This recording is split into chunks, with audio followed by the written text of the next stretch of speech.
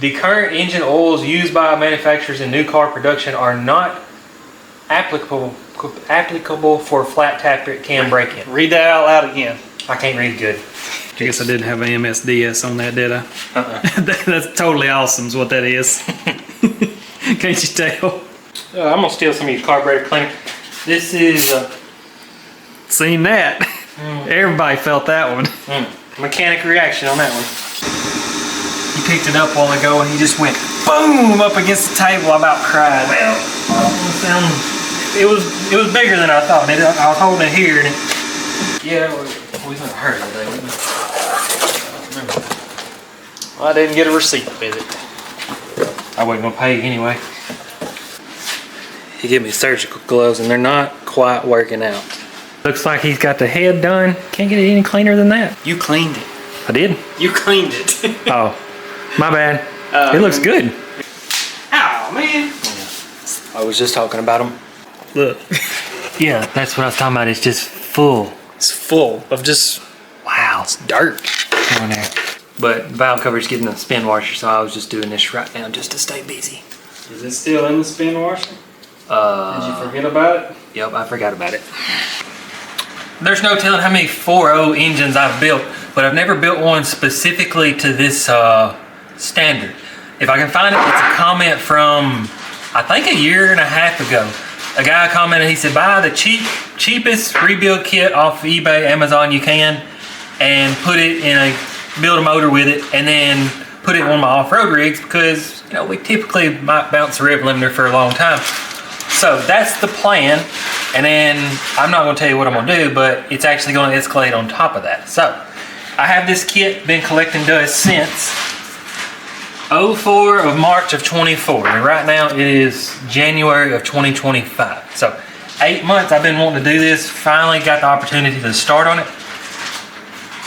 I honestly don't even remember what's in this kit. Does it look of quality? He ain't been here 3 minutes and he done turned my radio off. Yeah, so Justin's a machinist. I'm in his shop. He's a perfectionist, does everything right, which he has to. But if you know me, I'm known for hack jobs. So this is going to be a hack job built, and then probably going to get agitated by, he's probably going to get agitated by what I do. This guy looks like he knows what he's talking about. Yeah, let me just show you the sticker quality. I think I wound up, gosh, I don't know. It was right around $400 and some odd dollars. There was several kits that come with different options. I don't remember. I think this one's for a 98 Wrangler. It's just one I found that had what I thought needed to be in there. Like some of them come with water pumps, some of them come with timing chains, and if y'all have heard me preach on timing chains, I hope this one don't. And that's what I was debating on with Justin. Like, we tear the motors apart, and we've got blocks, we've got cranks, we've got pistons, and I wanted to like tear a motor apart and rebuild it, but if for any reason you need to return these pistons, I want to make sure you get your money back or exchange. Pistons are delicate and cannot be resold if they have scratch or dent. Please do the following. Place each piston in the bubble wrap provided. Make sure there's cushion. Do not rub against each other. Thank you, The Wiz. Alright, there's first instruction. Free next day delivery. Hey, maybe this is finally the way I can get around eBay. This is their actual store website. What is it? So like this is through eBay, and eBay makes a cut, eBay or Amazon. So this is actually, Yeah, Partsology. is that these? Yeah, I've used them before. Are they cheap? Yeah. Oh. I think Partsology, completely different story. I had to order a Honda cam for a minivan. They was the only company, for whatever reason, that had a genuine Honda wrapped 15 times cam. So No, what I'm trying to say, like, this is China. We know this is China. It's just, I think they sell a little bit of everything, like a mixture of everything. so they're a distributor. Yeah. So I'm trying to find this brand. Like, you can get on eBay and find a seller of China. I was like, I don't think that stuff actually has a brand. I think it's just. That's what I'm trying to find. If you know how to find this brand, like you said, I don't even know if it's a brand. It's just China. Oil pan gasket, rear main seal. Crap, I may have ordered the wrong rear main. I've got a few of them. It's 2 piece front. All the gaskets we send them oil filter relocate or adapter kit. Caution. Yeah. Anyways, this one looks like. I'm getting there. Let's see. It's a blue valve cover gasket, so that's good. I've seen them before. Yep, cheap. Valve cover seals, grommets for that. Hey, it's actually got the good stuff around the water pump. I wonder if this is going. Oh, that's the head gasket. No, I lost my razor. 4 seconds into the video. So let's see. Let's cut. I wonder if it's that cheap head gasket or if it's a better. Justin's very intrigued. He never orders. Yeah, I never ordered this cheap stuff. He orders name brand, which is name brand. I mean, they're blue. That. Yeah. Velcro's the only blue one I've ever seen. That's a different color than Velcro, though. It's don't kill my vibe. Let's see. Oh, yep, that's the cheap head gasket, which I actually like these. I've used them a lot. Like 5 on one same Comanche, if y'all remember that. Same material there, so that's good. Why does that look extra thick, like width-wise? I don't know, it does look down here. Anyways. I guess this is for a later model. Okay, now let's see. I don't remember what I bought. Oh, wow. Got some stuff. Check it out. What? Actual Permatex. Actual Permatex. Throw that in my tool drawer over here. I remember this now, because this is what confused me. They come with lifters. That's scary. With no cam. You need a cam? I don't know how to go about that. Okay, so real Permatex. Got that. Let's see. Rod bearings just laying out here.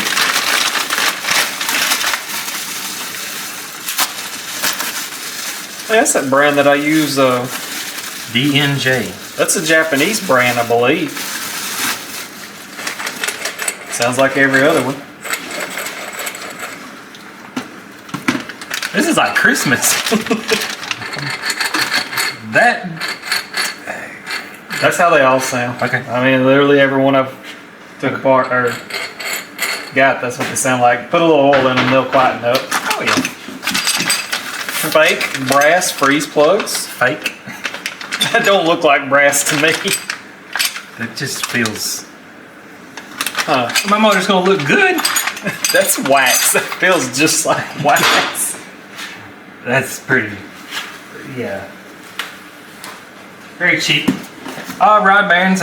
Pretty sure this is the same cheap ones I run all the time. Let's see. Main bearings just slapped together. So they got a. I don't know, Justin. I'm just looking. The lifters with no cam. That's going to be. Did you see the thing I tagged you in last night? Where it was reman engine. Yeah.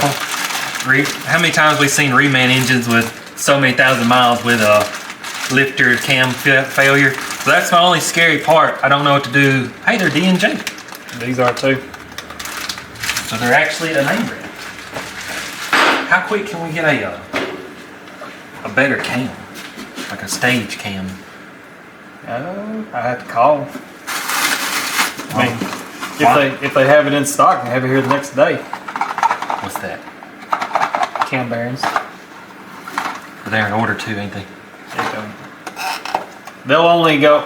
Every cam bearing in a Jeep is a different size, so it'll only go in unless Hack Job gets a hold of it.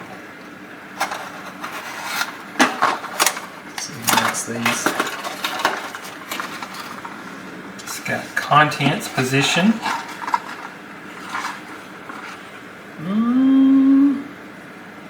How do you approve? What's the part number? Oh, that's a Durabond part number. Durabond? Mm-hmm. So that's. I'm pretty sure. Hold on. One moment. Don't quote us to any of this stuff. We're just telling you what we've gathered. Yeah. Look right here. So what's Durabond? A brand? The best. Really? Yeah. That's wild. Look. And I know, hold on, let's get one. Somebody's going to comment that it's a different material, and I'm not absolutely against you, but really think about it. Do you think it's really worth their time to make 2 different materials, or just run these down the line? This is an N701. This is the first one.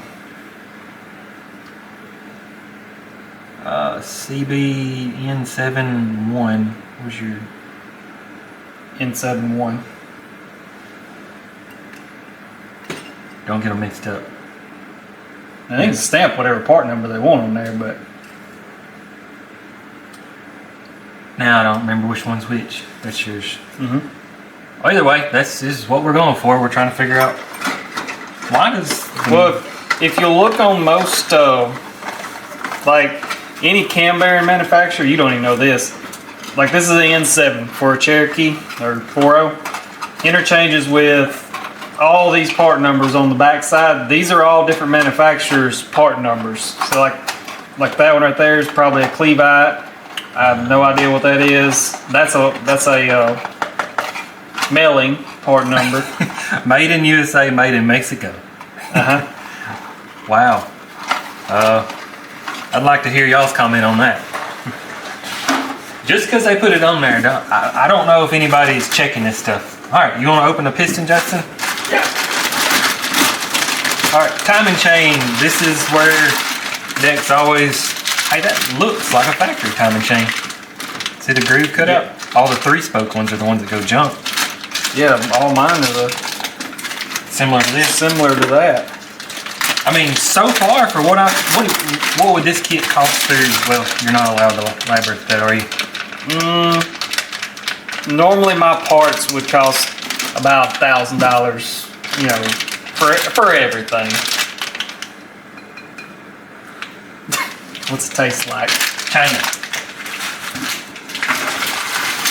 That's kind of exciting. Oh wow. The rings just slapped, Piston rings. just slapped in the same bag. No, they labeled first ring and I did do a couple motors. I ordered cheap pistons from this same brand, and I ordered them in like, I wouldn't say bulk, but I ordered a lot. They literally just bubble wrapped them and threw them in the box. And when I got them, they was all bubble wrapped. It's not terrible. it looks just like the ones I used, but Oh, got the little thingy thing.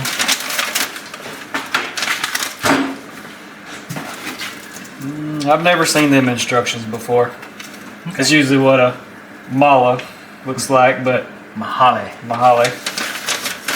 Got brass freeze plugs. That's the most exciting thing I've run into. So, There's your rings. There's the instructions to put your rings together. okay, so Oh, what's going to be in here? Hey, they're bubble wrapped. is that a seal power? I don't think so. No. Go get one. the pin's already stuck. It's stamped D&J. Is it? Yeah. The pin's stuck. That's not good. Maybe they're just cold. Think it's because they're cold. The tolerances are a little different. I mean, the casting on that one looks better in my opinion. The casting? Like, turn it sideways. See how smooth it is? See how rough that is? Oh, yeah. I want to hold one. I'm curious if the pin's going to come out. Go weigh them real quick.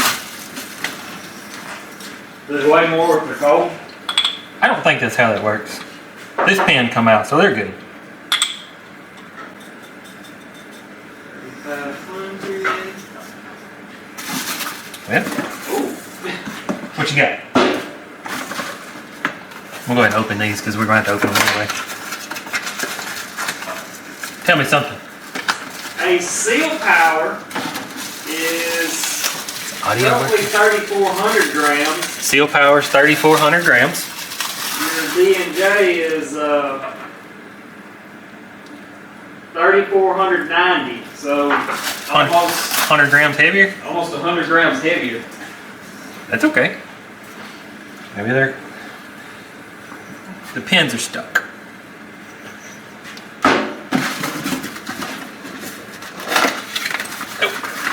Gotta move.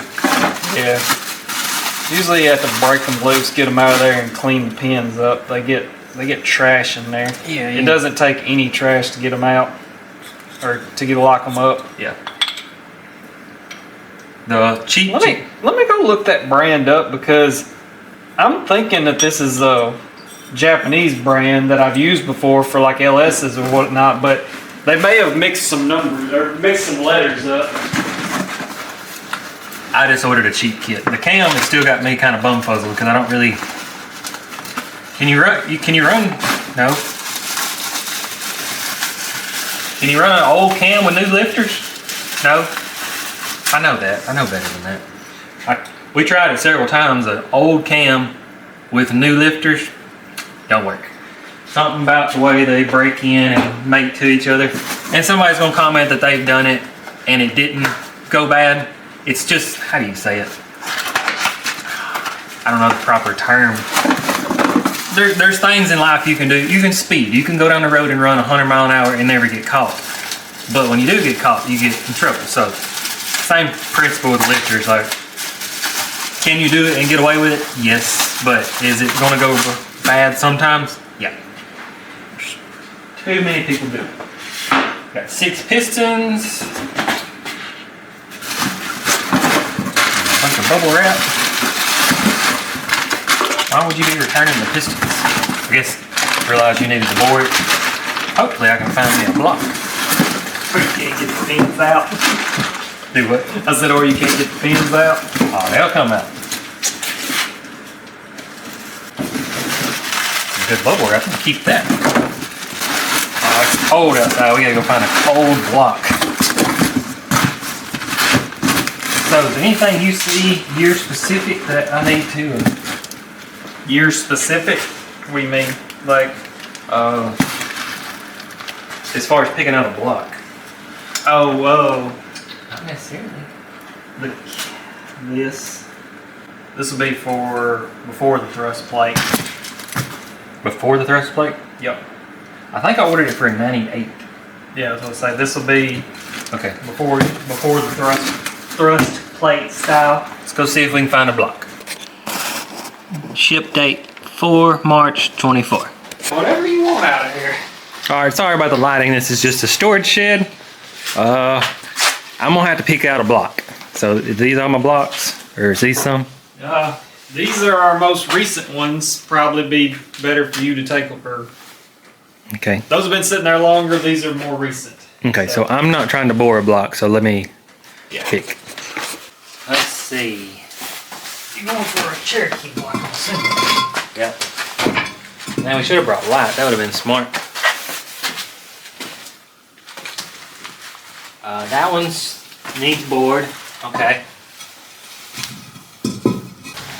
That one is rusty. When has that ever stopped you? Well, that's very true. Got freeze plugs. Bores look crosshatch. So that's good. The rear main will be a different rear main, so that does suck, but yeah. I think I like it, man. I'll take it. I mean, I'm not picky. Okay. I want this block. That block. I want this block. Well, go on and get your block. Spin it around the other way.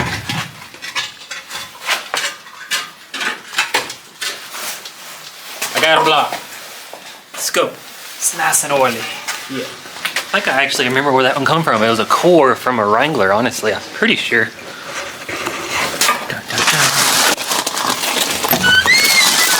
Oops, turn the light off. They don't even need main bearings though. Doesn't look like it. Somebody just showed up. Help has arrived. I don't know about all that. Set this in here. To warm it? Let it warm up, and you'll want to take the plugs and freeze plugs. Yeah, the cooling system's pretty nasty. So normally we would put one in here, and that's like gets everything off of it. I was like, you can still put it in there, but it's not warm, and there's I'm not picky. Yeah, there's no. So we're just gonna let this heat up while we go to lunch, and then we'll let it run for an extended period. Water heater, I assume, costing just a bunch of money. We're doing stuff. Help has arrived. How many motors you built, Mark? 2. 2. Neither one I'm running. Is there anything else we need to? We didn't even look at the. Well, 97 should be the cam I need. Yeah, it will be. So Yeah. you got this. You'll need an adapter and. Can I paint it? Hey, we need a head too. Oh boy. Huh. I just got some heads done. How much money you got? Man, your bill's getting Yeah. getting thick. You Yeah. showed them all Well. this stuff I've been working on over here. So these are y'all requested pistons, so I've got to fork out some money for some pistons and rods and pay him for. Andy his- already had a tab run up to begin with. All right, let's go to lunch. All right, let's get this block up here. We have the block ready for spin wash. You can do this? Oh yeah, I do it halfway by myself all the time. Have you got it? Yeah, I got mine good.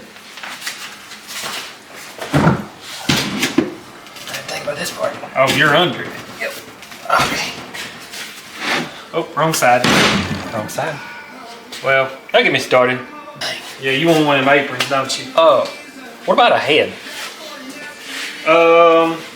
You got like a flawed one that would I got the exact one you need. Really? I didn't think you had heads. It's your head. Oh. Wait, why do I have a head? Oh, it's that one. Y'all remember this video? He ain't finished it yet. Oh, it still needs work. I mean, I'll put it together for you. That's all, literally all it needs. This was my Stitch Fix head, the one I stitched it and stuff. We'll let y'all see. If y'all didn't see this video, That'd be perfect. I think that one, you can see a little plug right there, and you can see the plug right there, and then he put valve seats in. So yeah, this would be a great candidate for this one. So we definitely don't want to sell it, I know that. Let me get my apron. Is it on? yeah, it's recording. I didn't know the camera was on. He'll edit that out. Yeah. Don't forget. Alright, I wore my gray shirt today because I wasn't going to get dirty, and then here I am building a boat. So let's see. Don't need this. As soon as I start working, my phone rings. 9:16.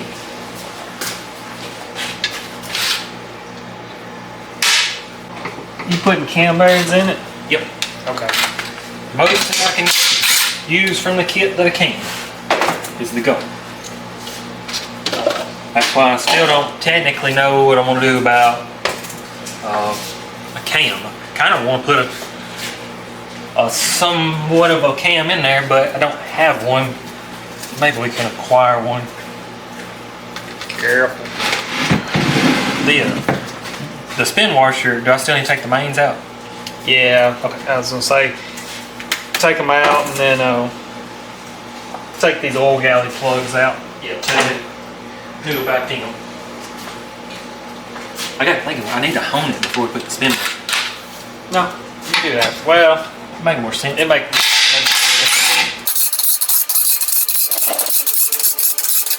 We'll get this piece of rear main off there before I take the cap off. The what do you call it? Oil pan gasket. My words get twisted every time I think of oil seal, oil this, pan gasket. I just get confused. Dang, no wonder it's on there. No, hey, this will take the rear main I bought, so I get to use the entire kit. That's good. Sweet. I was worried that because I want to use as much as I can from that kit. I guess I should. I don't know. Think about using ordering a cheap cam offline, but we'll cross that bridge. Let's scoot it this way. There's the line. Sucks. These are really good. I mean, I know they're dirty, but they're really good bearings. But I guess I'll save them in case something doesn't work out. Do you want pre-95 model valves and springs, or after that? You want the double groove or the single groove to go in that? What would you put on a build? On a not stock ones. I'm gonna bleep those words out. Y'all didn't hear nothing. I've got more later model ones, so that's what you're probably gonna run. Okay. Not the right tool for the job, but Justin had it laying here for some reason.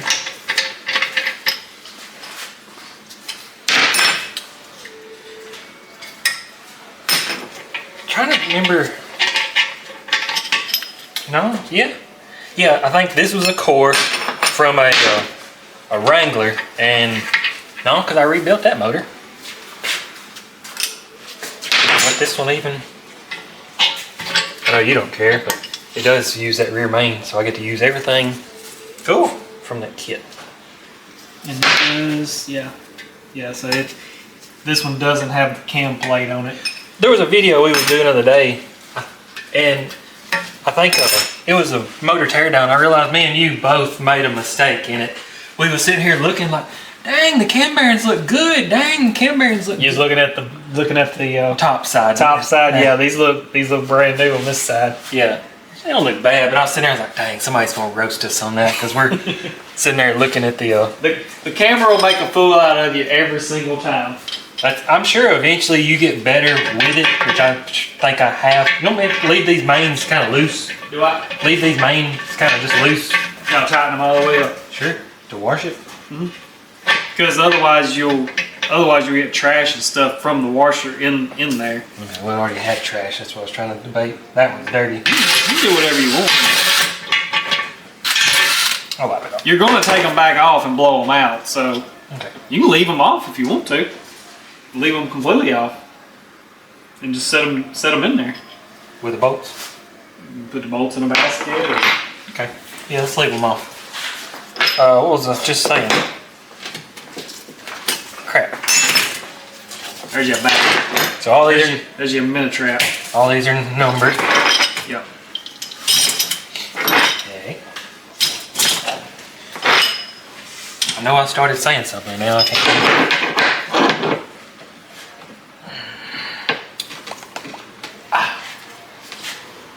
Cannot remember at all. Sorry. Let's see. That needs to choose it. Oh. I'm used to my tools, and I come over here, and these are always in a different spot. Hey, perfect one. There's a piece of wire that runs through them. That's what you're always trying to get on. I know it looks crazy, but get it there. Yeah. It feels so weird because I always put rear mains in when the motor's together. Let's see.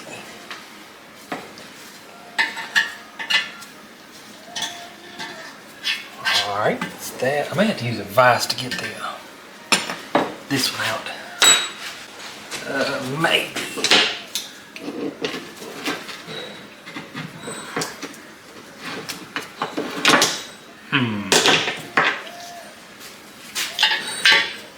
Hey, look at there.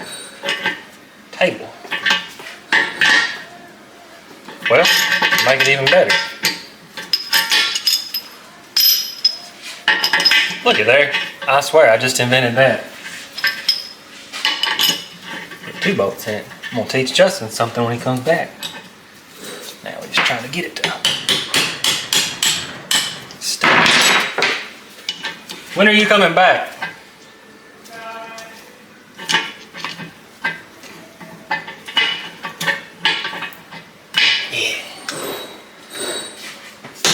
That don't get washed. So get a little pick, scrape this red stuff off there. Stuff just accumulates down here where this rear main goes, so be sure and scrape it out of there. Because your new seal may be a different shape than this one.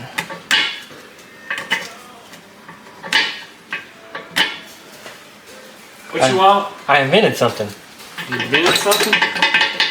You know when you're trying to get the rear main out and you can't hold it? Oh! That's Good Hey, idea. that is pretty good.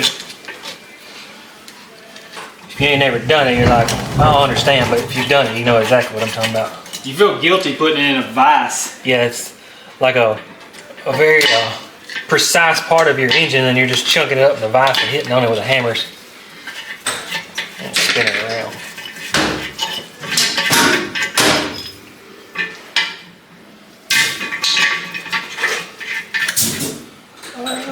That side pretty good.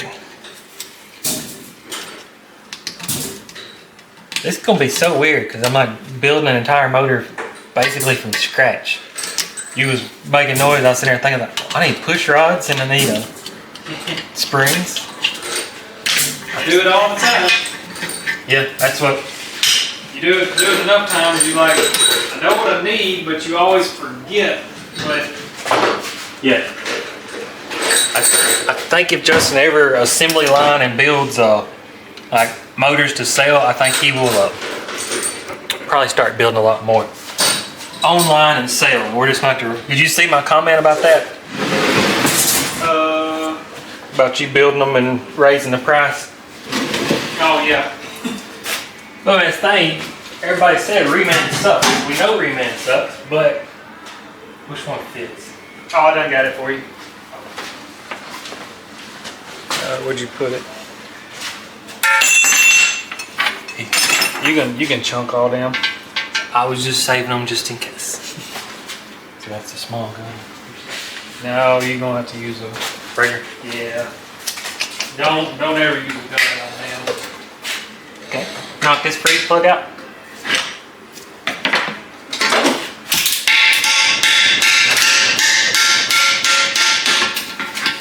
This motor's quite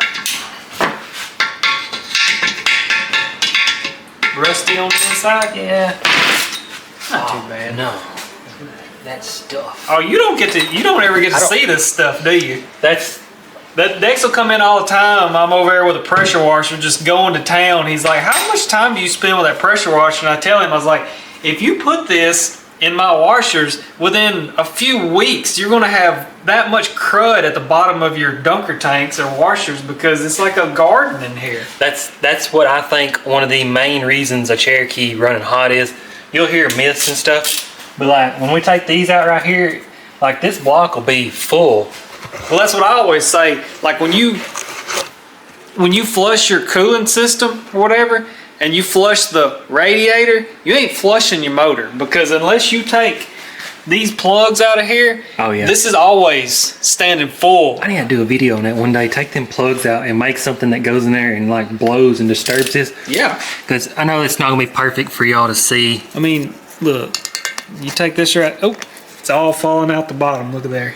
Yeah, I mean you can see it. It's just. Hold up. I mean, that's. Look. Yeah, that's what I was talking about. It's just full. It's full of just. Wow. It's dirt. Down there.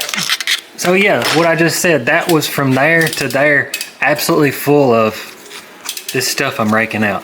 And it's all up in here. Yeah, and it's like that all the way through there. Yeah, so like my 2-finger width, I think all this will be full from front to back. We will see.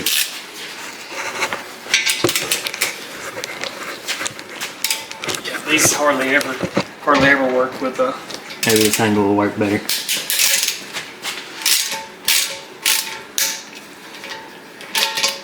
Sometimes they come out easily. That's the can freeze plug, isn't it? This one? Yep. Yeah, you can still knock it out though. Wait, is it gonna hit the bearing? It's fine.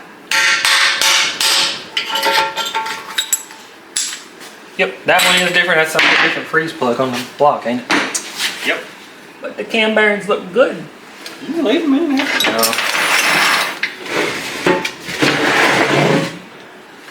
This one's usually a little more. Doesn't make sense. This. That's what I never mess with the casting and stuff on blocks or whatever Justin does, and that's something that you don't ever even think about. But like the lifters have oil through here, and you don't realize there's a passage that goes in that hole all the way through. I'm sure they come from both sides, but there's like an oil passage that goes all the way through, and yeah, needs to be cleaned out. I can bring your camera right here. This is a perfect, what we was just talking about. Where's your flashlight? Can you see the line right there of water? Oh, wow. See it? And that's going. Oh, that's just rust formation. Yep, and that's going to go all the way down through there. Yeah, this is just what we can see for now. Usually this end is the clean end because I think, if I'm not mistaken, Flows that way. flows this way, then All of goes it. through the head, and then Yeah. comes out the top of it. So the water pump forces it that way, and you got your little, there's a hole over here that goes through.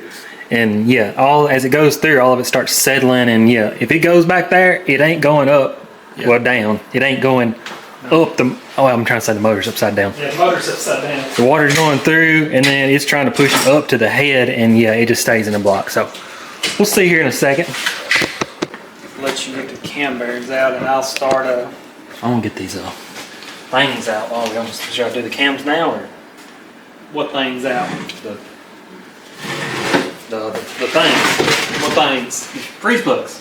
Oh, you ain't got them out yet. You can go ahead and get the cams. Whoa. Quit moving. Go this way. Okay. You can go either way. Saving the bearings. Stingy little fella. Never know.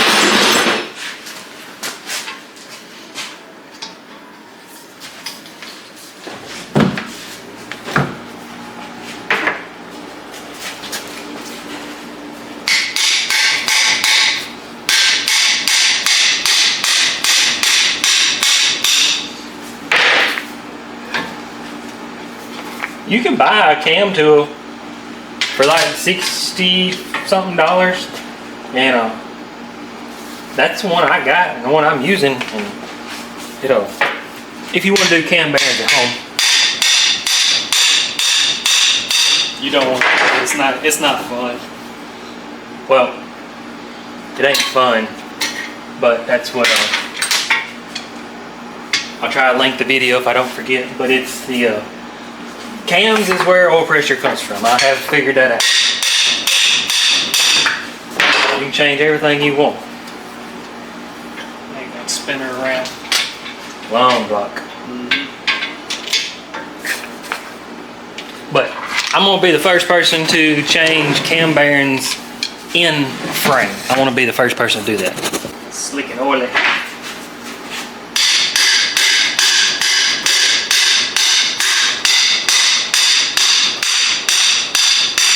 Awkward swing. Yeah. Okay. Actually, these don't look bad at all, Dex. I know, that's what I'm... Yeah. Well, they have hardly any wear on them. That's so I strange. think the only, well, you can tell this is a little thinner than Yeah. that side, but we're done with that. Now, tell you what, let's roll this thing over. It's easier just to spin it around. I want the stuff to be in there the way it was. Okay. Okay. Now we're fixing to see some nastiness. Start at the front. Get the bottom. Work a little bit. So far, not too bad. There you go. Oh, I guess that worked too. It works good. Justin gets mad when I don't do something the exact way he does. He's done this lots of times, and I do it my way, and then over here his tools are different than mine. Sediment, but not too bad. One of these, no, that was the other block. No, this is the one that was leaking, wasn't it? Seeping. Seeping. Where'd that freeze plug go? Is it got a hole in it? Don't know which one it was. I think it's the one in. Don't matter now. Oh, Justin was making fun of my knockoff freeze plugs, but turns out they are brass.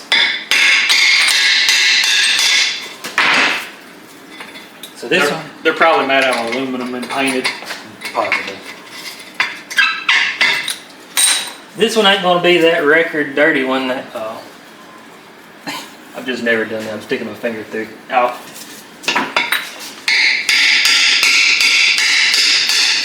Definitely seen a lot worse, but it's definitely not clean.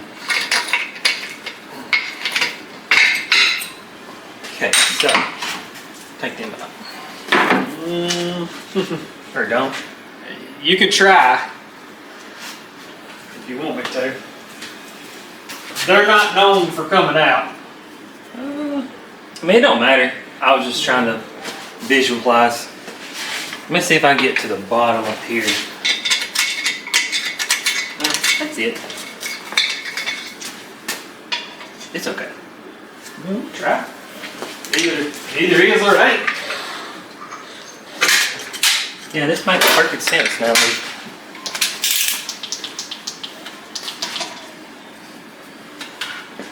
Let me whoop on it one time.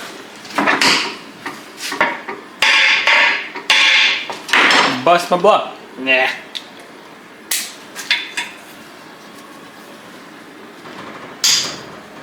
Well, done.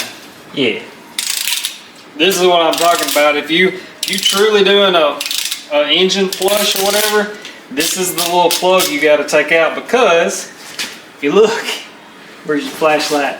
Golly. It's completely clogged up, Yeah. and it's clogged up way down here up to probably about right here. Yeah.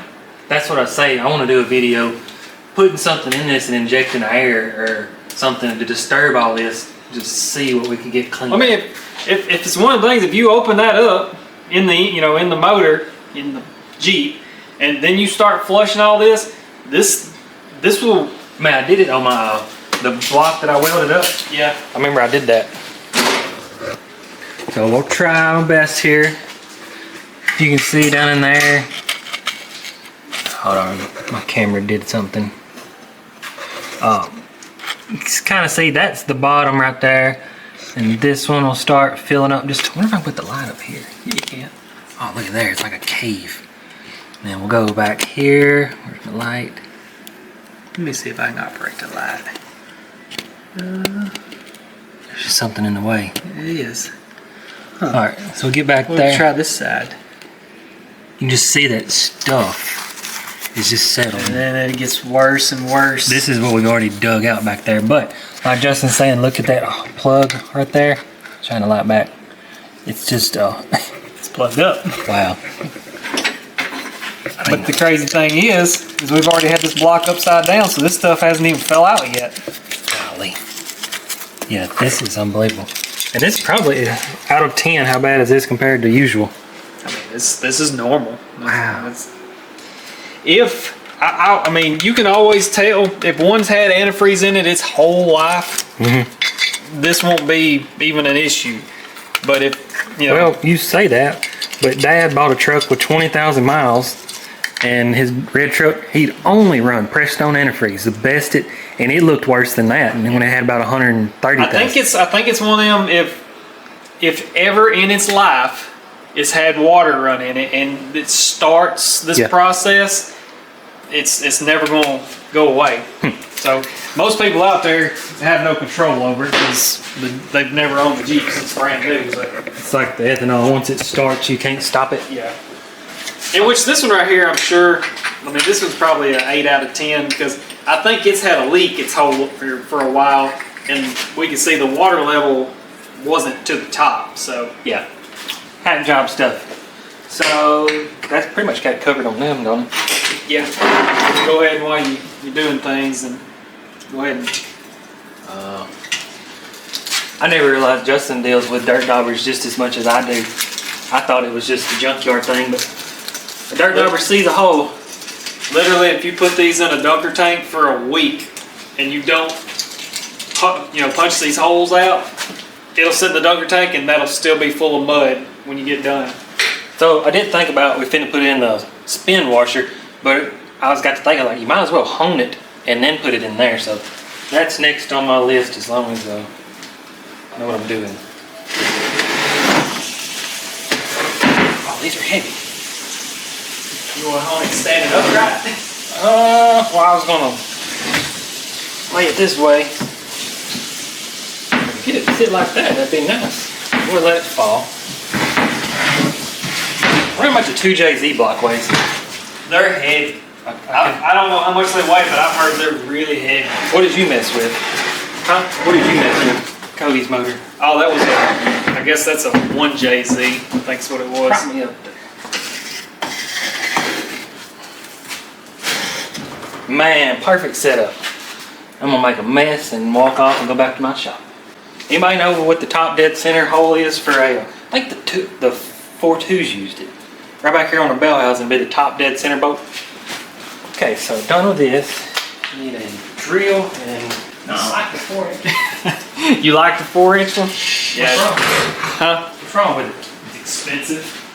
I ain't gonna wear that, man. Yeah, I mean, if you know what I was gonna be doing with this motor, you know I need this.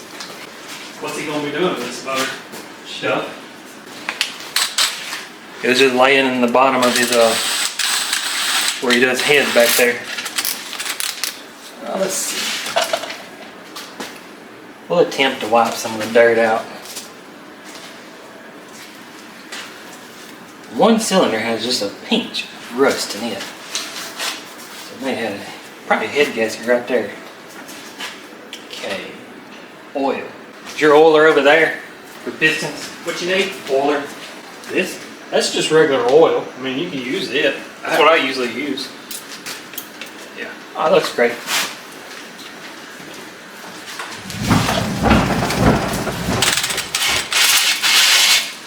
Clicker in low gear. Oh, this one's real. Yeah. Come on. I've used it before, haven't I? Not on a Jeep, I don't think. This is the one I've used. Is it really? Yeah, because I liked it. I won't tighten it anymore.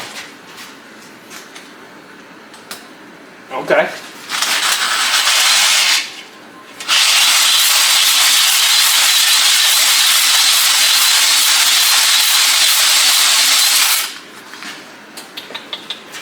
Tap. I got it. Or are you just waiting on it to heat up for the motor?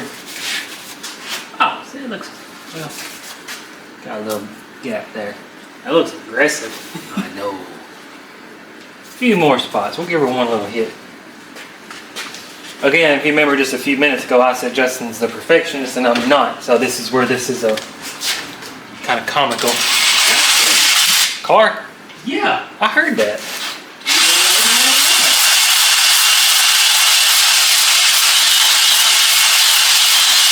Drill don't like it. It's like cutting in and out. That's my junky one. Here, swap. It's fine. It's working. Okay. The speed controller is like iffy on it. Yeah. Looks great. It'll run. Well, we yesterday was learning with HP tuners on a Jeep, and we downloaded the tune from a Jeep 2000 model, and my buddy was flipping out because the tune was so basic. I was like, this is like early 90s technology. So, wouldn't say carbureted, but basically carbureted technology with fuel injection. Like this one I might get pretty good with. It was a little dirty.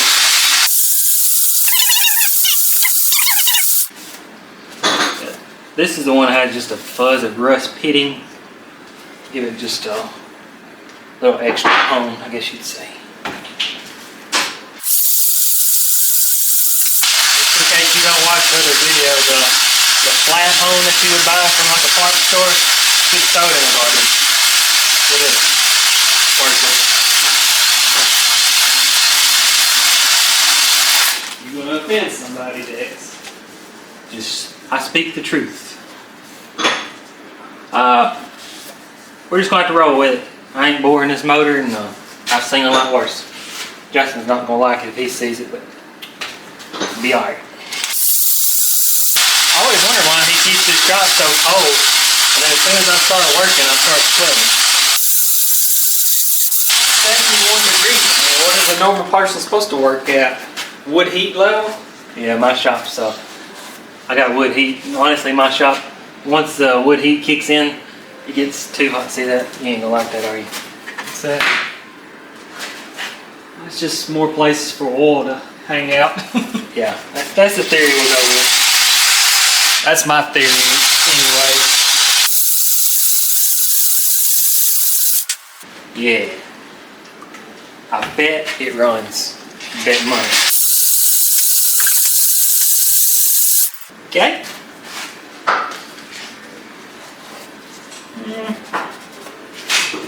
That's where the flat hone, like if you got imperfections in the bore, the flat one just glides across the top. And that's what they literally say on the box, is these are good for like imperfections in the bore. It gets down in there and smooths off the rough edges. So if, like this little pitting, if you was using a flat one, it would just be making literally a razor's edge for your ring to catch on. You ever even thought about that, Justin? Yeah, I see what you're saying. The flat one would literally be shielding the edge to break the ring. Sweet. How do you clean this? Do what? How do you clean this off? Just soapy hot, warm soapy water. That's what I use, I wasn't sure. Just don't burn yourself. Yeah, this drill, I can see why Justin don't like it. It's pretty tired. It generally gets used for just wire brushes and stuff. Gotcha. You did the job. It's got a lot of miles on it, probably. So now we are ready to wash. You're gonna pre-wash it before it goes in my washer. Okay. So I gotta clean it. You're gonna get all this mud out of here. All right. You want to manhandle it? To the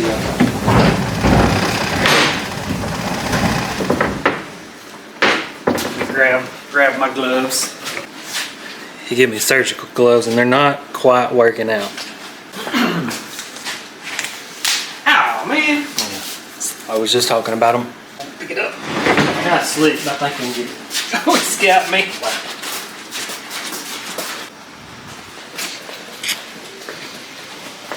Let me move my finished products out of the way before it gets water everywhere. Oh, okay, yeah.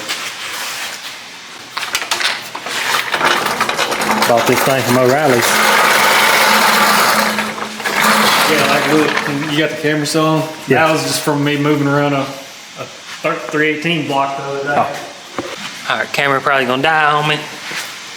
So, let me done with gloves. Wow, ripped in half. Y'all are far away because it's gonna sling stuff everywhere.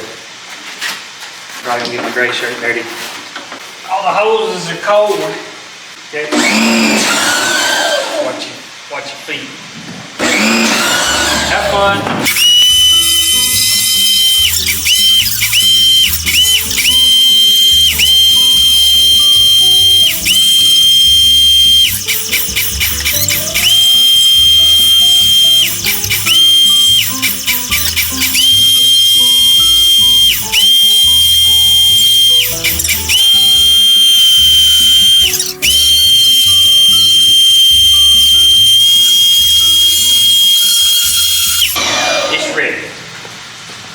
Here we go. You got it soaking wet yet? You know, actually not. I'm worried about it.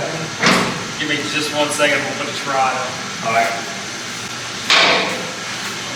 Bought this thing at an airport in Illinois off Gov Deals for I think $1,200.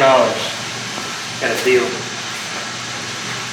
Not this. He bought this thing at Harbor Freight. Somewhere he read it was magnetic. He gets home and he's excited and it's just it's nothing. You might have to use it.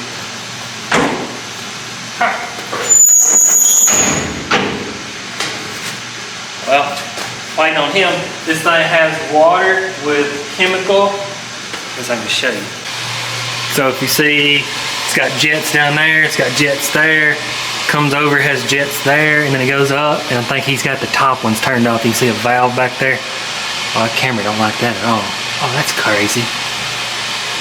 Wow. Weird camera. This camera's made to video people, not stuff, and it's like smart and intelligent on hands. But see the gear back there, and then you just slide it. And there you go, and it spins, so that's why it's called spin washer. Yep. Standing up. Yep. Okay, my basket. We do it. Basket? Mains. Oh, you told me about Oh, right there. Yeah, that'll work. Let me put the GoPro inside. That'd be cool. If you want to. That's why I bought the cheap ones, but they wouldn't work. Oh, it's fine. Make sure it wasn't gonna hit. Yeah, I'm kind of curious now about the GoPro because I got waterproof cases and lines and all that. Ooh, she's not warm yet. It is what it is. Somebody at home doesn't have this option and they're washing in their yard with a water hose, so. All right, now I think it's officially break time, ain't it? Okay. Well, I gotta go find me Find you a crank. yeah, I gotta find some stuff, so Crank, let me reset. oil pan, a valve cover. Dang, Stuff. this is odd building a motor from dead scratch. Gotta get you a timing cover. Golly, this is a bad idea. All right, let me go find some stuff, I reckon. Gotta charge the camera anyway. I wanted to show you something. Okay, Walk here. I found stuff, and I got gloves. Look where you was washing this thing. You didn't even realize it. Oh, all right. Yeah, that's where the back hole was sitting. Wow, so that's why I wasn't coming out, basically. Yeah, it was sitting right here. Okay, so maybe it's in your washer machine now. It probably is. So I went and found dogs, gloves, another dog somewhere, and every time I come over here, I'm sitting there thinking, I was like, man, I'm gonna go whip up a motor real quick today because it was just a day to do something. It takes a little longer than you think, doesn't it? Yeah, that's what I've told Justin. If he ever builds them, he needs to assembly line, like build 5, 10 at a time. But when I needed an oil screen, needed a timing cover, needed a balancer, needed the girdle, needed a valve cover, needed grommets, needed oil pan. Hey, whose are those? They're probably yours, but I've done got you replacements. Well, I found a valve cover with everything in there, That's fine. so I don't know if use these or use them. Yeah, there's probably not enough in there. There might be. There's probably something stolen out of there. Oh, okay. Just use what you need. Okay, dokie. So I'm not gonna bore y'all with this part. I'm gonna get all this stuff cleaned up, and when we get ready to do the cool stuff, we'll do that. When are you ready to do pistons? I'll do the pistons, and then I'm gonna do your valves and finish putting your head together. Okay. Sorry, I was holding the camera wrong. All right, we're gonna get some work done. He's doing more washing. Still dirty? Better than it was. That's kind of. All right, I'm still getting stuff together.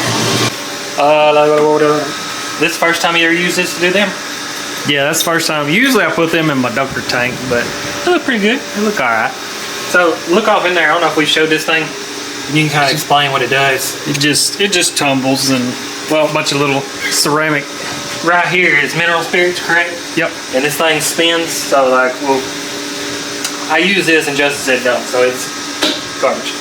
I have all these containers that I use to They put. don't have no holes in them, do they? Yeah, they all got holes in them. Oh, He picked the only one that the lid comes off. not. So now you just smack it, make sure it's latched, set it for a specific time. So now we're getting the block out of the washer. Now we're getting the block out the washer. He acts like there's a process to this, so Stuff that comes out hot and wet likes to rust really fast, so you gotta take care of it fast. this is a high dollar motor, so we need to make sure it's good.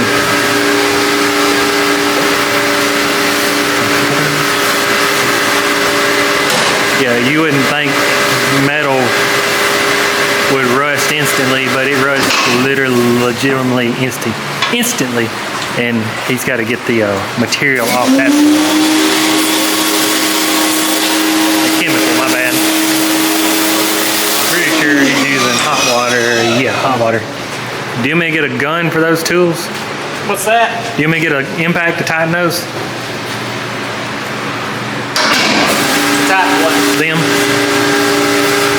I was just gonna blow them off. Oh.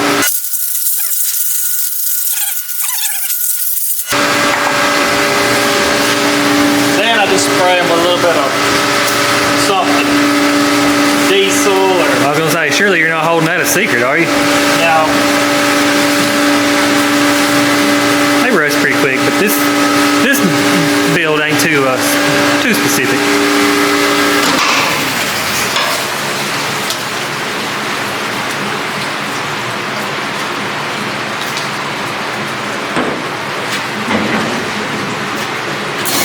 Looks much better.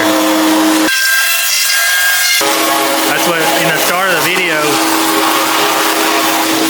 I know it looks like we have tons of blocks, which we kind of do, but once them things are gone, I don't know what's going to happen. Like all these Jeeps are getting scrapped, and besides the ones I got, you don't see them like you used to. So I don't know. It's something to worry about. That's what I'm sure I make some people mad. Wouldn't say bored and stuff, but that's what I keep saying. Like when those are gone, what am I going to do? So I'm sure I'll find something to pick up on, but it's just scary for my position. So it's like, you better be saving this stuff.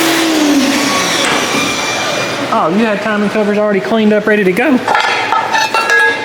What? Best believe I'll be using them. No, it's dirty. You look around enough, there's some stuff that's kind of already cleaned. I need an oil filter adapter. Forgot about that. I don't want that. I want the 5/8. I don't know. I may want the other one. That one stands up. I don't care about this motor. Well, I do, but I don't. I'll make you a deal. You stick the video out to the end, I'll tell you what this motor's going in. How about that?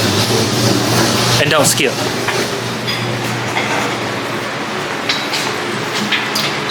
Oh, you got a rotisserie it. Well, can you look?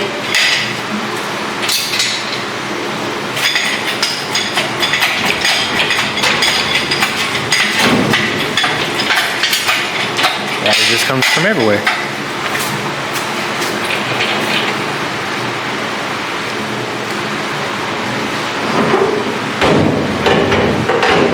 It's probably about 45 degrees in here. It's probably about 50. I don't know if y'all can see it smoking. That would blow out every single hole. Okay, this part, you pretty much know what's going to go on, and it's loud and ear piercing, so I'm going to walk away. I don't think y'all want to listen to that neither. So I went and found a crankshaft. Was it out of 97? Hey, this actually might be the crankshaft out of that motor. Actually, I really, truly think it is. Because I remember, I couldn't remember if it was a ZJ or an XJ, but I remember it was good, so I just wrote a question mark. So I honestly think that's the crankshaft out of that block. What are the odds of that? I could probably go see how many 97s we took apart, and yeah, this is probably it. So that's good. But I probably put it in the same spinny washer. I gotta check with him first to make sure exactly how this process goes. So yeah, like I said, I'm just doing little nitpicky stuff here. He got me some valves looking better.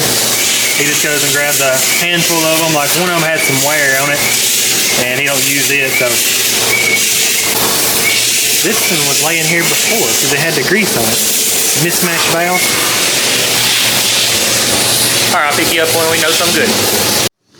All right, you quit making, you're done now, ain't you? Well, one thing you missed out on is like you don't have to do this, but every little area that I don't want to rust, because I know you're probably gonna paint this, right? Yeah, it's gonna get paint. You still don't know what it's going in, neither do you? Yeah. But like every little area that I don't want it to rust, I just spray it with a little diesel or something. Even the What do you do about the diesel getting on the ground? Huh?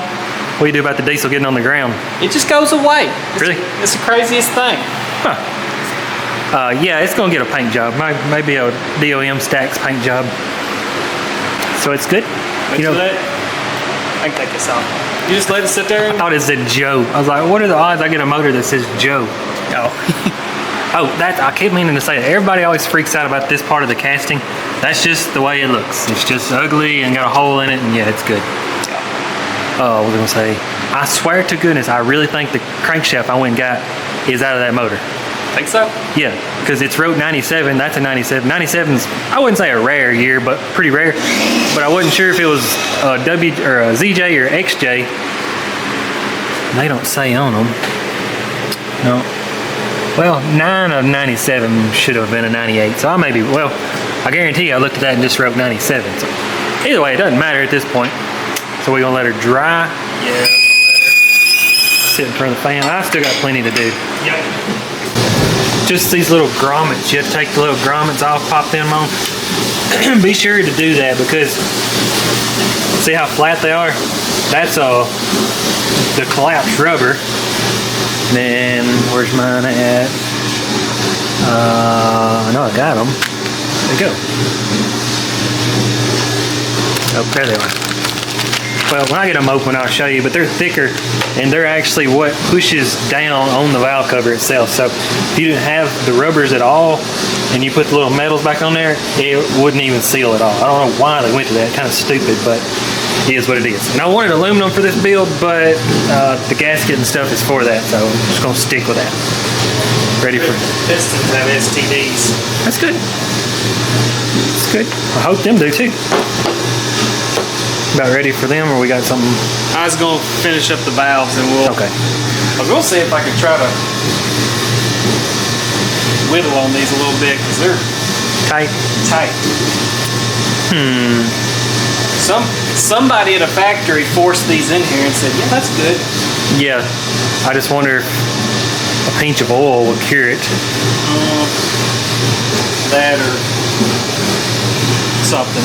Usually, if they have any dirt on them whatsoever. Well, hold on before you do anything. What you just said, if you see that squiggly line, I don't know if it'll ever show up in camera, the little squiggly line. I think I've seen a squiggly line. That means there's a piece of something on that making that squiggly line scratch. That's what I said. If there's any little foreign matter in there, it'll Grinding dust. Yep. It's better. We'll make them better. You'll be alright. Alright. I'm gonna get the rocker arms out and then get these little things cleaned up. He's finishing that. And I gotta do a bunch of pressure washing. Luckily I went and put my work boots on. You can put them in the spin washer. Wash them off first? Yeah. Probably. Okay, and I'm gonna show you how to do that thing there. I bumped the crankshaft into the table and he's freaking out. It's good. We both agreed like you could put this in the spin washer, but the whole rusting issue.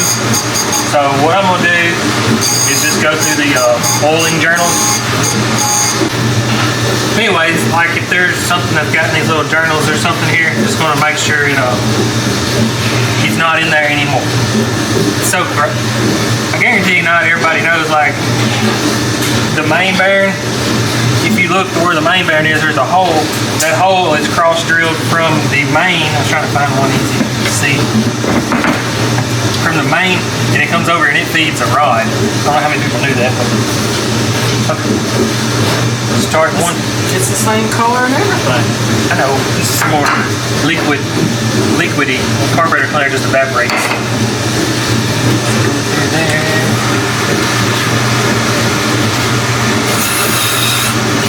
See what I'm talking about? Oh, I see the paint being on.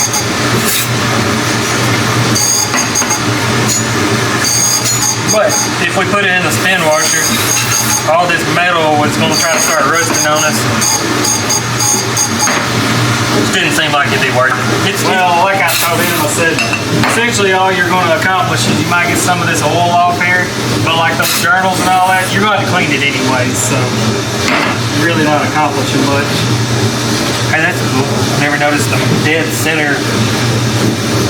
This does not have a hole in it at all. Oh, really? I knew one of them should. Now I'm going to give her a thorough wipe down. Maybe it won't rust in here.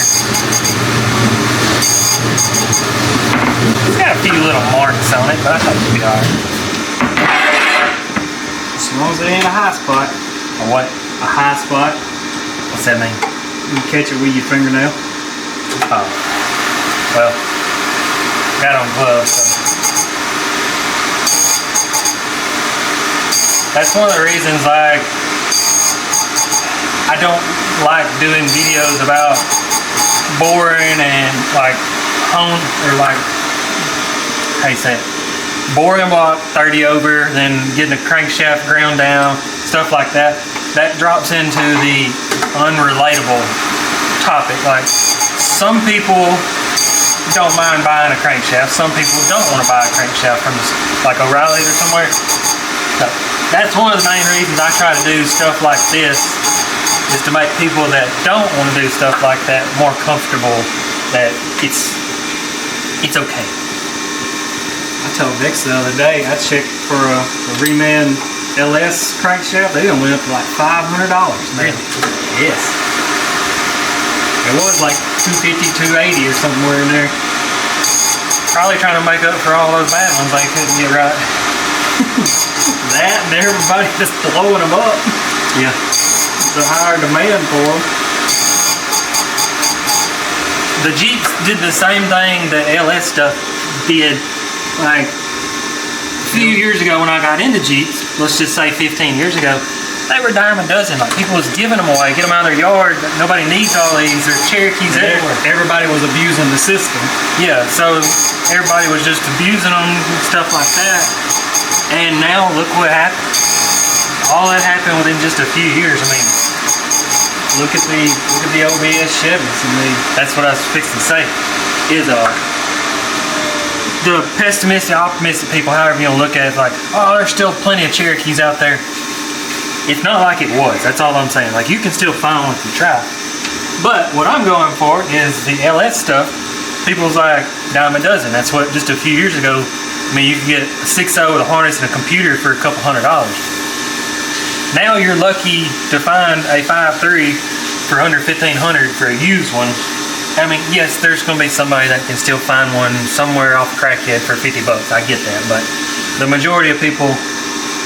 But where I was going, LS stuff is going to do the same stuff that this did, and that's what Justin was talking about. I should probably sit this somewhere else, shouldn't I? Set it down on the ground. Throw it. Yeah, just throw it like you did. Them lines look okay to you?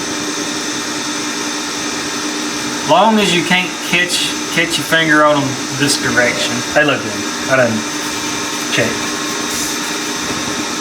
He picked it up a while ago and he just went boom up against the table. I about cried. Well, it was bigger than I thought. I was holding it here, and it's okay. So now I got my crankshaft. I am Hit ready that valve. to build your head, so give me this spot right here. The head's good to go, ain't it? Yeah, I just got to put it together. Okay. We should. Well, you don't have. When you get internet, we should build a motor live. Build a motor live. Have Like right everything. now, I want to ask y'all. Like, do y'all want to watch him put this together? I think I'm gonna leave it because it's pretty. Shouldn't take too long. But well, I seen Cletus do it the other day. He just set his phone up and went live, and he was building whatever it was. Well, I was like, you don't have to watch the whole thing. Do you want to Yes. use your valve stem seals? Yes. What'd you do with my? Viton. Wow.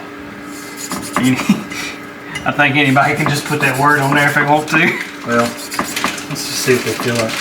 I mean, it goes back to the roots of the video. This video is about a $400 rebuild kit, and So far, I'm impressed. yeah.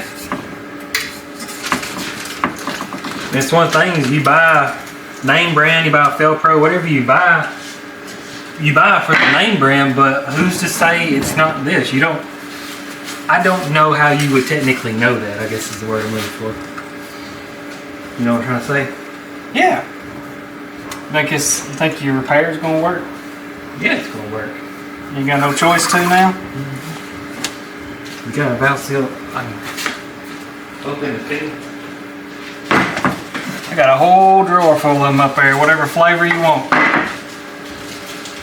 The blue ones are the ones, the light blue ones, those are the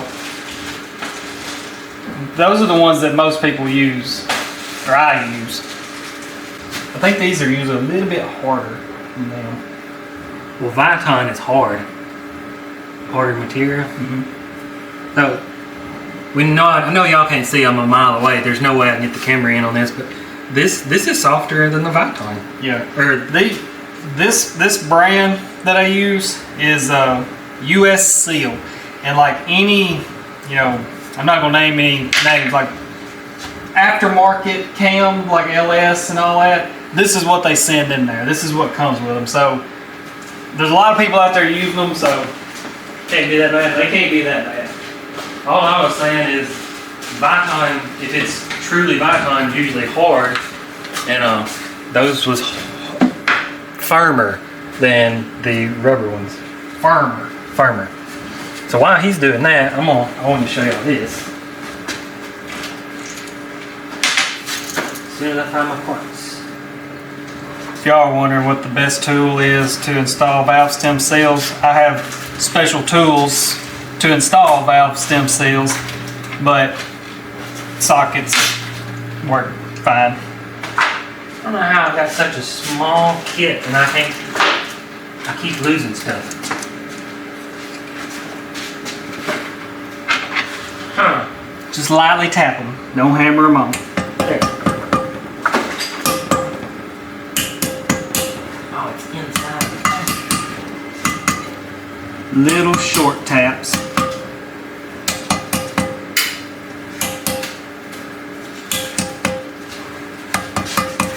So, the oil filter adapter. Whether yours is a 5/8, a Torx, T60, whatever. Get it off there and just take it. Yeah, y'all can see. So now you got that. Of course, let's see. Hopefully this kit comes with the right one. That's what, usually for some reason they come with a bunch of different ones that never fit. So I don't understand that. I don't think I've got a kit yet that sent the right ones. I don't care what brand it is. That's what I said. They'll all send different ones though. It's not consistent. Send a bunch of different ones. And it's like Victor, they don't send hardly any at all. Felpro, I think they're all wrong. And I think Cleave Out Molly brand, they send like one or two that's right. usually the big one, the one that goes right around here, usually it's right. And if not, you can just go to like Rock Auto and type in oil filter adapter and it'll come with this one. But, like, I've just got a universal kit, but this one actually looks pretty hard, so I'm gonna lay it down where I don't get hurt. Yep. Get it out of there. This is stuff when you talk about an engine rebuild that not everybody, but a lot of people are gonna overlook it and just think that it needs bearings and yeah, stuff like this isn't, It's best to do it while you're there. Yeah. For sure. Like, transmission people will go in there and rebuild your transmission and just go in and change what they think it needs, and then they'll keep all those kits and then they'll have a spare parts. And you know, hack job, you could do it that way, and I've done it that way. Okay, so the big one, a little short, but it fits. It's not gonna stay. You just want to make sure whatever you put in there protrudes out of the aluminum. Like when you take this one off and it's the factory one, it'll be flush with aluminum. So pretty sure that's easy to understand that it can't seal if it's below the aluminum. By the way, I know somebody in the comments is going to say that I'm over here and I'm supposed to use the little shim that goes over the tips of the valves and all that, so I don't cut the valve stem seals or whatever. Mm-hmm. These are used valves. I don't think you could possibly cut yourself with them. New valves, yes, be very, very careful. You can cut the valve seals because they're fresh cut and sharp. Maybe. Plus, this is Dex's Jeep, so I really don't care. Well, I had a great idea. I was like, if y'all stick out to the end of the video, I'll tell you what I'm doing with this motor. But then I realized if anybody gets bored, they'll just skip to the end. So I kind of shot myself. I'm gonna put it in. You're midway in the video, anyways. No, I mean, we got a ways to go. Oh, we'll be done here in a few. See, like, this one's way too massive to fit in there. See it? Yeah, I've never understood how and where they find these, like, oh yeah, that'll fit. Sometimes you just have to get one of those, like, universal kits and just find something that'll work for you. Who did the valve job on this? Did I do it? Yeah, I had to finish it for the video. If it goes, this will be the first kit. No way. This is the first kit that I know of. Oh, it's almost gonna make it. That sends the right stuff.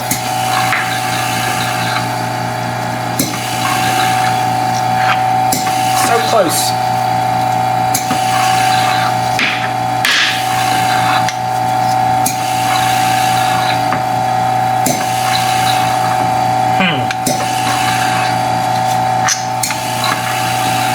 Dex is fired again.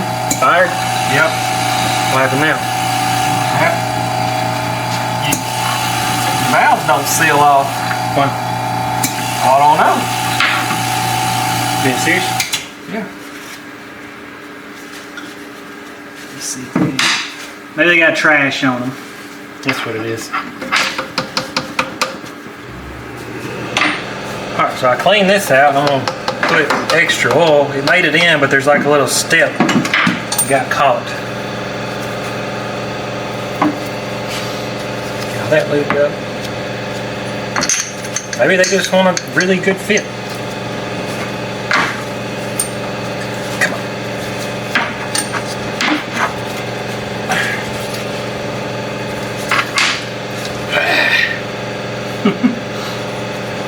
Struggling? Yeah. I hate to force it because it's going to cut O-ring.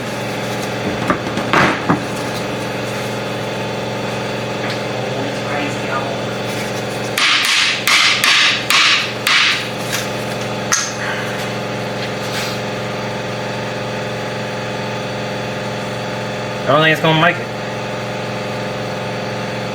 Anyway, it's already broke. So, still, don't know of a kit that sent the right O-ring. That's wild, ain't it? I promise I ain't got a single kit yet that sent the right O-rings. This one is close to the right size, but it looks way too thin. Way too thin.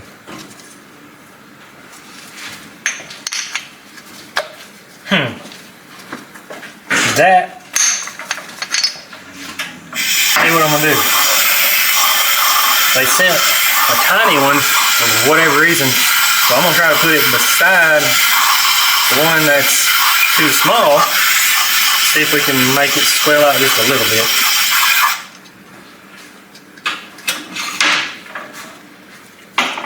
So did you not grind the valves, or I didn't grind the head right? Oh, I'm gonna be willing to bet it's the head. How bad is it?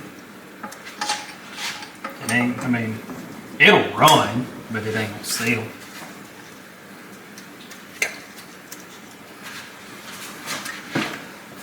There's things gloves are great for, and there's things gloves ain't great for.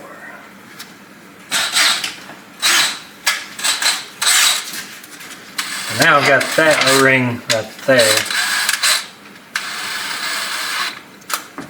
Get it down. See if I can get this to fit in there.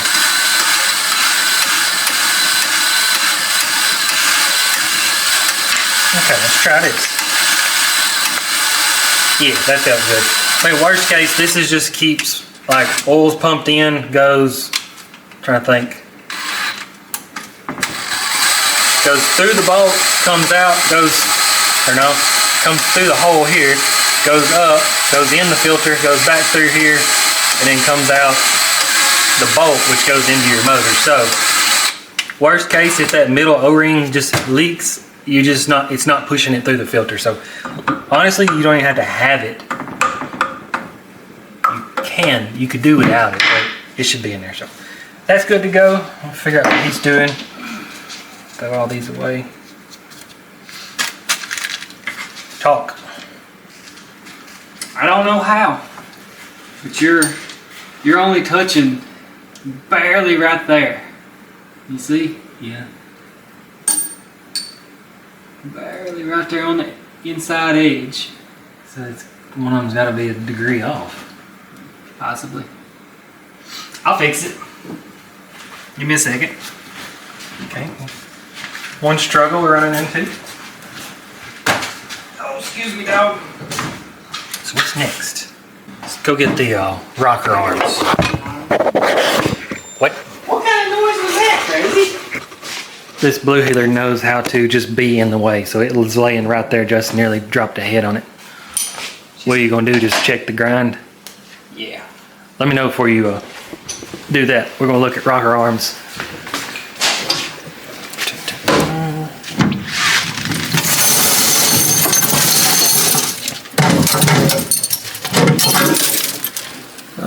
That jar stayed together. Oh, yeah, I'm like Justin. Full. Just gotta drain. They could be better. I don't know why it won't get down in the groove right there. Well, I wanted to see what he was doing. Oh, I was just dressing my stone. well, that's why I was like, he's doing it without being here.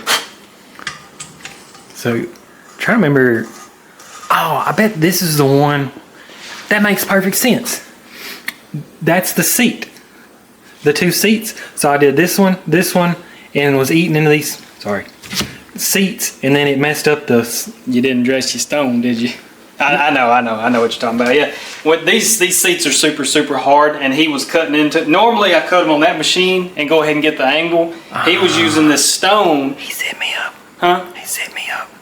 And he used a stone, and it knocked his angle off there. So these remaining two, he put the wrong angle on, or it didn't do. Yeah. I should have.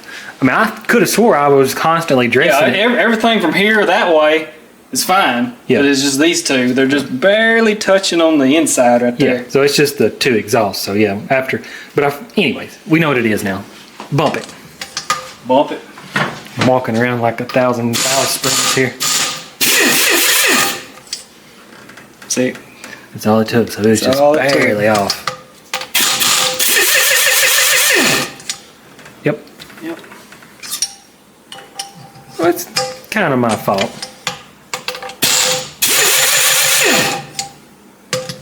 A little bit more. Alright, let's go back over here. Check on the rocker arm. Yeah, alright, let me get all these dug out of here. You see they fall apart, so I've got to put them back together somehow. Alright, got them laid up there, gonna let them dry. And that's what I was sitting here thinking about, the push rods and stuff, but Come here. I ain't got a cam, so I can't put these together yet, so they gotta just chill out. Let's check your work again. Much better. Yeah, we were supposed to show them before what it didn't do. It wasn't on video? Not the gauge. Oh, well, it was like way over here. Oh, is that bad?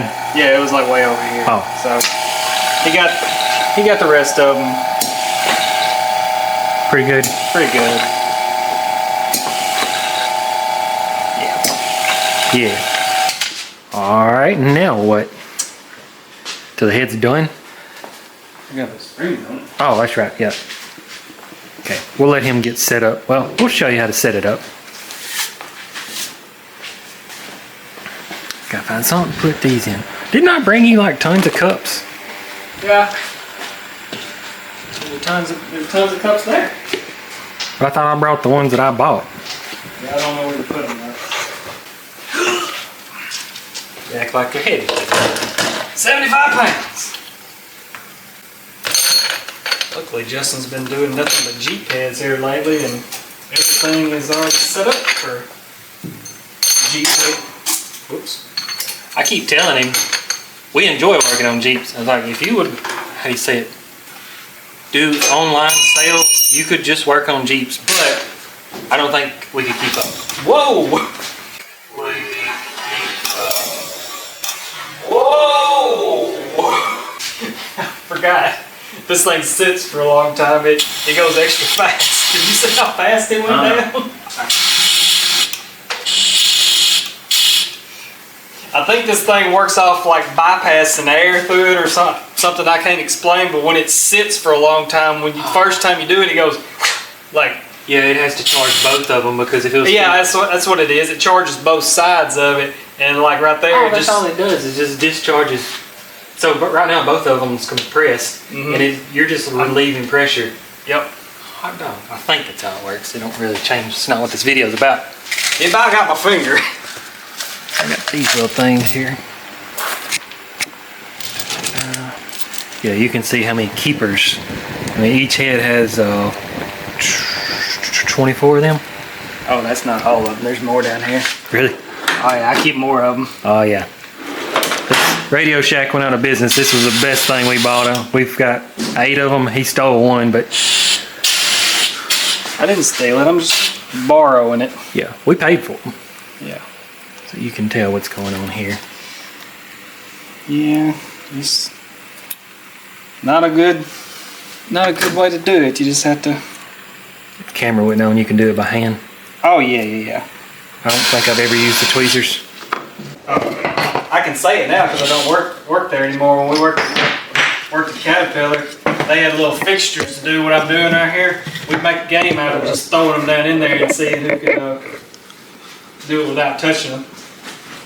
That makes you feel good about your Caterpillar engine reman. When he's saying Caterpillar, he's talking about your very thousands of dollar engine. Yeah, $10,000, $20,000 truck engine, which they don't make over the road truck engines. I wonder why.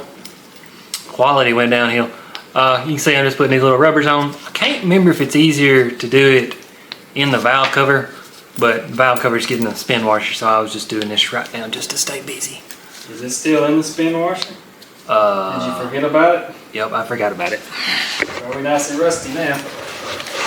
It's painted. Yeah, it should be alright. Let's see what's in there. No, it's not in there. It's the oil pan. Hey, we forgot one of them. All right, that'll work there. Let me pressure wash them off. I got nowhere to sit the camera, so I'm just gonna get that in, get those in, and then, yeah, y'all know what's going on. All right, looks like he's got the head done. Can't get it any cleaner than that. You cleaned it. I did? You cleaned it. Oh, my bad. It looks good. You wanna go pick out some rods? Yeah. What flavor you want? Good ones. Let me turn this upside down. I picked out a dented oil pan if anybody wants to start getting an early guess.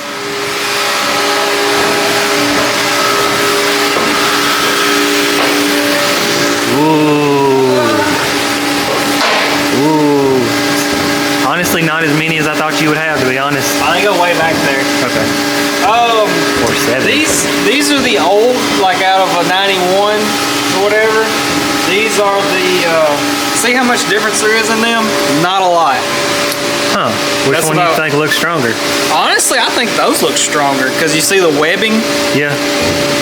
And they're a little dirtier, so I'm probably not going to sell them. So yeah, let's go for that, man. I have more of these than I do of these, but like I said, these come out of the older style. Okay, we're gonna need more than 4. They all got butter. Yep. Good? Yep. Valve cover's in there. Is this thing ready to come in yet? Yeah, you put it on the stand. Oh, we put it on a stand and then roll it in? Surely one of these stands is set up for 4 hours.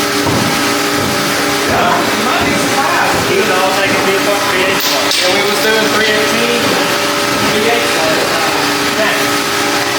Go with the blue. Then you can get the tool. We got 5/8. This cherry bigger too. You got to pump it. A lot of work. I can see where the oil ring sits. This motor got sits. What are these? Those are my Toyota bolts.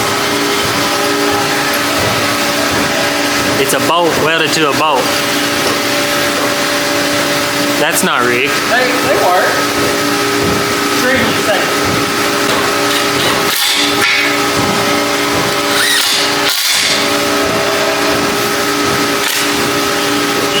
Silly and put 2 different sides. Yeah, I mean, I guess that does kind of like stand. Alright. Magnet stuck to it. Now. One moment, please. Whoa.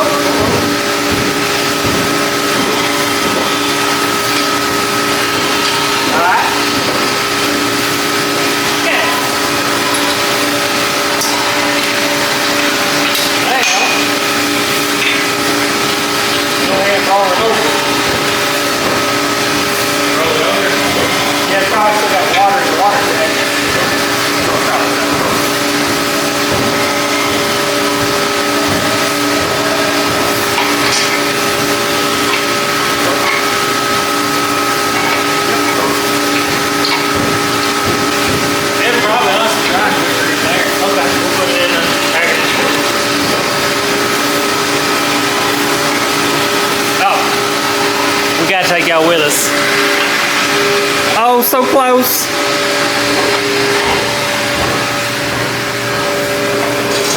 I feel like I'm videoing with a GoPro that I don't have a screen on. Oh yeah, because the camera. Yeah. So that's gotta dry, that's done. Pistons. Pistons. All right, we'll be back. What? I didn't say nothing. So he's still struggling to get the pistons through. I mean, so far that'd be relatively the only complaint as far as the kit. But what he was just saying, like, you would think take the scuff pad or something. But what's crazy is that's like a polish finish. So if you scuff it, it actually makes the stuff stand up. So yeah, I don't know honestly of a way. I've got most of them kind of freed up. That's what I was telling him. I was like, you can take a Scotch-Brite pad and you can scuff up either or, the pen or this, and eventually you'll loosen it up. But initially, it just. Remember when Steve Morris did the video about honing just knocks the high spots down? Yeah. Like, yeah.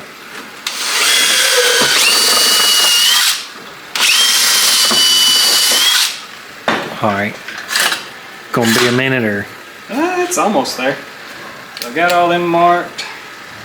Just in case y'all have never seen. It's warm in there. Just making sure I got. Oh, that was the other thing we just noticed. They don't come with no direction on which way to put them, so you have to kind of know that or pay attention. Yeah, I have a different method than Justin did, and he uses the arrow, and I don't use the arrow.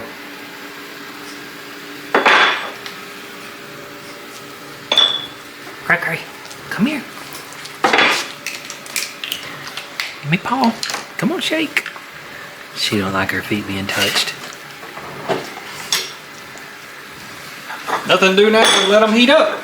Oh yeah. All right. You think I got time to go get my stuff out of the washer? Yes. Okay. Crazy. Crazy. Crazy. What are you doing?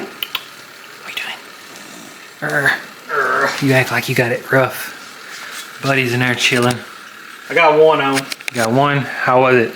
Well, it sounds counter or whatever the word is. I figured out if you wipe the oil off of them, they go together a little better. Just that little bit of oil takes up enough. They're so tight. That's what I don't know, but yeah, that does make sense now that I say that. Remember the blue Jeep we did the last long video? It would crank up and not knock until it got warm, which was backwards than what I usually say. So this is going to be confusing. If you got a crack or a slap in the piston, it's smaller than the bore, so the piston has to swell up and match the bore size to get rid of that slap. All right, now think backwards. If you have wrist pin noise, when it's cold, everything matches together. So when you crank it up, that piston swells and that rod is connected to the bottom end, which is cooler. So that creates slack right there. So yeah, if that makes any sense. Yeah, they're gonna work. It'll work. I was letting them get a little extra hot so I have a split moment to... Split second. Yeah, because what happens is if that so much as just accidentally touches this, it heats this up and then it'll get stuck on this side and then you got to adjust for... Yeah. So I'm going to do it on camera here, probably mess it up. Yeah, luckily I haven't done... I've got a few sideways and some motors, not the ones we sell. Justin does a better job on them, but Yeah, those are all perfect. Cool. If they ain't, I'll fix them. I'm gonna do that video and then I never sell a set of pistons again, probably. Well, for some reason, if you're watching the video and don't know, on my website, if I remember, I'll link it below, but cannot stress how much pistons make noise in 96 to 06 Jeep. So cracks, piston slaps, wrist pins, it's always your piston, not your lifters.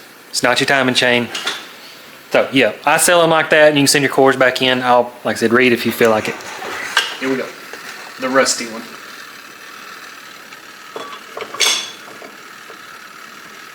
I'm just gonna back the camera off so you can't tell if it's screwed up. No, it's fine. It's good. It's fine. I don't think Buddy cares at all, do you? Buddy? No, he don't care. See, there was still oil in it. There was. I was wondering what smelled like cooking when I walked in here. It's oil. I think the rest of these are pretty, yes, I did the hardest ones first. Well, never mind. That's a little scuffy. They might be okay. All right, we're gonna get them knocked out, and we're definitely making progress because we got a head ready to go. Got the block, just needs to dry. It is dripping. Got the girdle. I need head bolts. Got those, but I need the nuts for the girdle and nuts, head bolts.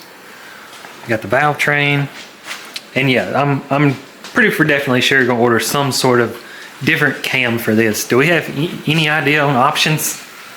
I'll call and ask if my supplier's got anything, but there's not a lot of options. I mean, they're out there, but like half of them don't even give specs on the cam. Just a stage. It's just a stage too, and it's like, what is that? Yeah. Yeah, I'll see what I can come up with. That would be ideal for this build. Where'd that come so good. Where'd that come from? I don't know. Seriously. It's a leaf. Like where? Yeah, where? That's weird. So Dex asked me the first thing we need to get started on. I said, I dreaded cam bearings. Yeah, like he said, we still don't have the cam going in there, so we may or may not test fit it. I don't know. I might have one laying around here that we can test fit it with. All right, let me find a good camera angle. Car part whiz. Car part whiz. We're putting car part whiz cam bearings in. I don't care. Oh, this is what I was going to show you. I didn't. Yeah. You can see it's starting to rust already. Which this surface will be fine, but you can see. Now you can see how it's already just clean metal starting to rust. So it'll wipe off and it'll be okay. Did you custom the extension, or you have to just put two? It comes with a kit. Yeah. Like that, I'm pretty sure you can get, I've got $60 kit off of whatever eBay, and I mean, it works. You can tell it's $60, but if for some reason you want to do cam bearings, I mean, $60 is going to be cheaper than anybody you could pay if you could even find anybody. But take note of what he's doing. Well, Let's just show you. yeah, where you at? Show him. All I'm gonna do, this is the oil galley hole here, and Back up before we get ahead of ourselves. See, this is the hole that's drilled from one end to the other, and you can't hardly tell it's cutting into the side of the lifters. So where'd they go? That little passageway right there on the side, that's how they get oil inside of them to do what they do. But you've got a pretty big area that you can, that's so crazy. That's the hole drilled to feed the main bearing. Goes down through to this oil galley and passes by right there. It comes through here first. Well, I'm saying this hole drilled goes through, and it comes through there and accidentally opens that up for the cam. Yep.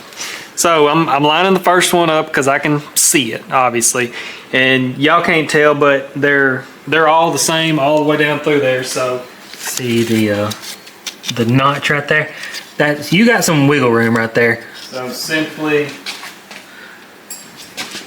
come back to me here. I'll just take the next one. Oh, you copy off of them. Yep, and when I copy off this one, I always copy off the first one. That makes sense. Yep, always write T on it for template. Because if you get off a little bit on one, yep, just keep you'll just transferring. keep transferring it that way. Yep. Like I said, we got some wiggle room, so on some, I'm not gonna mention Fords or anything. They don't give you any wiggle room at all. Is there any reason I can't be putting the main bearings in? No. I'm gonna do it. All right. I'm a productive person. I hate just standing doing nothing. I'll hold the block if I need to. But you've probably done this a few times, haven't you? Yeah, but without somebody in the way. I see what you're saying. If you have one of these expandable, Yeah, listen to what he's saying.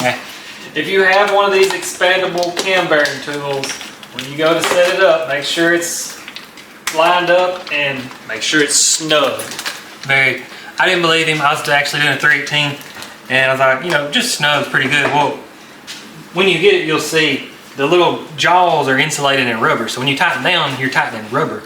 Well, I went to hammering away. I was like, oh yeah, it's going in good, and the jaws went inside the cam bearing. So yeah, I messed that one up. But I learned, and y'all should learn from us. Get it tight.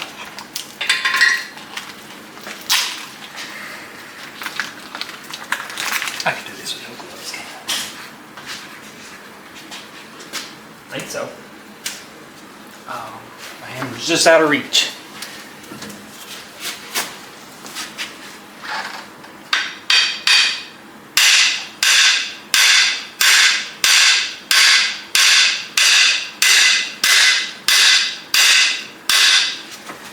Experience comes into play, but definitely don't go too far. Like loosen it, check it.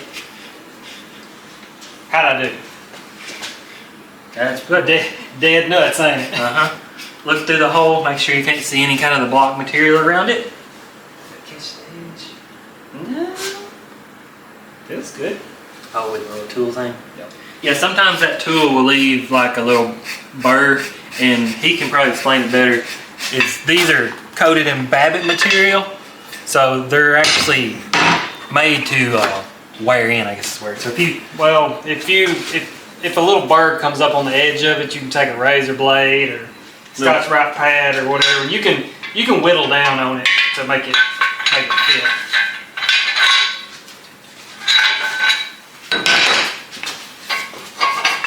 I was actually thinking this video was for all about the cheap motor build, and then I remembered after we did the piston video, somebody requested we do a full motor build, and I was like, I'm building a motor.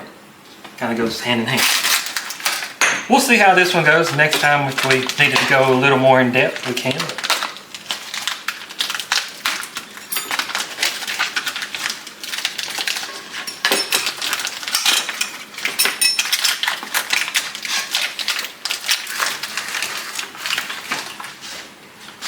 Like I was saying earlier, this hole is smaller than this hole, and then this hole smaller all the way. So technically, you can go all the way in. Technically, you couldn't get them mixed up. Yes, Should. And so if you can somehow drive yeah, you'll know it. It'd be pretty tight. Yes, it's gonna be pretty tight. Man, these look great.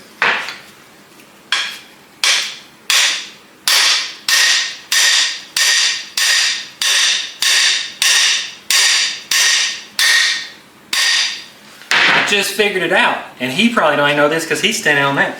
Every time you hit, that nut is backing off. So every time you hit, like this pushes forward, that nut goes out in the open. I don't know if you can see what I was talking about, but that's how it just constantly loosens every time you bump it. So that's what it was. I was going, yeah, it makes sense. I was being slow and easy, whereas he's doing it in like 5 taps. Least amount of taps as possible. So let's show these. These go on the top or bottom? I'll let you use your common. Oh, okay, now I see. STD, DNJ, so they're actually marked DNJ.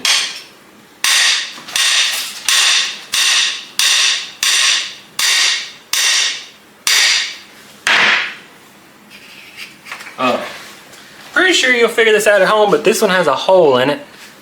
And yeah, that will be the one that goes in the block, and then the solid one is the one that go in the main cap. It's I knew he'd figure it out if he stared at it long enough. I just been a second, so Yeah.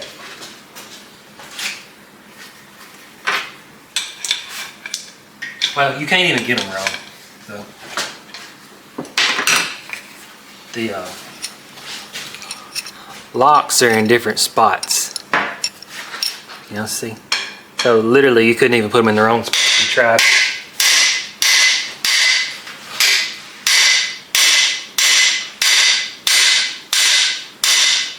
That one was tight. I can see it. Technically, what he just did is wrong. Yeah, don't do what I just did. Yeah. Technically, you're supposed to come in from the other side and go this way, but That's what the alignment is for. yep. You gotta teach, Justin. You gotta teach. Don't do what I. Oh God. You would learn. You gotta hold this up in there, and that keeps it. You could put the bearing in crooked like that on the end, but you know, hack job stuff, it's gonna be alright. I've done this a couple times. Let's see if I can find a can. Sure. Yeah, I got 17. Hey, while we're talking about it, that's what. If y'all remember the short video, I wasn't thinking twice about it. Justin wasn't even thinking about it. We made the short video making fun of whistling, diesel, and the cam breaking, and literally, I don't know, somebody had to send it to him because probably 30 seconds after I made that video, newcomer texted me. And he's like, "I'll buy them cams if you'll quit breaking them." I was like, I didn't even think twice about it. So that's where all of the used cams went. Well, we haven't made a deal yet. We've just been going back and forth about it. Number 3 takes you wide bearing. Pretty sure. Pretty sure. Number 3 is a thrust bearing, ain't it? Yeah. Number 3 is your thrust bearing. I wonder why they picked number 3. You know, everything else is close to the back of the motor's can. Because I almost guarantee, because that's probably, well, it's not the closest to the distributor, but That's what I was thinking. other than that, I can't think of a reason why. Well, if you know, let us know. They obviously know more than we do, so. Maybe it's so the cam can have just a fuzz of flex like this without, I don't know. I don't know what I just got here. That ain't one of them throwing in a scrap tub, is it? No, I just found it. It's a newer model cam, but it should be the same. This is kind of crazy. I'm sure it'll work. Look at how them holes line up. That's how they all line up. Wonder why that one gets a hole and that one gets a slot. Don't know. Alright, I want a trick. Oh, this one gets more oil to feed the thrust. Luckily, these cams are 47 inches long.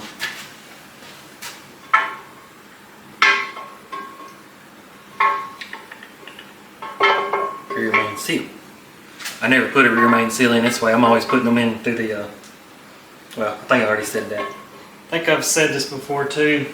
When you put cam bearings in, try to install your cam dry first, because if you have to do any whittling on it or anything, like right now, if you oil it down, you just got to wipe all that oil back off of it. So that's, where's a something? No, something to drive that with. Drive? Like a boat. Seen earlier. It's the newer style. Nope. Here's one, I think.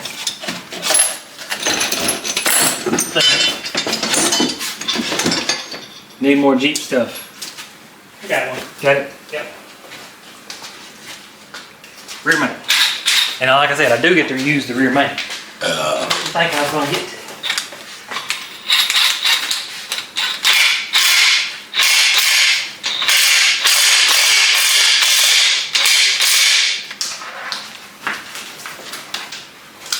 Looks of quality, to be honest. I mean, it spins. Yeah, you're probably fine. You know, if they'd have put 7 instead of 4 cam bearings, this would have been the most greatest motor ever. Cam bearings? Yeah. I think they just all wear out just as fast. I mean, think of how much load those 4 bearings are holding. Oh yeah, I ain't never thought about that. Got the pressure of how many valves pushing If you're against wondering what I'm doing, I'm just rotating it, and that Babbitt material will leave just a little indentation on it, and that'll show me where my high spot is. I can come back and buff it down just a little bit, or I can just shove it in there and Dex can just run with it. Yeah. I need a cam. We got a good cam. A good cam.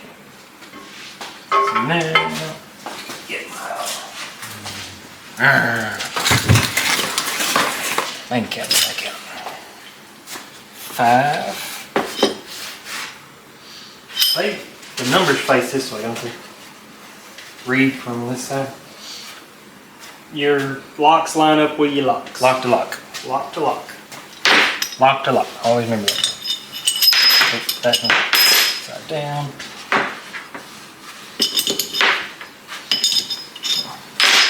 It's main cap. If you're ever doing oil pan or rear main or whatever, see a little crud right in there? Be sure and scrape all that out. I can't believe I missed that earlier. Oh, you need the flathead too.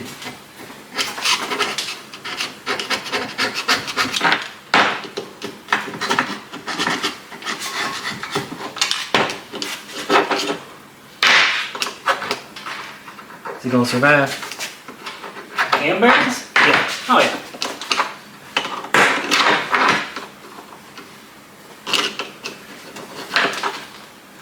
Yeah, that could be better, but for this application, it'll be just fine.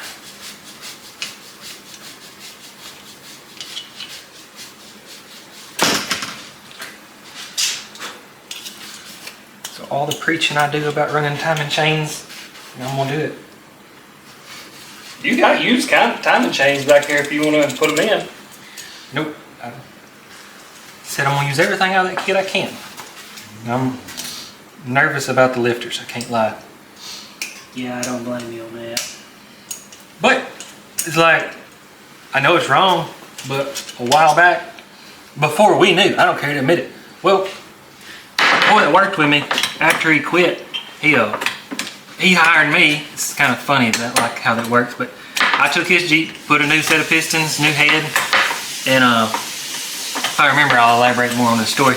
But anyway, he said just go ahead and put a set of lifters in, and I ordered the cheapest cheap ones I could off eBay. I think they was like, oh gosh, I don't know, $40 for all of them, and that Jeep's still on the road today. Old Cam. So. Lifters are just hit or miss. Yeah. Like, which that was before COVID too. That's what everybody thinks. COVID was when the quality of everything fell apart. I don't know if it was the quality. It was probably they couldn't get them from here, and they was having to source them from other places, which I guess that still goes back to quality. God, that could be cleaner, but it's gonna do the job. You can hear me, I'm just brake cleaner and it all there. You might have some gunk in the sides through there, but the rear main doesn't touch on the sides. Like, if you see right there, probably can't, but on this side, but if you look at the way the seal's designed, it only touches in the middle, so. Satisfied? Yeah, I was gonna say, if you're doing this for yourself, I'll walk over here. pay attention to these rockers down in this little, it's never gonna focus, down in this little groove right here. Some of them will wear a lot more than others. Just depends if the person changed their oil or not. But they're cheap, and find you a good set of used ones. Don't put aftermarket ones in there. Yeah, if I can find the picture, a guy put aftermarket, and I've got the picture somewhere. It pushed through the cheap stamped rocker arm. The thing was sticking through there. I was like, golly. You could tell they had hardly any miles because they was clean. My phone ringing? Okay. The boss lady called. The dogs are over here. Where was we at? Gotta get this crank up on here. Yeah. Hey, we're gonna keep on talking, or I'm gonna finish my story. The Jeep, a buddy had it, and he never could get it to quit running hot. He wound up wrecking it. I bought it, and then traded it to my employee. He put a lift on it, fixed the wreck, and kept it. I'm trying to remember how this story worked out. Anyway, it passed along from like several of my friends, and nobody could get the thing to run cool, so he wound up paying me to put pistons, lifters, and a head on it. And I took it apart. I was like, what's wrong with the thing? Wound up, nobody had thought to change the thermostat. It still had the Chrysler thermostat. It's been 20 something years ago, and how many thousand miles, and it was just Pretty sure it was just a thermostat. That's a 2. That's a 4. That's a 3. Crankshaft look good to you? Not good to you? Good as it's gonna get.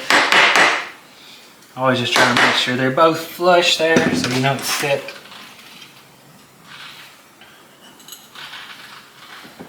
The cylinders didn't come out 100% perfect, but I don't think I mind. They'll find a home. Yeah. Me and Dex was talking earlier. We still haven't tested to see if these pistons even fit in these holes. Yeah. Nobody's thought to stick the piston in the hole to see if it even fits. Oh yeah. Fit good? Yeah. Cut my finger. Really? Yeah. So lube it up. Yes. Just sling this everywhere. Yeah, to get it everywhere. Be sure and put it on the rear main. I don't think it would hurt nothing, but it definitely good practice. I always take it and wipe it on the rear main. Yeah. Dry rubber in a press fit location, probably well, you just see me rip the O-ring in half earlier.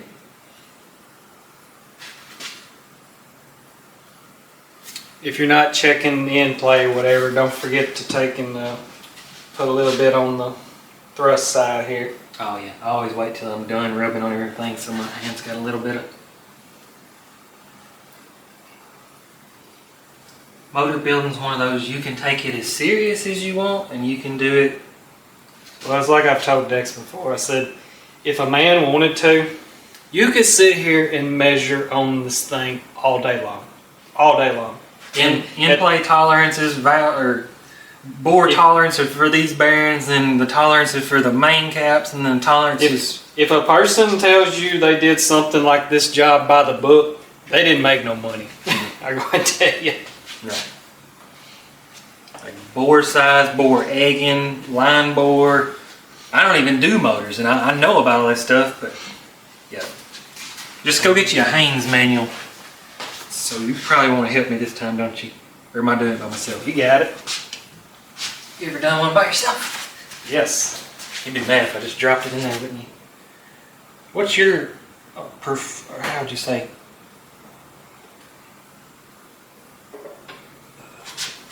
Thrust bearing. Oh, there we go. He did just drop it in there. Wait. I'll see that. The thrust.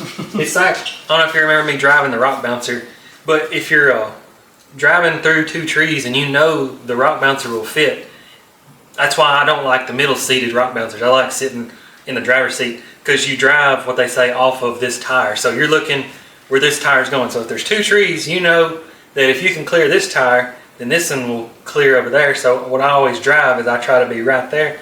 What I did, I don't look anywhere. I just knew right there, if I can line that spot up, unless this crankshaft is weird, it should fit.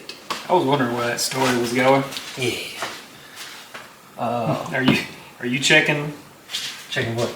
how much oil clearance you got? Nah. What am I gonna do? Slap it on there. I mean, that's what I'm saying. Like I just said, is you can take this as serious as you want, but if you're doing this in your driveway, I mean, I guess you could plastic gauge, but reality is you're not. Well, somebody is. I'm not. So that's where I go. Like you can be as a. If you're looking to buy a motor from me, don't Think this. think this is how they get built. I said it from the get-go. I do things differently than Justin. So. That's good. Is there any of my motors that are out there that have failures? Probably. No, that's a true story. Other day a guy showed up, and I've roughly been in business, let's just say 20 years. Not exactly, but we're just gonna say it. But he showed up to buy something. He's like, "You don't remember me, do you?" I was like, "I pretty much remember every single one of my customers, kind of like a school teacher." And he's like, "Back in something." He's like, "You was talking about what you was gonna do." He said was bragging because you had 7 Jeeps. I was like, "That was day 1." But he was like, "You probably don't remember me, but you rebuilt a motor for me." I was like, "Man, I don't." So that's been no telling how long. And I was like, is it still running? He's like, oh, it's been running great. That's always my favorite one when I build an engine or do any work for a customer. Like he said, 6 months goes by. You don't hear from him. You don't hear from them. Well, then 7 months goes by and they text you, call you, they're like, hey, you built a motor for me, X amounts of months ago. And it's always that pause, and it's like, yeah, I remember. And they're like, oh, it's running great. I got something else I want you to work on. It's like, Do you have any advice right here? What? Like when you press them off in there, and like this side's protruding and this side's, is the bearing crooked?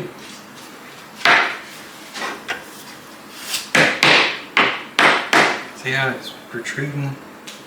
But I mean, that might just be, yeah, it's probably just the bearing. I don't think you could possibly get a bearing crooked, could you? No. Yeah, this one's doing the same thing. Probably gonna be hard to see on camera, but like this side is. It could be that, or it could be where they've installed these caps. They got the line bore off, and it's it's not technically off, but it's just the way that it's lined up. Like you look at the rods. It lines up with the holes better than it lines up with the actual. These caps are probably not perfectly aligned with the block, but they come in and they line hone everything, and that trues it up. Like the connecting rods, if you ever look at those, here. Connecting rods never line up. This one. I just wonder that now. A fracture broke is one piece. Correct. Like, is this casted separately? Yes. Oh, I've never thought about that. Yeah. Like these are probably cast separately. Yeah. Hold your hand behind it, or get you a napkin. Yeah. They're cast separately, so they don't line up. All they care about is this part right here, and these little chamfers on the edge. So rods seem like they're never lined up. Yeah. If you ever get rods from me and you look at them and be like, hey, these look like the caps don't line up, I've already checked them. They line up. I've never thought about like a front end on a Jeep or something. They cast the housing, then they probably cast the caps, then they machine them to flat, and then put them in there, and then hone the. Say what you gotta say. They know what I'm talking about.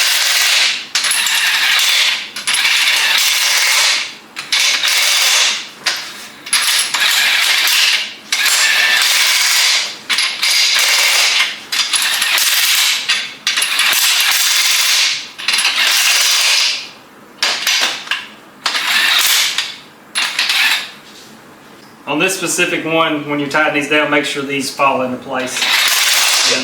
The ears of the rear mount.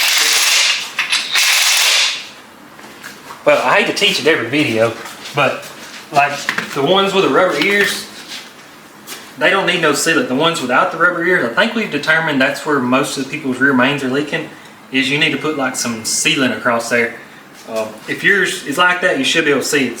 From here, the oil pan gasket to the rear main, there will be a gap between the main cap, and then there will be just metal on metal. Now we need to torque these. How's it feel? What's that? Feels like brake-in oil. That's exactly what it feels like. It's good. Not as much on Jeeps, but like on LS's and stuff. If you lightly torque stuff down and it doesn't feel like it's spinning, freely, go ahead and torque it down. I don't know how to explain what it does, but it pulls everything. Well, I mean, it's the same thing as, well, not knocking you, but what they call torque plate honing. Yeah. I get torque plate honing has its applications, but like this, when they tighten them down, I mean, they're bored. That makes sense. Might have to oil that one. My bad. You think that these two surfaces wasn't perfectly flat, and now when you bolt them down, they like change because they're bored when they're tight. This is easy, man. Oh, the battery's gonna die. 80 foot-pounds. Is that what you're on? Yeah, I'm on 40. Oh. It's supposed to be educating as you go. Oh, my bad. I usually do like 20, half, and then 80 foot-pounds. Usually. Make it sound like you know what you're talking about, Justin. I do know what I'm talking about. And make sure your holes are clean.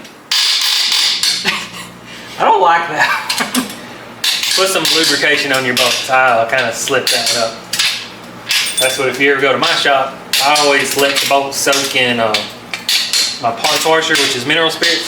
So when you go together, it's 100% really clean, and then just slightly lubricated, because you don't need much for a tractor motor. What did we just get done saying? Motor building can be as serious as you want, or it's not. The tire? Oh. Yeah, of course. Feels like braking oil. Yeah, as you spin it more, it spins easier. What was the one motor we had? Oh, it slung a rod, and you could tell the crankshaft was actually warped, because you could spin it and it had one spot. It was like you could tell it was warped, and it would like bow, and then it, yeah.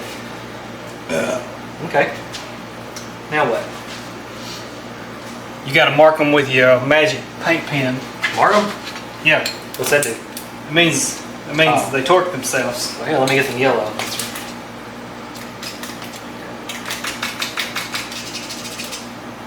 Yeah. You get some of these Sharpies that are awesome, you get some that ain't.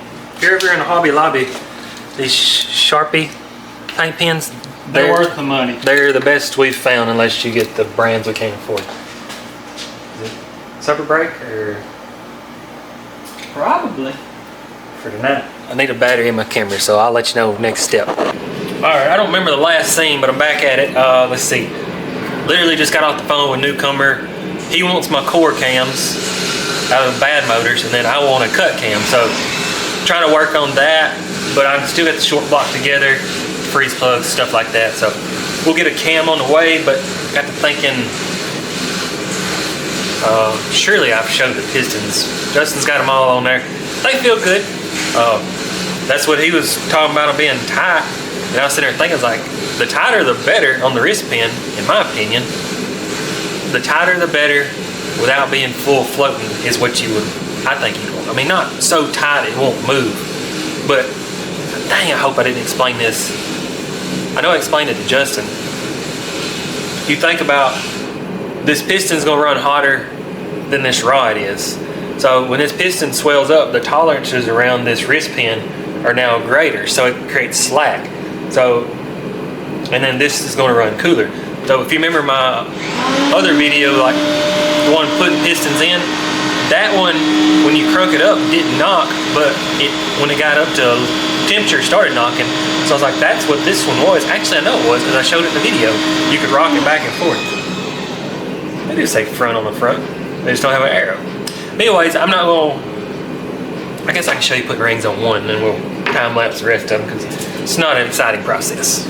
Justin will not quit making noises at his shop. All right, let's see. But I got 2 more pistons. Yeah. All right, let's see. The rings don't have instructions, so I'm gonna try to be careful. Let's see, first ring, it says first ring on it. Do that, and then second ring, that'll be second ring. And full ring. That makes sense. Get them opened up. Sorry about the noise. Just it's what you get when you come to somebody else's shop and try to work in their environment.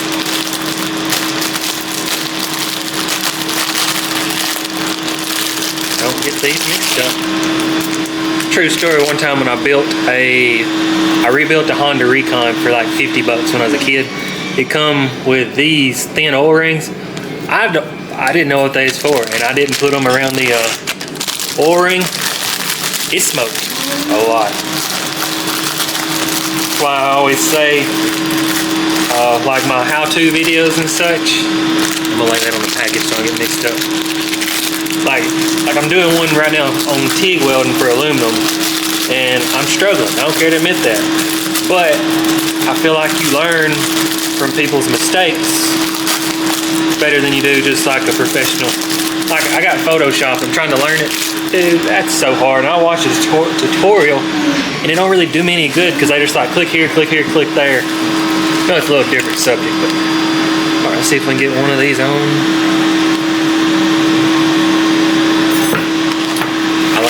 down so somebody don't comment.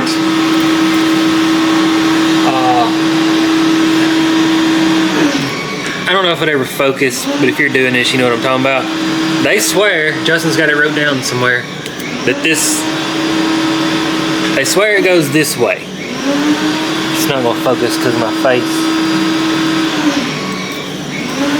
Come on, they point up.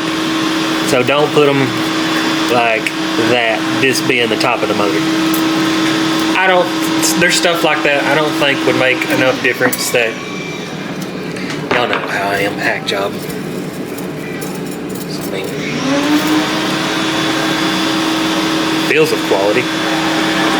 So now I just always just make sure stuff don't line up. I know it sounds backwards than a normal. Hook it in there. Make sure that don't jump over. It's common for that oil ring to stack, I guess is the word you'd use. So I'm gonna bottom it on. Now I'll come over here. Get this one started.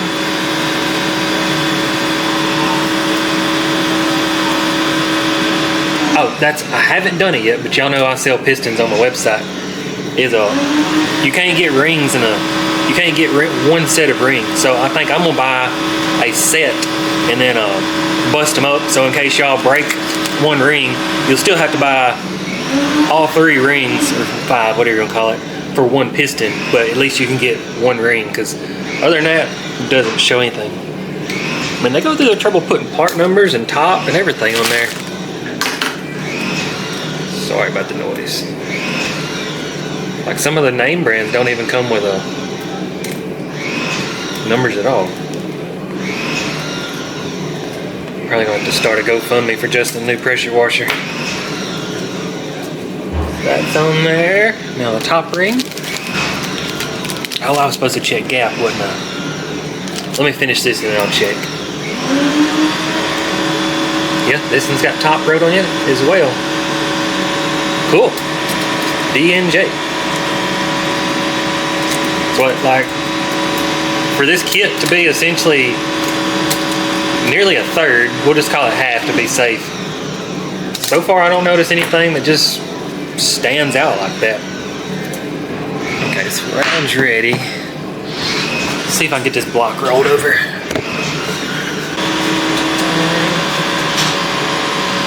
Need to do freeze plugs too.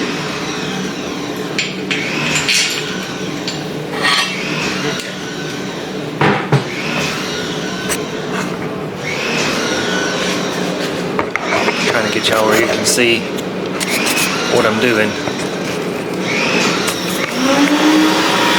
And there. Top ring. Go to the middle hole. Stick it up in there. Get piston.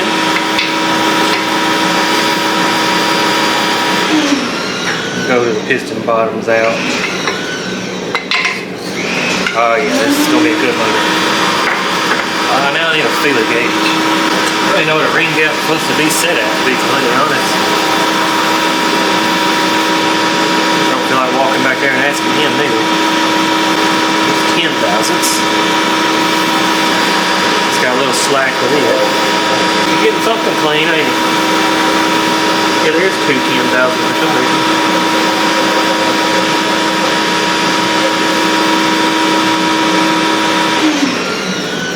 12. 12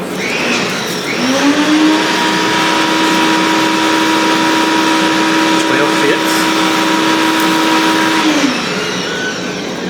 Let's try 15.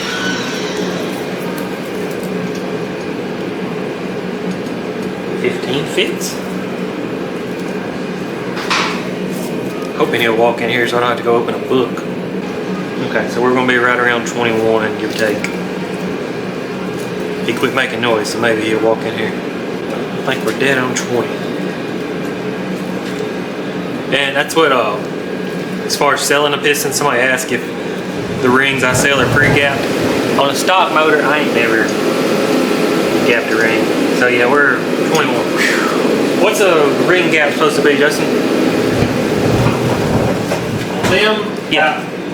About 15, 16. Yes! We're 20,000s. 20,000s? Yeah. Really? Yeah, that's what I want. Have you said what you're doing with it yet? No. Okay. Mine will be a little bit more than that. I'm gonna keep going somewhere in this video. I'll tell you what I'm doing. Actually, I think I'll probably film a scene and then clip it in, but. Or I 4 could. thousandths per every inch of cylinder bore. Oh. Oh, okay. All right, well, I'm gonna get all these rings put on there and then we'll go from there. You supposed to check every one of them? Supposed to. All right, got all them on there. That went good. If that phone dings, that's actually newcomer. I was texting about a cam and he texts back quicker than I can get over here and do this. But no, somebody's making a lot of noise in their own shop. So I got all these. I guess I need to get these rod bands. Yeah, makes sense. Let's check these babies out. There it is. Let's not scratch them because that wouldn't help nothing. Golly, some strong plastic. Cut down this side here. Hopefully that'll work.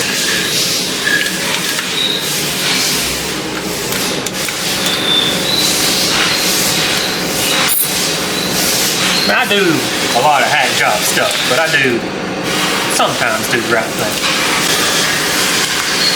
Yeah. Careful. The stuff looks pretty good. I mean, I can show you, it just looks pretty good. It's so funny when you do a motor and you, how do you say it, label it as a 1 through 6 and you're all stressed out about it, and then when you build a motor you're going and grabbing stuff from you know, nowhere, and there's no way to number it because you don't know anything about it. Kind of funny how that works. It'll work. Couldn't find half it. Found a 13 millimeter.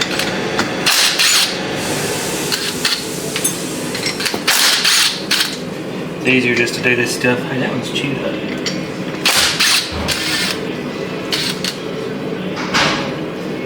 It'll be alright. I think I need a shirt that says that. It'd be alright. Oh, you touched the ground. It'd be alright.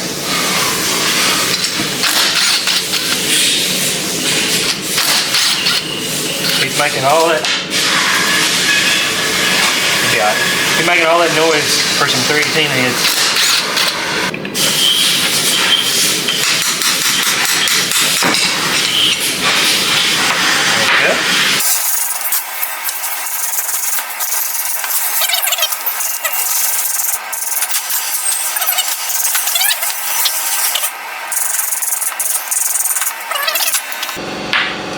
Go. Let's see. Probably ideal to use a physical rag on this, but it'd be alright. Now look clean, except this one's dirty. It's crazy, these have been through his wash machine. They still have black oil on them.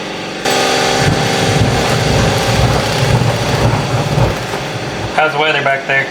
Huh? How's the weather back there? Cold. I texted newcomer, I was like, told him what I was doing, which y'all don't know yet. Dang. Well, no, I can leave the part. I told him what I was doing, and it's funny, you know, he's kind of like, I feel like he's kind of like me, and the first thing he wrote back, you want a smooth idle or a choppy idle? That's like, choppy. Well, duh. Duh. We want that thing barely running. Yeah. Think he'll custom cut me one that'll do like that. Oh yeah. All kinds of overlap.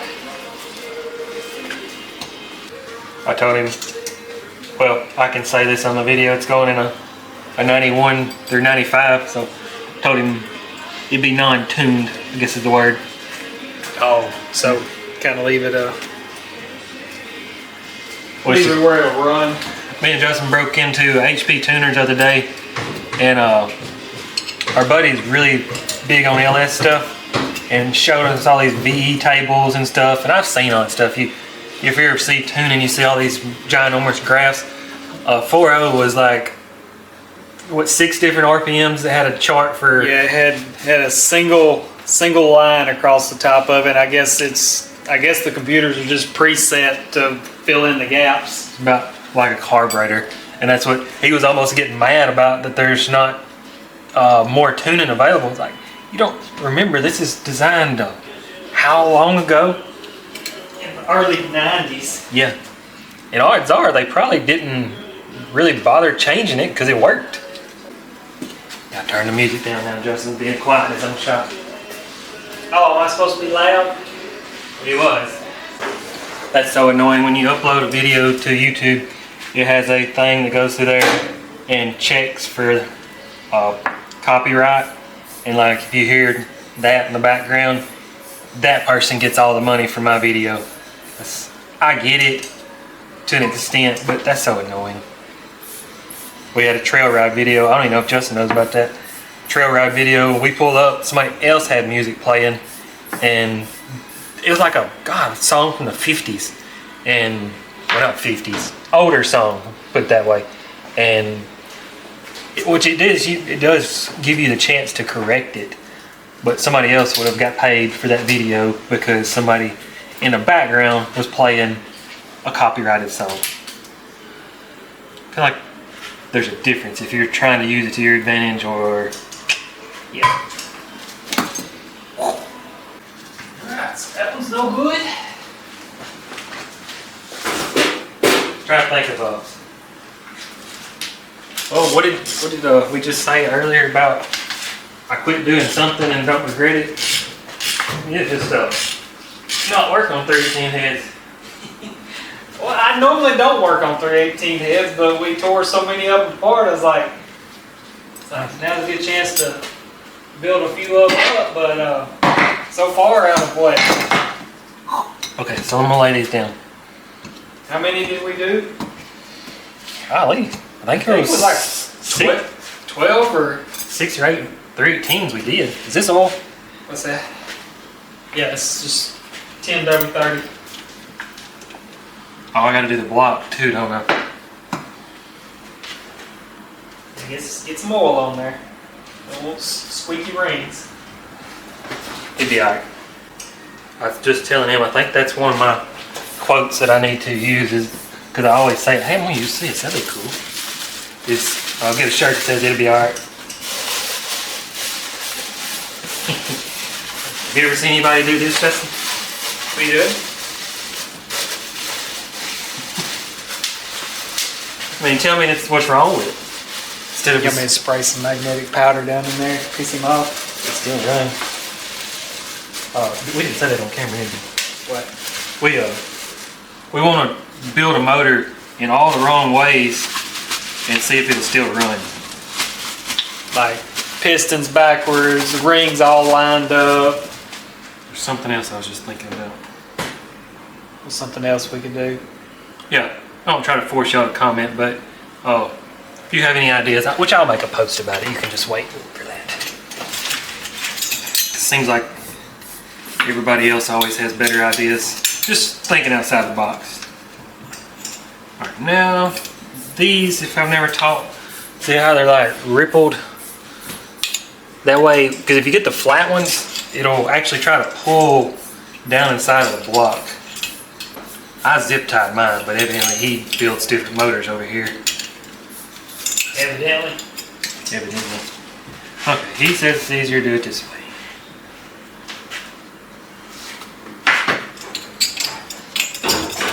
My zip tied way is much easier.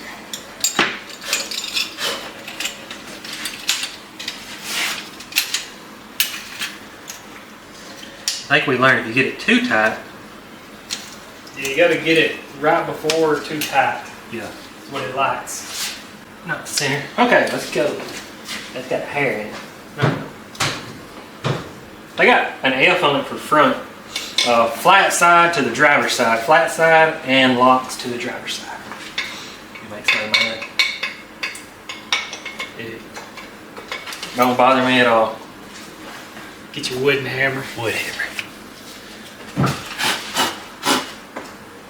Oh, I was editing a video last night. I was doing painting, and I got all my shop ready and everything, and I've been using my respirator on Bondo.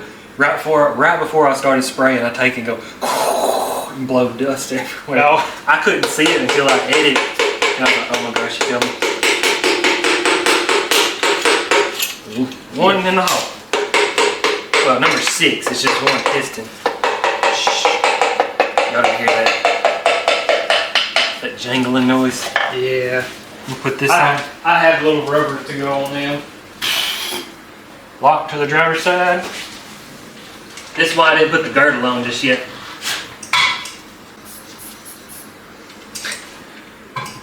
Justin sounds so sissy-fied.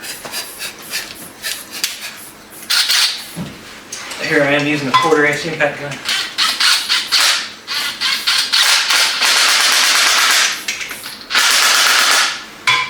Always give it a turn. Feels good.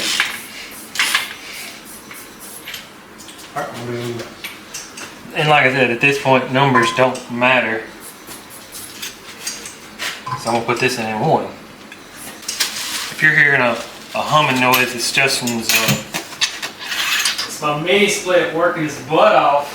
Yeah. It's 20. Well, what is today? It's the 5th of January. 6th of January. Yep. 6th of January. I'm pretty sure if you live up north, you're having big storm issues. But I was at my shop and I was not motivated to do anything. I was like, I'll come over here, and then he's the same way. It's so cold, neither of us are motivated to do anything. Even the dogs are the same way. Much of the bad news you keep getting. Bad news? With the 13 heads. I think I got 2 of them. And ironically, they're not off the same motor. I was there thinking, like, for your amount of time you got in them, it honestly may not be worth it for you. Oh no, it's not. Well, now we know let's not tear them down.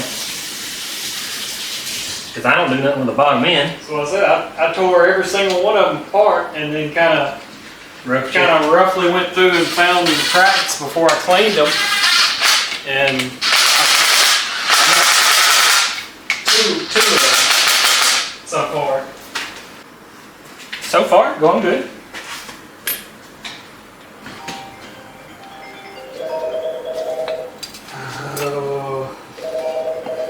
Gotta make money somehow. Evidently, it's not on 318s. Oh, you know the NH8N. Well, hell, this one is too. NVH block. When was that supposedly? It was like in the midnight, like I think 98 or something like that. That's what I thought. I thought it was the cam thrust plate, right? No. It's not? Oh, well, this one is too. I think, honestly, from what I've seen, I think it's when they started putting these girdles on there about the same time. That's probably what it is. I Because think. my new Jeep I'm building, it's a 96. Yep. The block is casted now. I want to say when they started putting those girdles on there is when they started labeling the NVP or whatever. The internet says it stands for noise, vibration, and harshness. I think they made them a little thicker than. But I just don't see Jeep stamping. I mean, they barely even went through the trouble to put the year models. Why are they going to put noise, harshness, and vibration as a casting? I think they just made them a little stronger. Yeah, well, I'm just getting at, like, the internet says that's what that stands for, and I could be dead wrong, don't bother me at all, but it just seems off. I think they would have put like a code or something different. Yeah, I got 2 more to go, and then we'll pick up when he decides he wants to. It's kind of rude of me to make him not work in his own shop. See you in a second. Okay, I've cleaned up my mess. Justin wants to work. He's got to make money. I've got these in here. I wrote torque rod. If you have to sit the head on, you can sit the head on this, Justin. I don't think it'll hurt. I don't think it'll hurt nothing. Well, the dowels, yeah, it will too. You know what to do. Yeah. But yeah, I've got everything. Let's see, got everything put away. Turns out I had a set of pistons already, but I got everything up there. I can't really do much until I get a cam, so that's what I'm literally going to do is get a cam. You getting your custom cam? This is a. Yeah, I'm probably gonna film what I'm actually doing with this right now. Well, to be fair, that's what I was telling Dex earlier. I called about a cam for these, and they're out there, but finding cams for these is kind of hard, depending on what you want to do with it. Yeah, you'd probably have to call somebody and be very specific on what you want to do with it, and then they'll probably talk over your head and make you feel like a dummy, and then, yeah. Just want that chop chop. I'll be back. All right, so he makes so much noise in his shop. I was gonna do a cam, and because I was gonna have to buy one, and literally I can screenshot the message. Newcomer said just run a stock cam. So being the build we're going for, I'm gonna leave it a stock cam, so it'll work. Tell them a funny story. Which funny story? Oh, I clicked on like I said, trying to stick with the cheap theme is I was looking around, and I think I found, I'm trying to think, eBay was around 167, I think is what you said. 167. 167 for a stock cam. Yep, and then Justin found one for 158. No. He looked it up on Rock Auto, and it was $153.79. I think is what it was. It don't matter. So I called. He said, "You think you can get it any cheaper than that?" And I said, "Oh, you want to talk?" No, I was trying to tell him the numbers don't really change the story. It's the fact he got it from his supplier. He didn't even ask a price. He just was trying to stay local money, and he ordered it. And he got to look in Rock. He saved a penny cheaper than Rock Auto. Yeah. That the moral of the story. Yeah. So, and I was gonna do ARP head studs, and then I backed up and decided that this is a cheap build, so we're sticking with cheap build. This is a nice cam. What's this for? Don't touch that. Just don't touch it. Just don't touch it. Okay. Torque rods. I wrote it on there, torque rods. I haven't torqued the rods. Oh, you have not torqued the rods? You don't ever. You ain't supposed to do it that way. Yeah, we've not heard of that. Well, I didn't get a receipt with it. I wasn't gonna pay anyway. After, I'm worse than Dex after probably 3 years of doing business with a company in Memphis, a supplier. I asked him one day, I said, ever so often they'll forget to put my receipt with the box. I said, can y'all start emailing me those receipts? And they said, we've been emailing you the receipts. And I was like, I get to looking in my emails, it's like, sure enough. And to be fair, some of them went to my junk mail, but I don't check my email that much.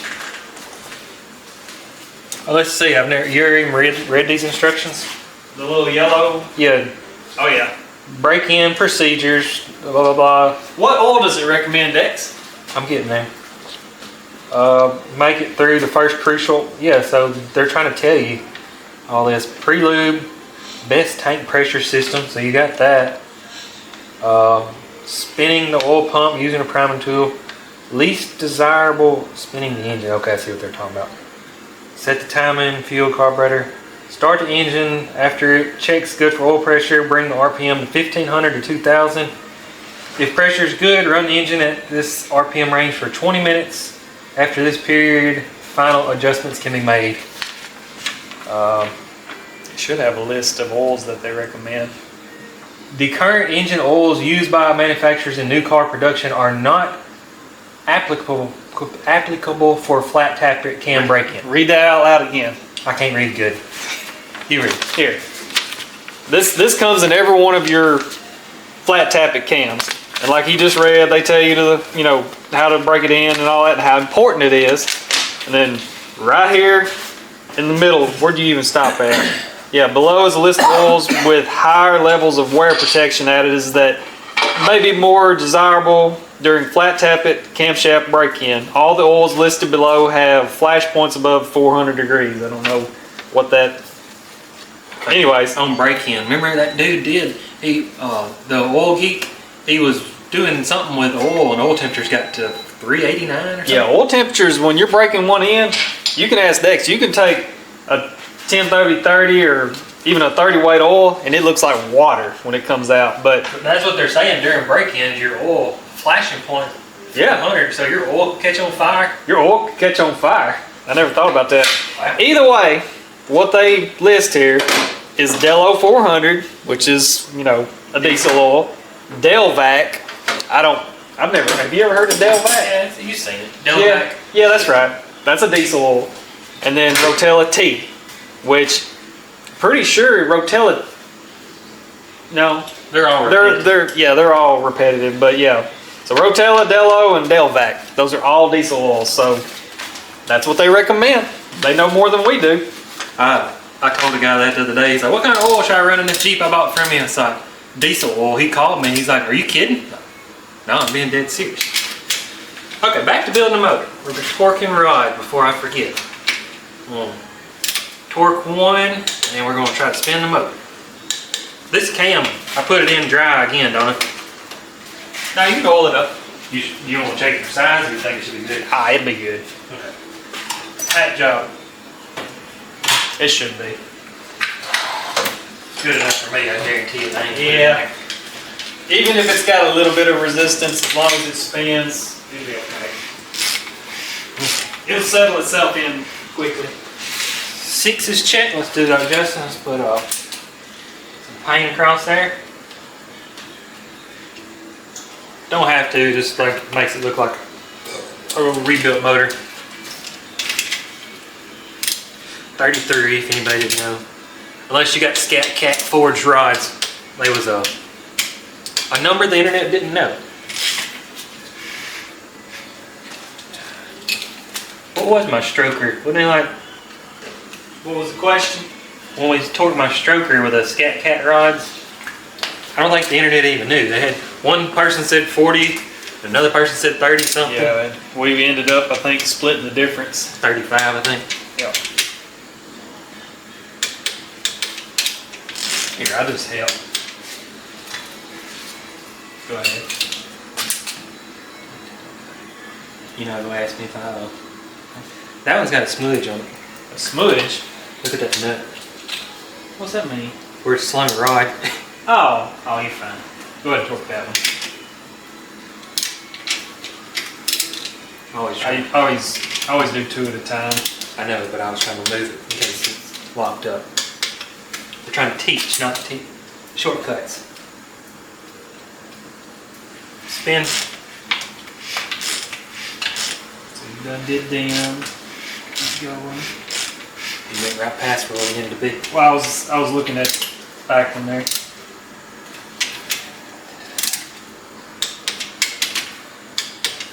Give it a bump. Good. If you got the wrong rod cap or anything like that, when you do a final torque, 9 times out of 10 it'll essentially lock up. Feel loose? It's fine.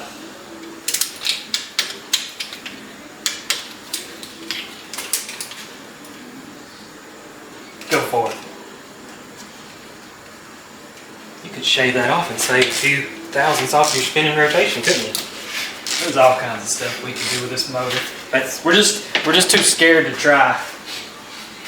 That's good. Should I put the girdle on or do the cam? Do the cam first. Okay. That I need lube. Yep.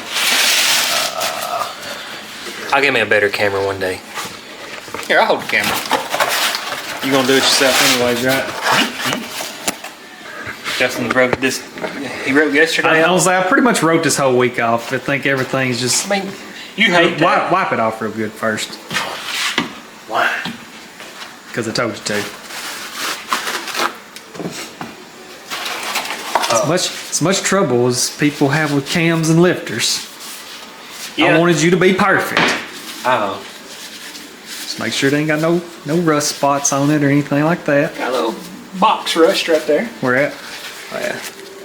I don't know if y'all can ever see that. Yeah. You want, That's what. You want one of these things? I'm stressing him out. Yeah, I usually don't worry about anything, you know. Got me worried. Now it's got scuffs. Being self-employed sucks when you have stuff that goes wrong and you just waste your week. That's what Justin's done. But then you think of people that have a job. Hey, there's the fuel pump lobe, ain't it? Yeah, somebody was asking me about that. I guess they must be recently I've been seeing them. My Elgin cams, they don't come with that lobe. Really? This is a Melling cam, and it's got that lobe on there. It makes sense. It's a obvious. This is cast, right? Yeah. So it's like, why would we design a new casting when we Yeah. can just leave it? Yeah. So it's not even. Yeah. And which a 4.2 cam and a 4.0 cam, as far as I know, are the same basic structure. So Yeah. Not today, but if y'all feel like hearing about it, me and Justin's gonna do a the 4.0 versus 4.2 versus the 2.5 versus the Iron Duke. I think there's a lot of rumors, but I don't think nobody's ever put any truth behind any of it, have they? yeah, I've heard my whole life that a 2.5 is based off of or a Jeep 2.5 is based off of an Iron Duke 2.5. Yeah. I don't know if y'all have ever looked at an Iron Duke. Google it. Google a picture of an Iron Duke. They don't have nothing in common. I don't know where that rumor started. I was gonna say other than the displacement, but the bore is completely different. The stroke's completely different. Literally everything about it is different. Does it have the triangle bolt pattern that the small GM stuff has? The triangle bolt pattern on the back, Yeah. probably. So that's probably That's probably where it got originated from. Yeah. Don't quote me on that. I don't know if it's. I'm sure there's two different GM transmission bolt patterns, right? Yes. Basically, I'm sure it has the smaller one, which is what Jeep 4.0 or 2.5 has. Why? We don't know. I guess when they was casting it, it's probably first would have been a GM transmission. Right. Oh, you know, swap angles. They've been standing over there for a while now. I know we just get to talking and. That's like the video about putting pistons in. You know, I try to keep the content flowing, and then you just get caught up in a conversation. And again, you can be as cautious as you want with this, or you watch somebody throw it off in there. I had to hammer it in on that last little bit. What? I don't think you're supposed to do that. Yeah, I see it on the internet all the time. when we do the bad build, we'll put it in. It would help if that was spun over. If anybody knows the video of the guy building the little bear and he's hammering a rod in the stuffed animal bear, I still cannot find that video. I'll find it for you. No, you ain't either. I've looked and looked. You see, that was the tight spot there. Once you get past it, Yeah. get a bolt to put in there. Not yet. That'll help you. For some reason, if you're watching the guy that bought me gloves for Christmas, thank you. That was very random, but Take the bolt out of that cam right there. I got a bolt. I was just going to get the gear to stick it up there. Okay. Yeah, because that's going well. And I do sell these on the website now. I listed them, but I never put them active. The cam bolt with the thrust thing. Yep. I'm steadily learning stuff that needs to be on there. Wish we had a longer bolt. Oh, Oh yeah, fall in there. yeah. They're pretty. Yeah, I was gonna say it was a little snug, but it'll be okay. What was it that our machine shop taught us? They want it like impossible to spin. Remember? I don't know. I don't know if I believe that or not. You got One of our local machine shops said on a LS cam bearings are notorious for getting bound up or whatever. He said as long as you can put that gear on there and spin it whatever with a ratchet or whatever. It's like I don't like doing my stuff that way. So you can literally. I think I could put the girdle on and the oil pump. Roll it back. Well, I guess. Go ahead and put your timing set together. Did you? Don't forget that. Plug. Don't forget your plugs. Okay. You got them, don't you? Somewhere. This plug right here. If you put your timing chain and all that on, you'll forget about it and you'll put the whole thing together. And Do you say that from experience, or you just no, I've never done it actually. I just pray. It comes with plugs. Yeah, it should come with plugs. I just pray the day that it doesn't happen. Does it have a spec or you just... That's a weird looking casting. I know, that's what, when I did the video about the cam, you realize I think I stepped on my own toes. Some of them had that design and some of them have us. Yeah. Oh. These are brass, by the way. Justin tried to run me in the ground. All right. There is no torque spec. Just get them tight. I'm sure there's a torque spec somewhere, but it's a pipe bolt. I was gonna say, sometimes torque specs go, and sometimes you just do stuff. What's that one golfer say? Like this one on the front, as long as you get it tight and it don't come out, I mean, technically it doesn't even matter if it leaks a little bit, because I mean, it's just oil. Oil bleeds off every spot in this engine. Now the one on the back, I prefer to get it very snug.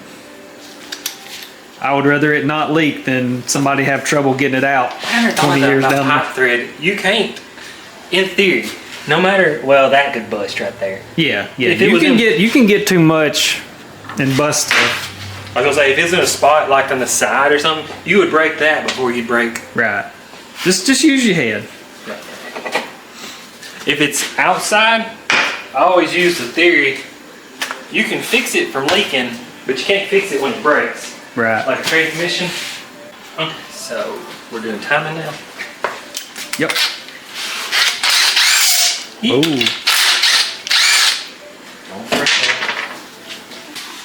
Here it is.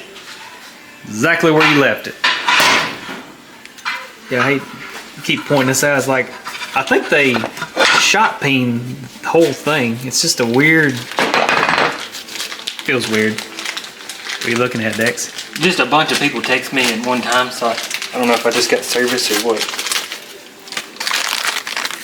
Does lifters have a name on them? D&J. D&J. Oh, I asked my supplier the other day. Individually bagged, made in China. Yeah, I asked him. I said, "Who is D&J?" He said, "I don't personally know who D&J is." He said, "We've dealt with them before." But he said, I think it's just a collaboration of parts from all over the world. They don't really have an origin. But most of them are from where you think they're from. Yeah, and I don't know why I didn't do this, but you can literally see TDC, so I would use that to your advantage right now. Well, you can see TDC down here too. Nobody can see it down there. TDC. Okay, number one. I don't know how Justin does this, and I don't do this very often, so don't criticize me if I get it wrong. But I call it transfer case chain. That style will be 20 pins. So the little dots, 1, 2, 3. And I'm like Justin, I just go ahead and mark it so you can do it. So we'll go 1, 2, 3, 4, 5, 6, 7, 8, 9, 10, 11, 12, 13, 14. 15, 16, 17, 18, 19, 20. And before I forget, go ahead and mark your gears too. Bicycle chains, they only do 15. So I've seen people. I just mark them for visual reference so people can see them. So like I said, I don't do this one very often, so Justin may have to tell me how he does it. You line them up. You just line the dots up. That's where you start at. Where you start, but then they're gonna be facing each other. So how do you get the 20 to line up with? What do you mean? Don't worry about them yet. The 20? Don't worry about the chain. Worry about lining the dots up. Well, let's think of a way. I know you line the dots up, but how do you do this without lining the dots? I mean, I don't know how else you're gonna do it, but back up. You're asking me questions and I'm trying to give you answers. No, you're trying to do it a different way, and I don't want to do it that way. You're not letting me talk. Let me learn you. Let me learn you.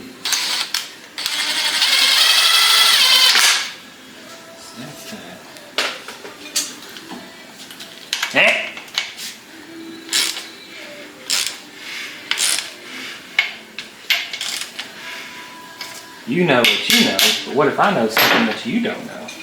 I'm still gonna do it my way. Why? We literally just told ourselves how to do it. Look at there.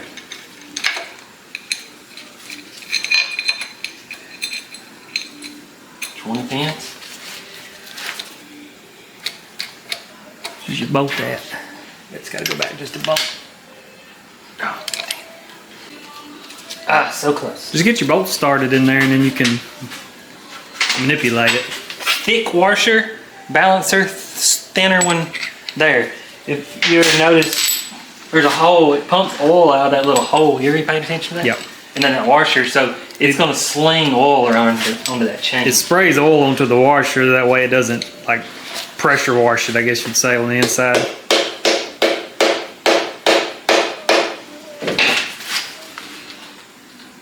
That's so close.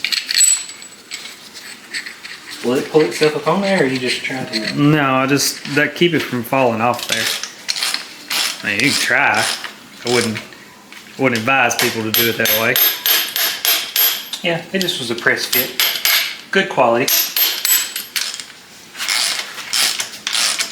I don't know if it was a press fit or they shot peened it a little too long. Possibly. Do you thread lock them? I normally do, yeah. I was gonna say, I'm gonna pull it back out. So that's what I was saying. That was easier than your dot system because, Let's see if your dots line up now. well, the dots don't matter. That's what I'm talking about. Like, everybody wants to do the dot system, but you can get the dot system off all the time. It don't make sense. Mm-hmm. So now we know for sure if I went back, it won't line up now, but you line the dots up and then the next step is to spin it over. Mm-hmm. And then you count your 20 from there to there. So now I put it on with a 20, I know it's right. It works both ways. Okay. Red. Blue? You know red? I would use blue anyways. I was I don't think you want to use red on that. It was just a joke.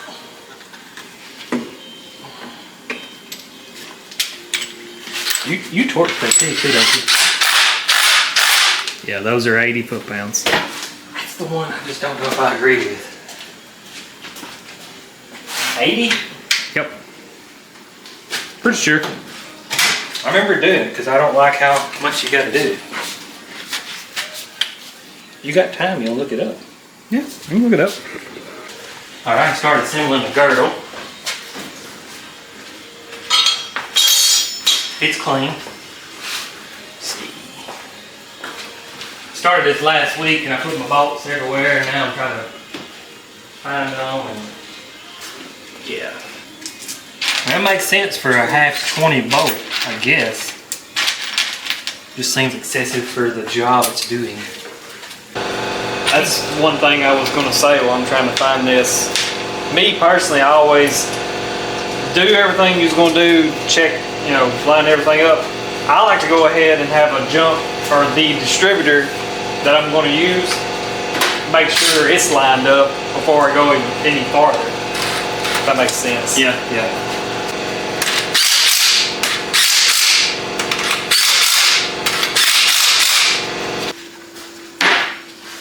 Oil pump, always see how dry it is. Grease, or if you feel like grease, but I'm just going to use some assembly lube. See if we can get everything saturated where it'll pick up traction and go.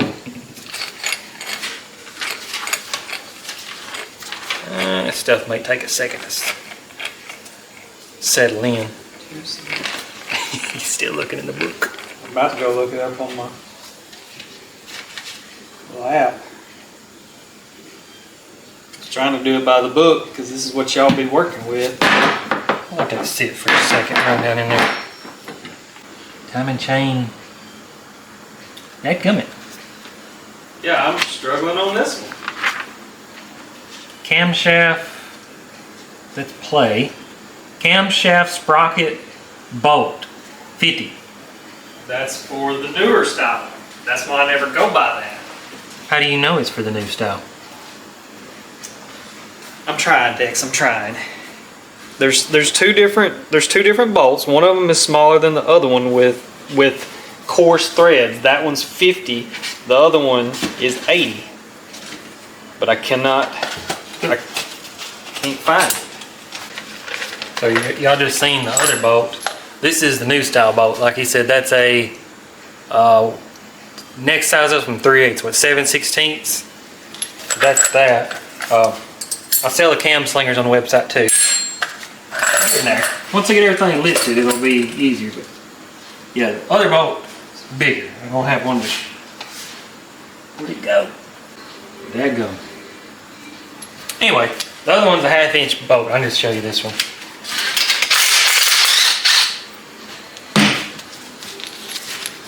Should be able to tell the difference there. All right, I'm gonna change the batteries in the camera and then let him figure out what he's figuring out. All right, Justin, we figured it out. Well, he's still over there searching. The book got it wrong. That's wild. So I looked up, y'all can't see these numbers, but I looked up a 4-cylinder. The 4-cylinder never went to the small bolt, did they? No, it kept the 1/2 20. Yep. So if you look up a 4-cylinder camshaft sprocket bolt, 80 foot-pounds.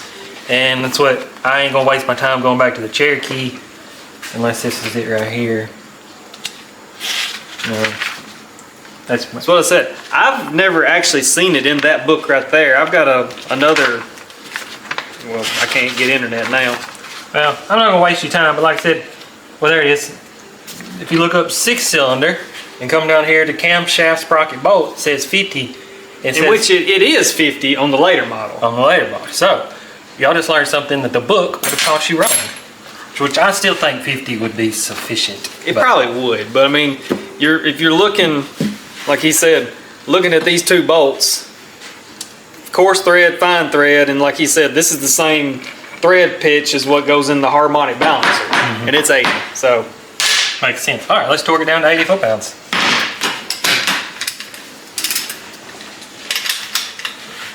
So you need to find a way to hold it back without being too much of a hack. There you go.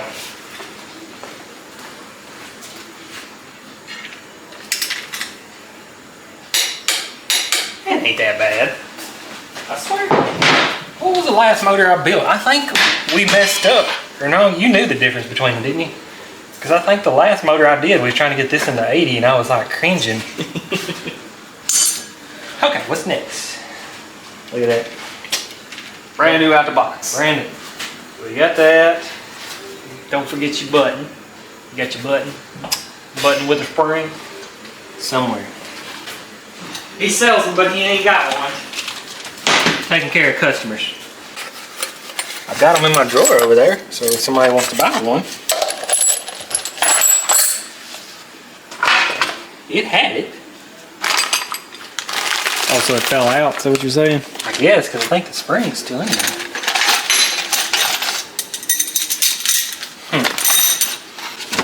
I'll just go back here and oh, it's cold, ain't it? It is.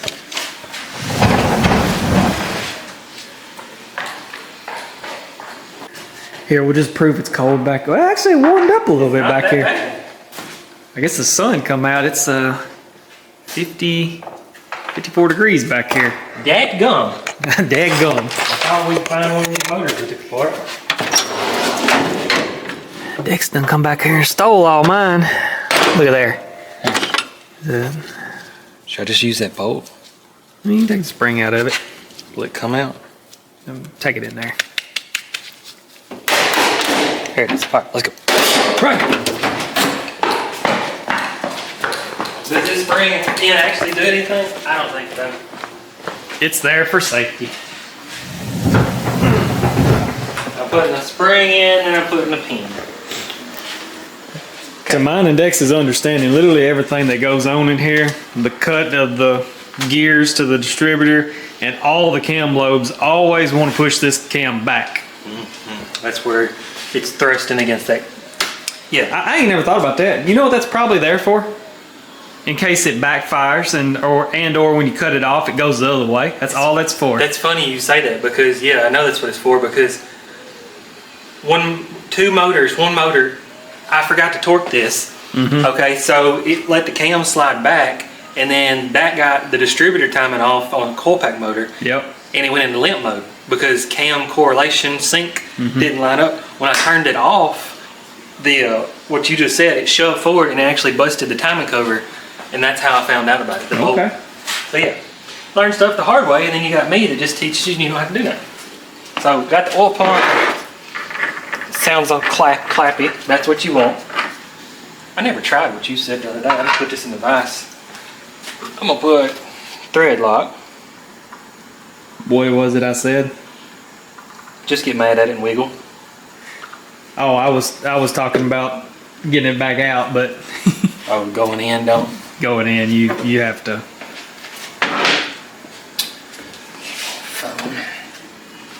So let's try. I usually clamp the oil pan down, but I've never tried to clamp. I don't know if that's a good idea or not, but we're gonna find out. On the other side. Oh, that's never gonna work, is it? No, that's never gonna work. Let me get a plastic camera. I'll try. There ain't no good way to do this. I just say that.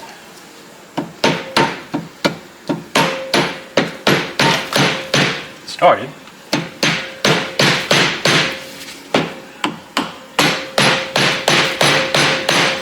Started to move the.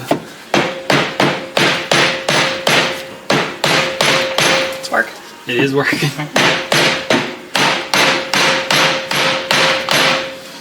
I don't like it, but there just ain't no good way to do it. Yeah. So that's probably the new preferred method, because if you try to clamp the, I always used to put vice grips here and it wound up burning it and crimping it, and it worked pretty good. All right. We'll just have to, if Justin starts doing it, then you know. Well, a lot of times, this was the one that come off of it, right? That's a new oil pump. Right, but if you buy a new one of these screens or whatever, they're going to be even tighter.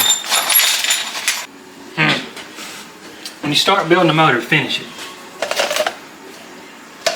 You looking for oil pump bolts? Mm-hmm. They should be littered everywhere. That's kind of what I was thinking. Well, cold pack bolt might work. I don't know.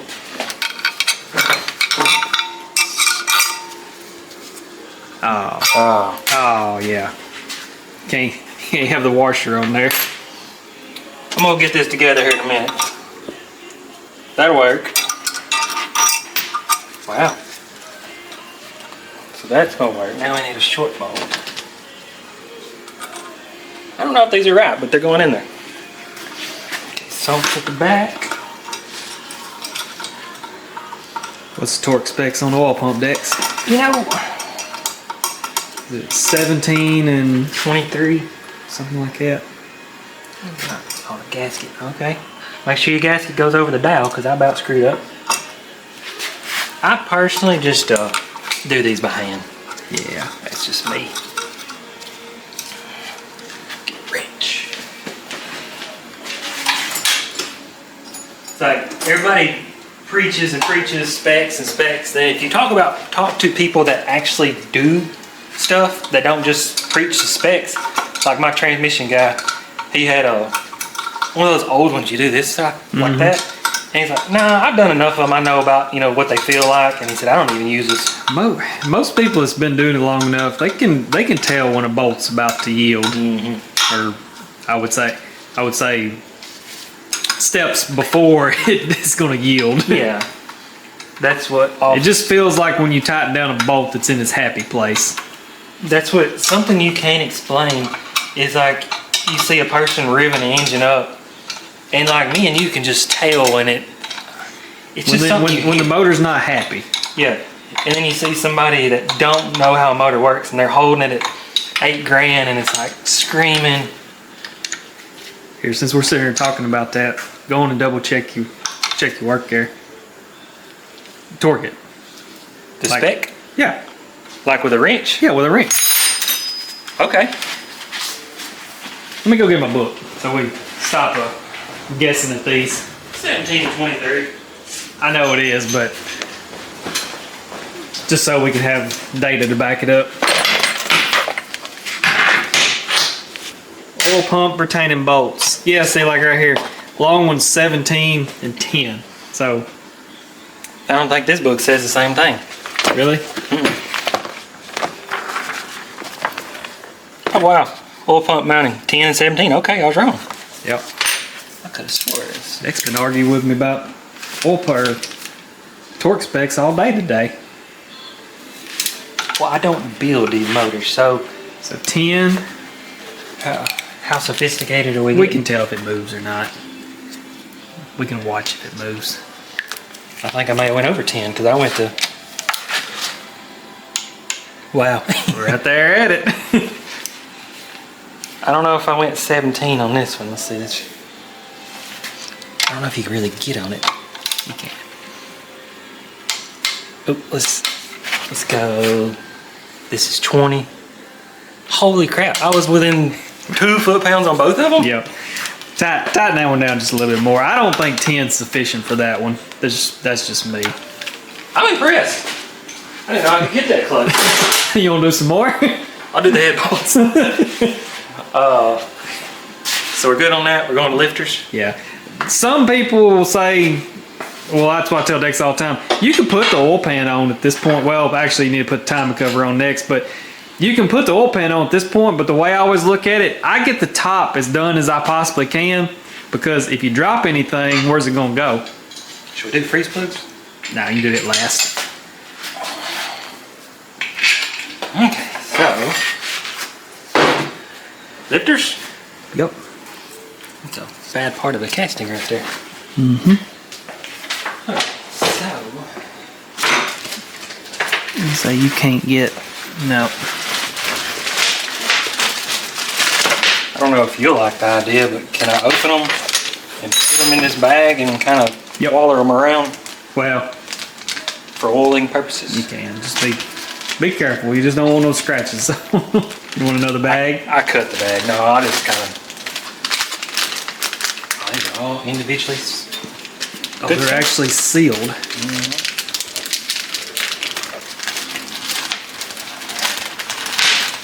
I mean, they feel quality.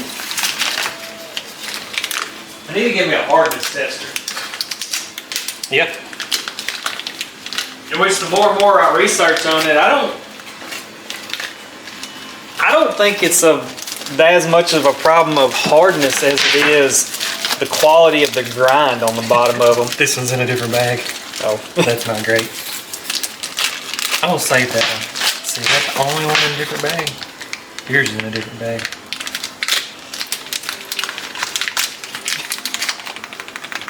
I ain't never heard that before. Yeah, see, wow. Good or bad?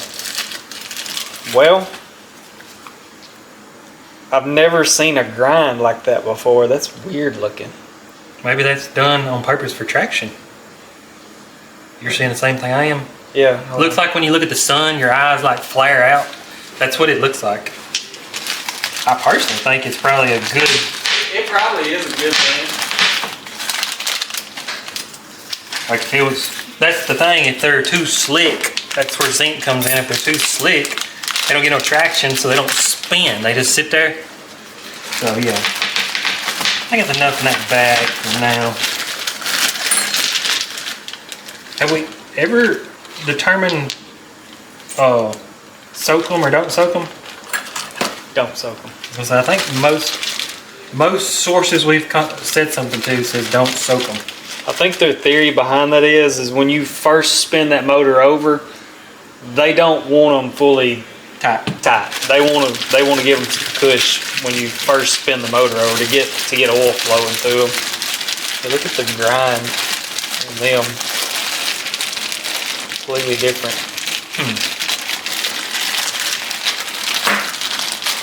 Which these are some bad ones that I set back because I didn't want to put them in one. During the COVID word, we Justin had a lot. You got them spread tools for lifters? Yeah. This ain't the right tool, but they make these things. I like them. You know, do like that. Kind of hold it. They made a tool. I saw a tool years ago that did this, and I can't find it. And make sure when they go down in there, they free spin. Finish opening it for me, Justin. Oh. Stand there and be useless.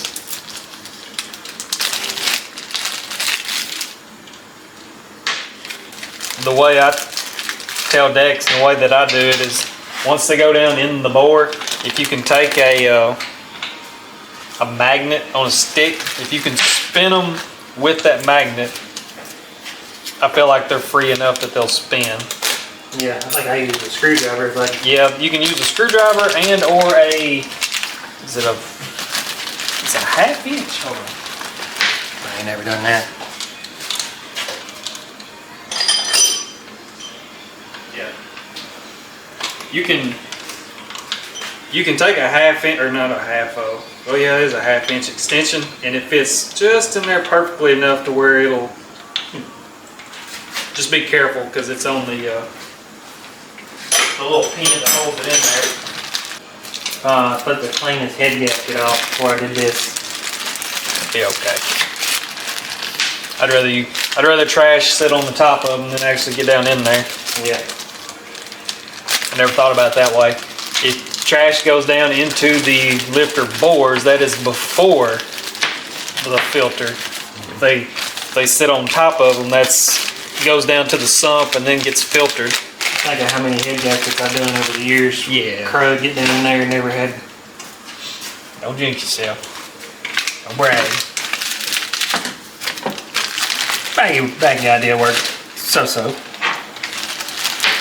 Probably easier just to rub it on my hand. To be honest. Normally I use that assembly lube on them anyways because I never know how long these things are going to sit when I send stuff out, so I don't figure this one's going to sit very long, is it? You know, I honestly thought about doing it. I don't know if y'all remember the snowstorm. Turn that camera over there. Oh.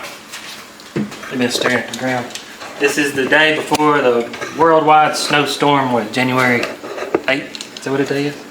I turned tracking off. Is Yeah. that okay? Yeah. Tracking cancel. Yeah. Yeah, it's supposed to snow here in the next day or so. But that's what I thought about, pulling this Jeep in and starting this project, but I got another project I want to start too, so figured out. Bad, or what's the word? Good problems to have. Do you got a scraper that'll scrape that off, or do you go get that pneumatic one? It ain't much, like 2 spots. Did I give you my scraper? I don't think so. I might have it here somewhere. Oh no! Don't do that. Don't do that. That was good enough. Where'd it land? I don't think I got nothing. Just make sure get it clean so it spins. It was slick. I think it's got enough. Watch him drop it again. He's better off just dropping it down in the hole and then. Feel good. I personally use a clean magnet, but we all do things differently.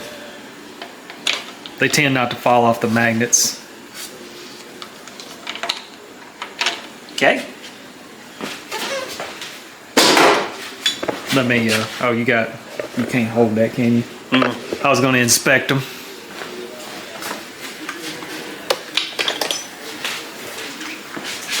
This my drink? Nope, that's my drink. Do like that right there? That's all I do. Just make sure they freely spin. My drink. I don't know. Try that, see how you like it. Well, I don't think everybody has. That's a half inch. That's the cut one though. Huh? That's the cut one. It'll work with any of them. Oh, it will? Yeah. Here. Here's a torque stick. Gotta hold it straight, buddy. You don't quite fit in there. You can still spin it though, right? No? Really? Yeah. I was watching you when you were showing that. Oh. So anyways, y'all. Anyway, y'all get the concept, yeah. See how I'm angling it? It's not putting it inside the motor. Yep. Technically, all this does is seal oil. So I sold a motor one time, I swear. Oh, that didn't go where it needed to go. The guy called me said it was seeping oil out of this right here. It's like, man, it's a used motor. And he's like, how much money are you gonna give me back? I was like, does it run fine? He's like, oh, it runs great. I'm like, gosh. I know there's good people out there because I've dealt with good people. Man, there's some bad ones. Theo, God, what was that story? He tried to short me $30, and I wound up, I got him pretty good because I think he brought a gasket and he tried to short me $30. And I was like, you know what, man, that's fine. He said, that gasket you brought, I took it back, got my money back on it, so we're even. He's like, oh. Got him. Head? Yep. And that's what, Blow your holes out one more time while you're there. they're good. They just get dirt everywhere they want. Well, there shouldn't be dirt in them, Dex. Well, just saying, it's not. Not that one.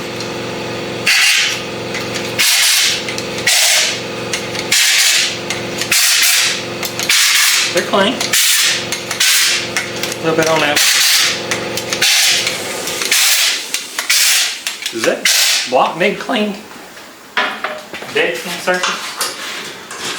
I'd wipe it down with a... I just seen that black stuff. That's what I like about the cheap head gaskets. They'll seem like they'll take those imperfections and do something with them, where like a MLS doesn't. What's the opposite of protrude? Get you some carb cleaner, wipe it down with a clean one. Huh? It's good. The head's ready, isn't it? Oh, that's what I was gonna say. I want to do ARP's studs for this build, but Cheap. cheap. Hey, one thing I've always wondered. That's wrong. They do go on backwards. See that? Yeah, flip it over. Cheap. No, I was just wanting to show. See how that is split? Mm-hmm. Flip it over the other way. It's not on that side. There's a reason, I can't remember. I think it's just for cheapness because that's stamped and they fold it over. Possibly. I think. All right.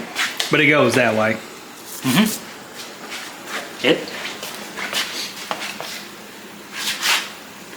This one's got holes in it What do you mean it's got holes in it? where somebody screwed something into the head. Oh, I forgot about that. I'm backwards.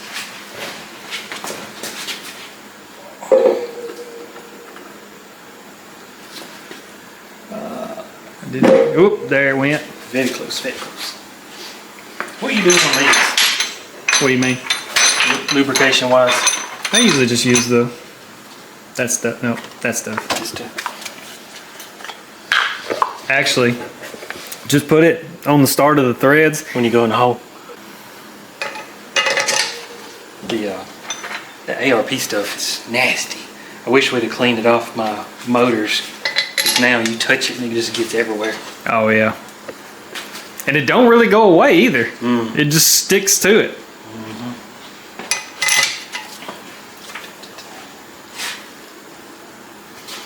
For some reason, y'all don't know about those go there. The rest of them are just regular bolts. What was the mains we was doing the other day? We forgot to oil them. I forgot it's still in this video. Creak, creak, creak, creak, creak, creak.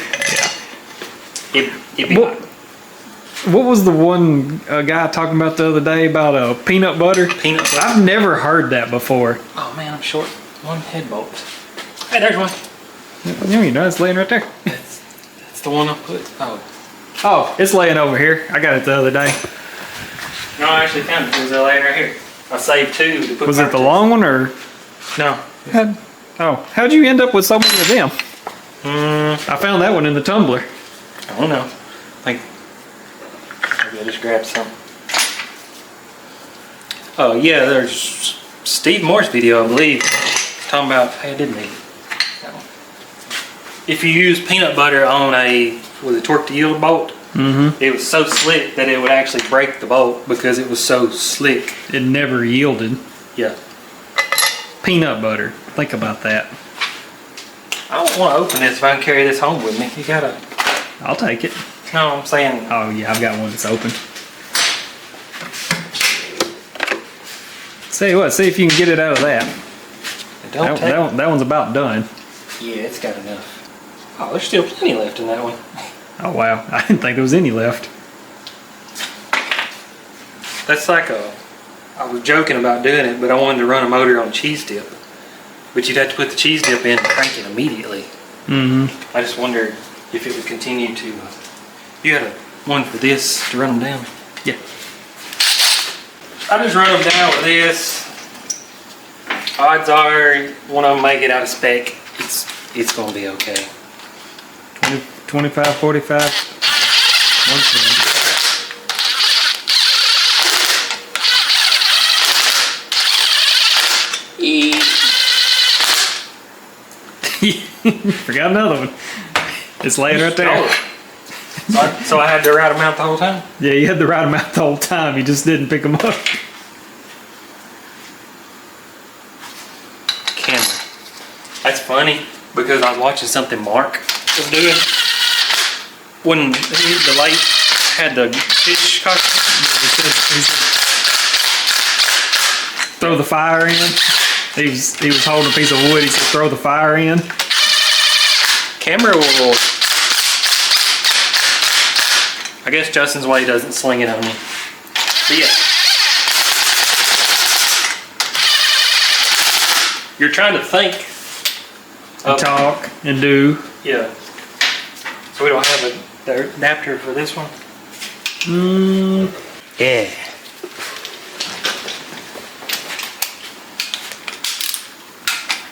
We ain't too far off. Let's just sit on. Should I do these by hand? Try 45. Or I'm saying, try doing 45 by hand. Oh. Okay, before. I feel like 110's kind of hard to guess. Yeah. That makes sense because we don't want to mess up our final. Yep.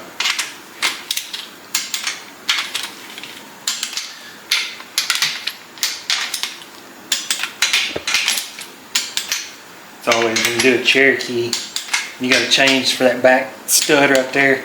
Okay, it's still set on. Oh, I don't know, I'm a 45.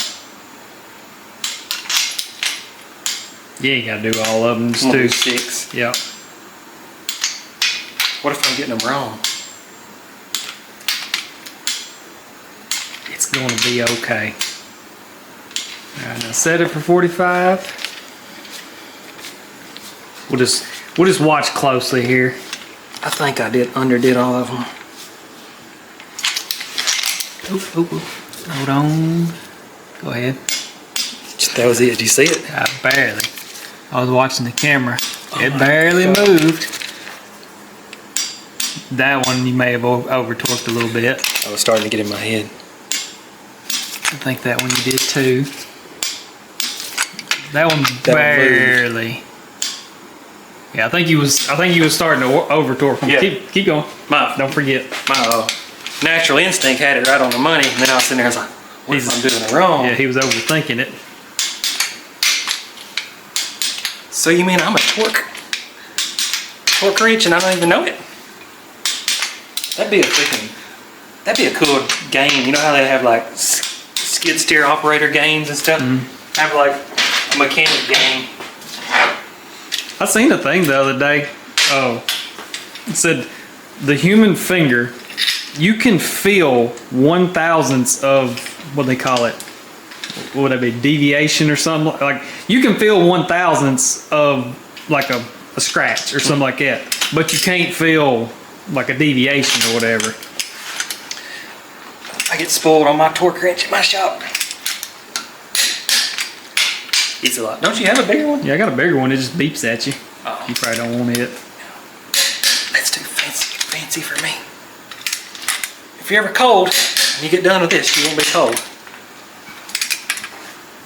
Swap sides and watch him struggle on this side.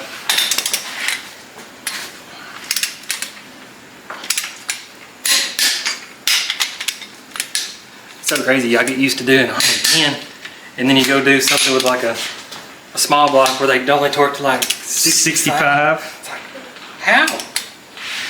More clamping force.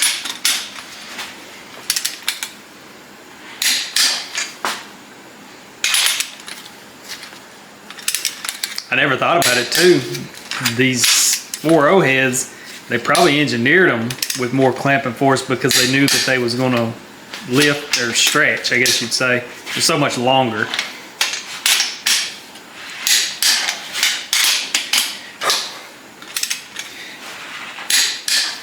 All right, 110 on all of them except that one right there, and me and Justin both have seen why you don't do that. We didn't even check this one. I think it's okay. Justin still got a block with my name on it that got done and had, is it that crack or a different one? No, it was this crack. I done had it bored, honed, and everything. My mistake, but learn from it. Okay, these are ready. I'll check them and blow through them. Can I use this grease? Yep. You can use that grease on just about anything in one. Has anybody figured out yet? I'm not saying it's right or wrong, but I see it so many times when people build a motor. They say you have to oil the timing chain. You ever heard that? I've seen it so many times, and I get it, but like, do y'all know how much oil is getting slung around in here while this thing's running? Like from from instant startup? I don't think nobody knows. I don't think nobody knows how much oil pumps. Yes. Like I'm just gonna like point out why I'm here. Like he said earlier, there's an oil squirter back here.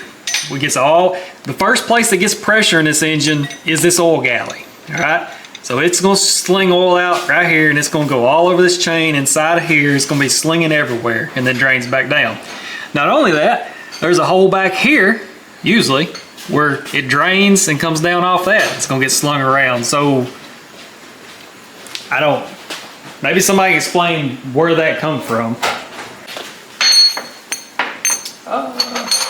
Where'd you get them cool looking cups at? I don't know, where are they from? I don't know. Are they Blake's? You know the head stud I missed earlier? Head stud, yep. You wasn't paying attention. I forgot this push tube. I got to the end, I had one. I was like, okay, so these have all fallen apart. I'm trying to think the best way to. There is no good way. You just have to do it. Well, I wasn't gonna get too stressed on this. Is this oil? That's diesel. Well, that's oil. Yeah. I guess I didn't have an MSDS on that, did I? That's totally awesome is what that is. Can't you tell? Totally awesome cleaner. I ain't gonna get too stressed over that. Let's see. That was PB Blaster that was in that one. Okay, it's slick. Cut. Okay, now I'm getting over my head here. Just put them together. Usually grab your bolts when you do it because they'll fall apart. Yeah. I'm learning. Yeah. I never take these apart. Well, I don't intentionally take them apart. You just put them in the tumbler and they come apart. Well, this take a while. I usually just throw some used ones on there and go. If I can, well, Justin's probably gonna edit this video, but there's a guy bought a cheap set of these things and wound up pushed the push tube through the rocker arm. The rocker arm looked brand new, like it was still shiny. Yeah. One thing me and Dex is not really debated on or whatever, if you look closely at the bottom of these, they're angled. They're little oil trays or whatever you want to call them. There's no pattern to how they put these things together. So I'm assuming it don't matter. Probably, I mean, it could matter, but at the end of the day, it don't matter. Yeah. I'm saying from the factory, they're going to put little wear grooves where they've sit their whole life. And if you look at, like that one is angled this way, and that one's angled the other way. There's no pattern to them, so. I would, in theory, think you'd want them to not match each other. Would be ideal. Right. If y'all hear my phone dinging, that's not the big phone. That's like my personal phone. So The other one's got like 10,000 text message. I give up on it. You can still welcome to call it. It just it broke. So what do you do with that phone? Nothing. So what do you have that phone for?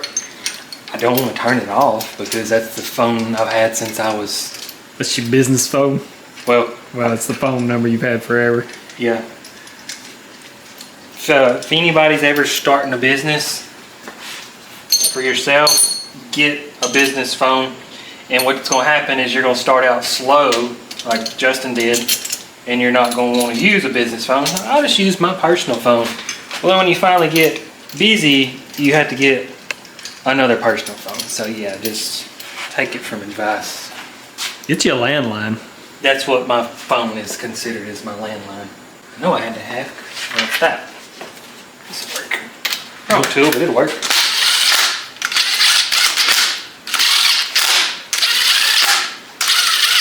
Well, I'm used to working on used motors. I'll do this and then I'll come back and retorque. But I guess these are all brand new, so that. Oh yeah. Yeah, normally, like he said, if you put another head on here, lifters are going to be sitting where they've sit their whole life, so you have. Does that not look like it's sit down? That's kind of what I was thinking. Is it in? Yeah. Oh. So when you torque them down, they're going to open the valves up, and if your piston is at top dead center, it could contact the piston. But if you torque them down slowly by hand, they'll slowly push themselves down. I don't think they'll hit the piston.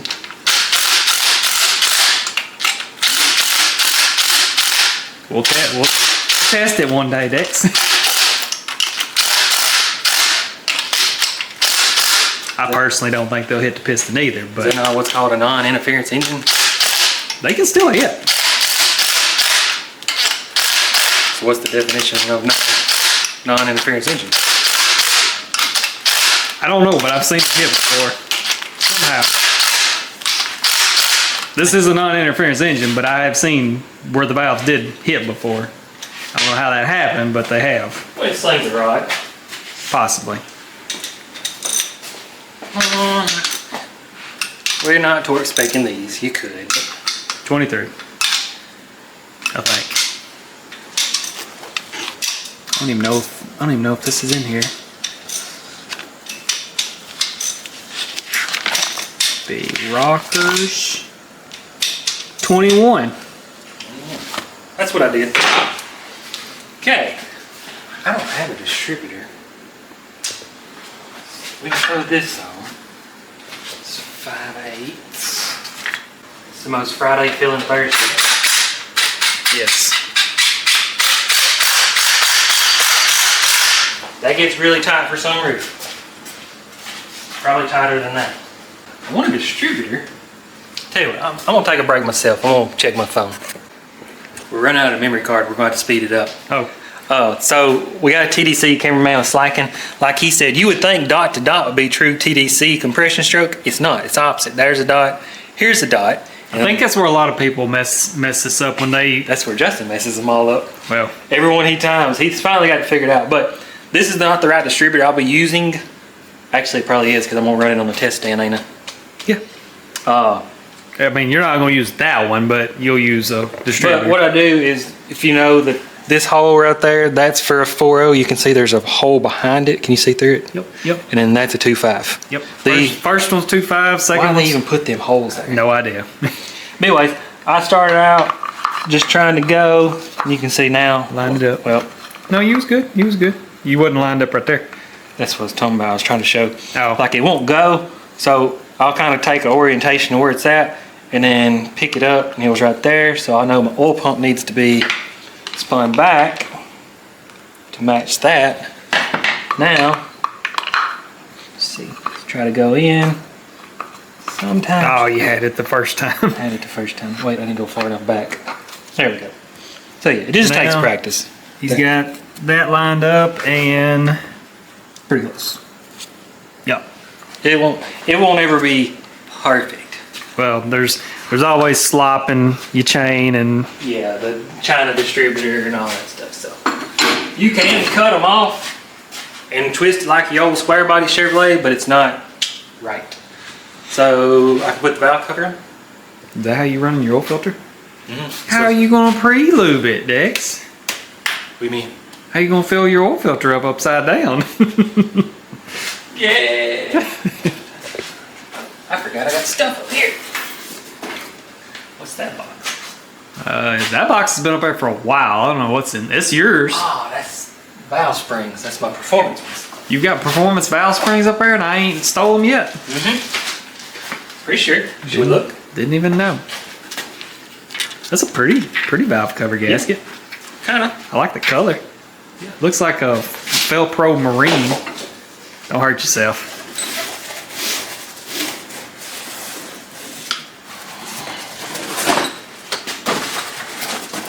What are these? I don't know what that is from. You know, you was just talking about your turbo thing today. There's just some springs. I'm assuming that's what's in the box. That's not what's in the box. It's valves. It's just valves. Why are you saving them? Gotta be for something. You know what them are for? This head right here. Really? Yeah, because I had to source them. Remember? Yeah. And you pulled them out and probably put them up there, so you wouldn't forget about them. Why are two set? You might have another head floating around here that I finished up. I think it's for my paint Jeep motor that I never did anything with. Man, I want to use the aluminum valve cover so bad. So I think it's easier to put the rubber in and then the metal, but this is the time frame I was working with, so this is what I did. Yeah, I'm with him. Normally you put the rubber in first and then set this on here, and then you can push the see, they Don't want they don't want to pop in there as easy, but they will. they'll force yourself. I didn't do a good job cleaning, did I? Oh, it's a rubber. Is that the old one? Yeah. Can you get it out of something? There's something here. Hit it with your purse. Don't do that. Don't do that. All these things are bouncing everywhere. Yeah, I got it. Wrong tool for the job. All the grommets was bouncing everywhere. Do you see? Yeah, do I have the bolts laid out or no? I don't think I do. I don't think you do. They're long. They look like these, but they're longer. Yeah, we gotta get Mom on top of. Well, that's what I said. Mom come over here one day and she tried to separate these, and she did a decent job of separating what they look like, but they're all different sizes. So it does make it a little easier. I think they're all studs. Oh yeah, that's what I said. They're all studs. Even the balancer stud. She put that in there. Not bad. Well, that's what we always joke about. She doesn't know. She's helped us take apart engines before just because she wanted. Yeah, she did. She did it, but she doesn't know, like, you know, this is a 7/16. She just says, hey, this wrench will fit on there, so that's what she uses. Whether it's metric, standard, doesn't matter. Yeah, she took apart. She had like literally the whole toolbox out because that's what she was using. I said, why do you need so many tools? But she would just keep grabbing wrenches until she found one that fit. She didn't mix the rod caps up though. She did good on that. Oh. Just like, valve filler bolts. That's something I want to start selling. Like, majority of people knows that this is a 1/4 inch and a quarter. But some people don't know how to go to a store and buy 1/4. And I don't even think you can buy And that's inch what, and a quarter. well, that's what I said. And we know these are better quality bolts than that you're going to get at the hardware store. I mean, they're 30-something years old and they're not rusted or nothing. I ain't even thought about it that way. Oh, I got the perfect amount. I try to be organized, but I'm out of my world over here.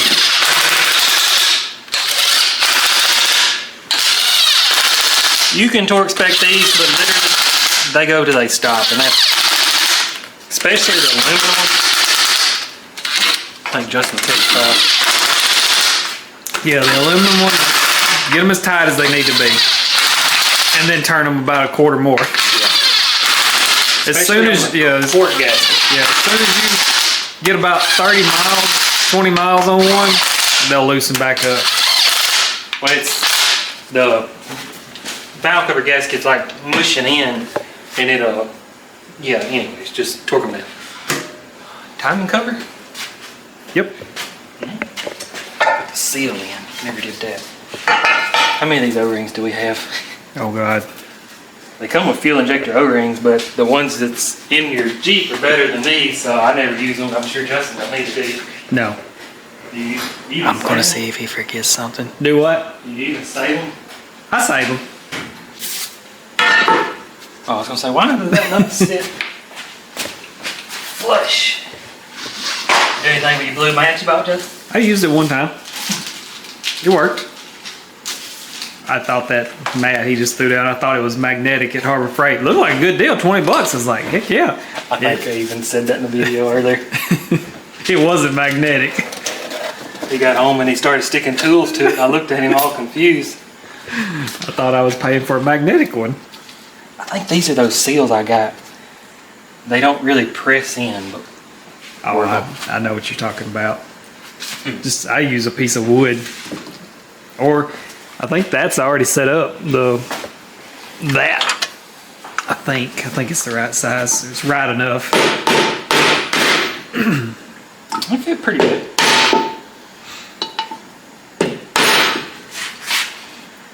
Do you go all the way? Yes. I think you're supposed to. I think you're supposed to. That's why I said. I think the inner tool was the one that you needed. I don't even know who put that on there. Do what you normally do. What do I normally do? I don't know. I don't normally do this. Oh, you got a bunch of them. Yeah. That was the cheap kit at Harbor Freight. I can see that. I want to get a metal one, but I really don't use them that much. No. There you go. That'll get the job. That goes with your tool. What are you looking for? The tool. Oh. You can use that. You can use that driver. It'll be alright. Throw the cam slinger on there before I forget it.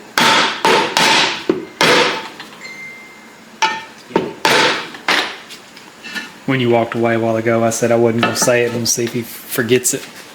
The cam slinger? Huh? Oh, that thing? Was you going to forget it? I would have turned it over when I seen it. This is what he was talking about, the cam slinger.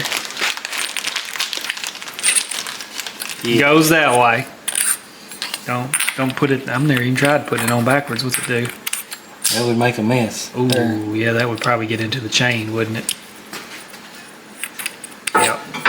Yep, put it on this way. Use timing cover. I gotta clean. What's that? I gotta clean the gasket off this used timing cover. You didn't already do that? I just turned the air off too. Oh, I just need a razor blade. I don't know what you did with your razor blade. I'm sure noises like that show up pretty loud on the camera. They do. There was something I was doing the other day that we had no idea how loud it was. Oh, what was it? A fan. A fan in the background. Oh. It's like it picks it up on purpose just because it's like, hey, a noise. I need to hear this. I mean, think about it. That's what the camera is supposed to do, is pick up noise, and you provide the noise. It's going. This one here, I will teach you something when we get there, because my buddy right now is dealing with somebody that didn't do a good job. What's that? Lining the bottoms up. Oh, yeah. Okay, so I need the gasket. Oh, you still need Permatex, don't you?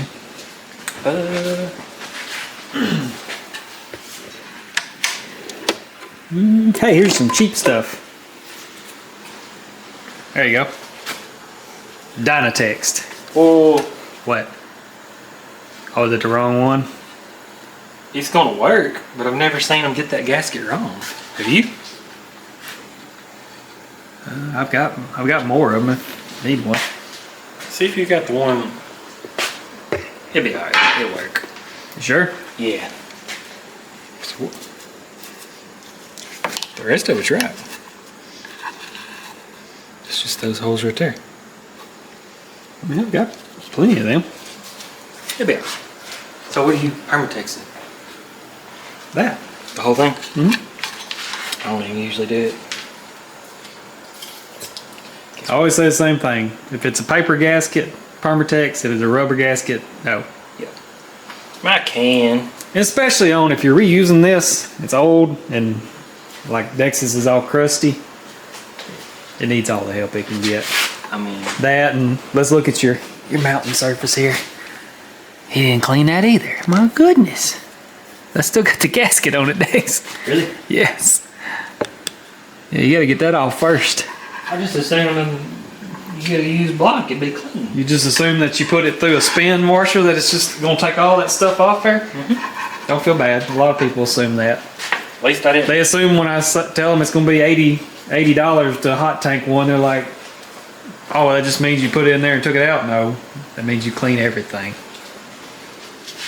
Oh, that is the whole gasket, isn't it? Yeah, that's the whole gasket. My bad. Oh, it's the whole gasket. It's got dirt and everything. Shoot. Like on my side of the road, if I take a timing cover off, I just leave the same gasket and then just put Permatex. We should have cleaned this before. That would have been smart, wouldn't it? Yeah, it's crazy they stamp made in China on. Made in USA, what? Yeah, I get the good ones. Where do you get them from? I don't know. What brand was that?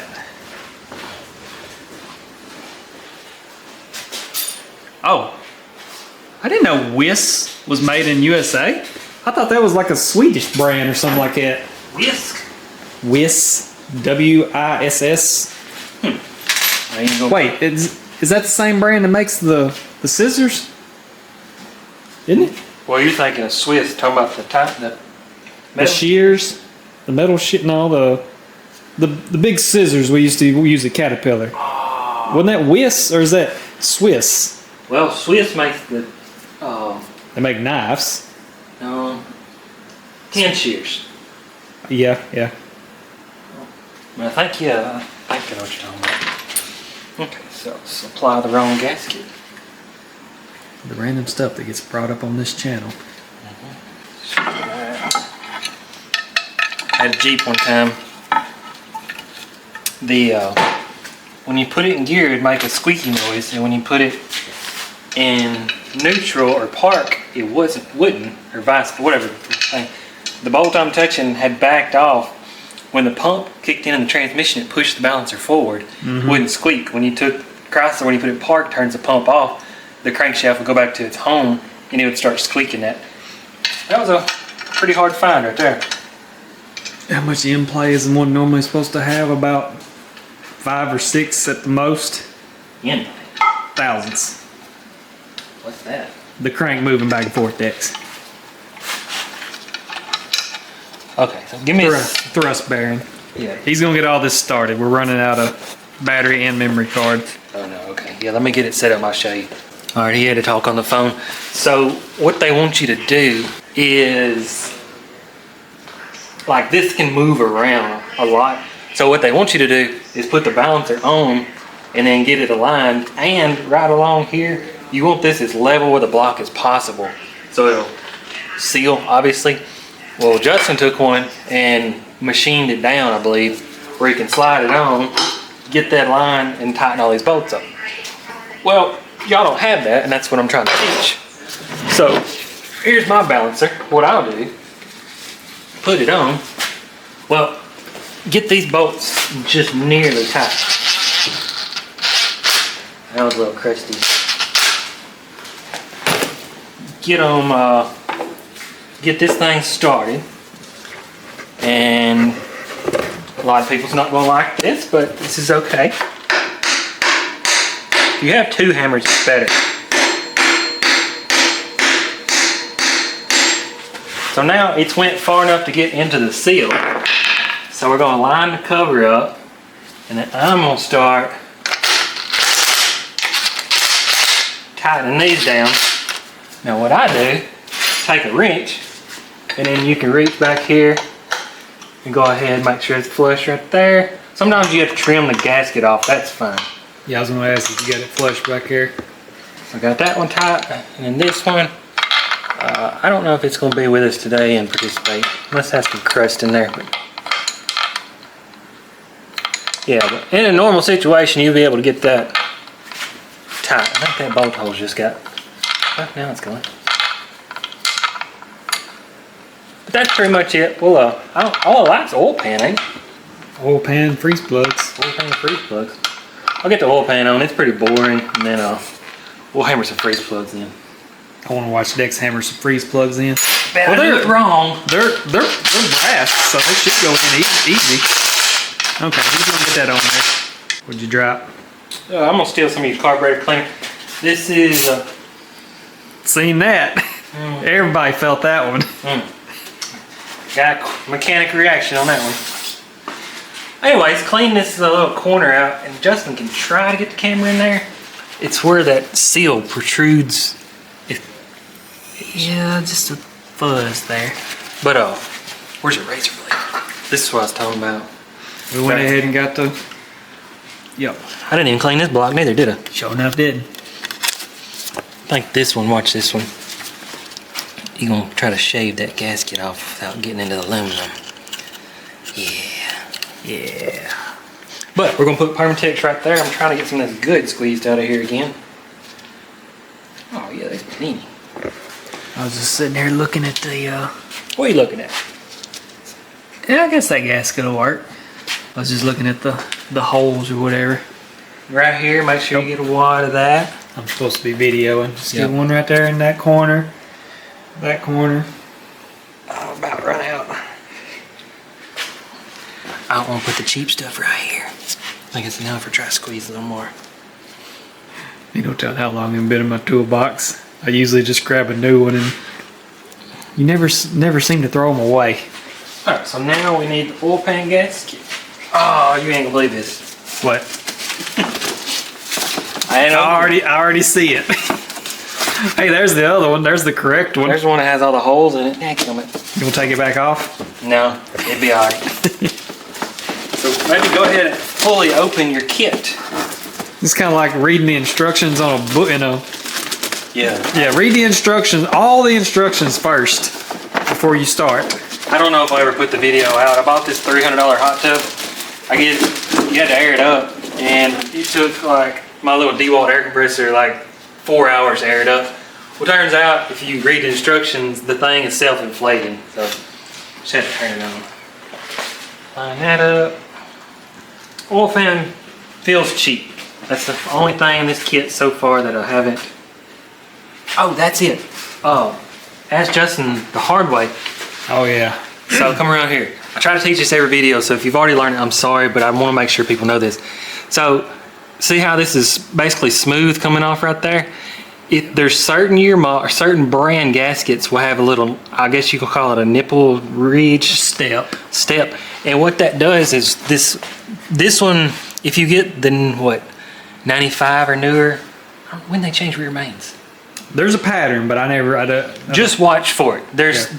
You see, this has rubber in the hole, but there's 1 year models that has open hole. So Felpro asks you to fill it full of Permatex, whereas one company decided to put a little step that goes down in the hole.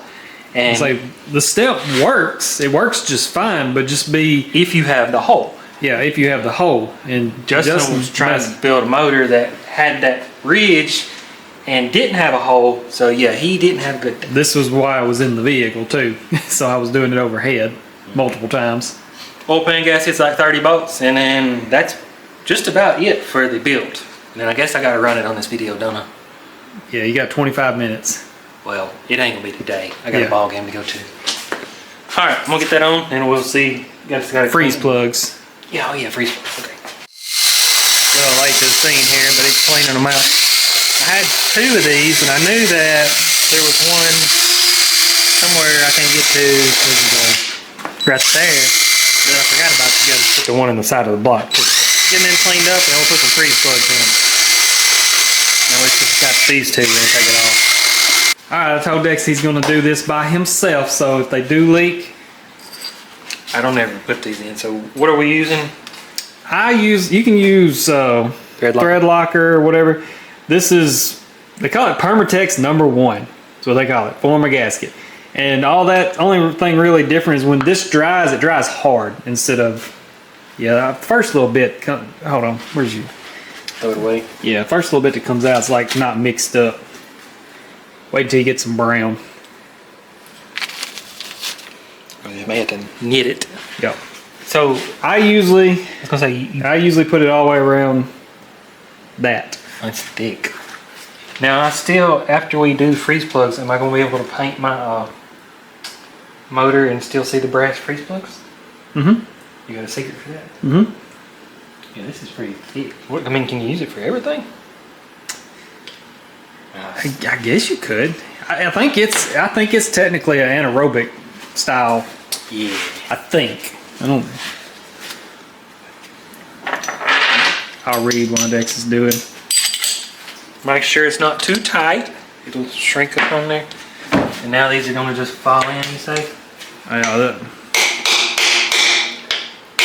Or they may not go in.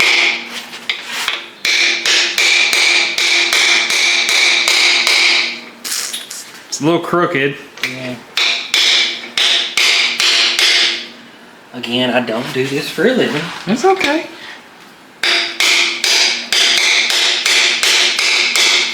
Flush, flush. There you go. Just hit it right there on the. So crooked. Huh? So crooked on the top. It's fine. It's gonna hold less coolant. Alright, well, I think I'm gonna screw another one up. You can go ahead and put that on all of them. It ain't gonna dry. No, It seemed like it's getting dry. it tacks up, but it doesn't dry. Like I said, when it dries hard as a rock. So you'll. Are the freeze plugs gonna pop out? Huh?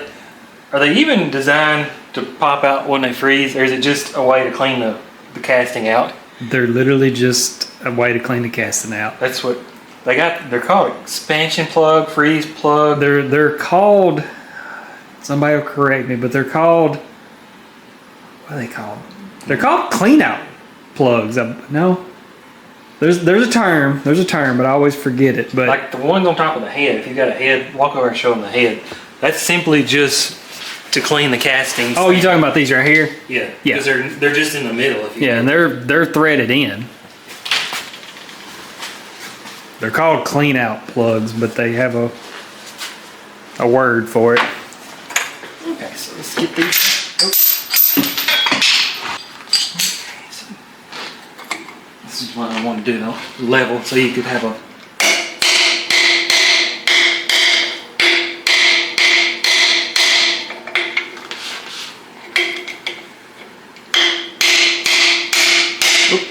Well, there's a guy at Caterpillar. This is literally his job. It's gotta suck.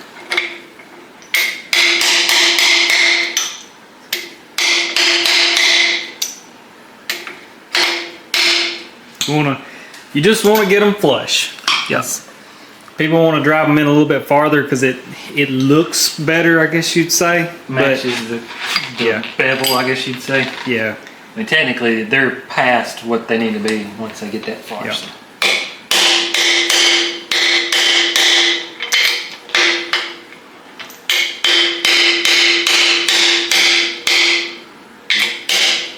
Is it always this hard? I don't know. Let me try one of them. And keep in mind, Justin has done how many thousand? And I'm not knocking. I just want to try one because I've never used these. These may be oversized. the crazy thing is he has a lathe back there and he's not tried to. That's right.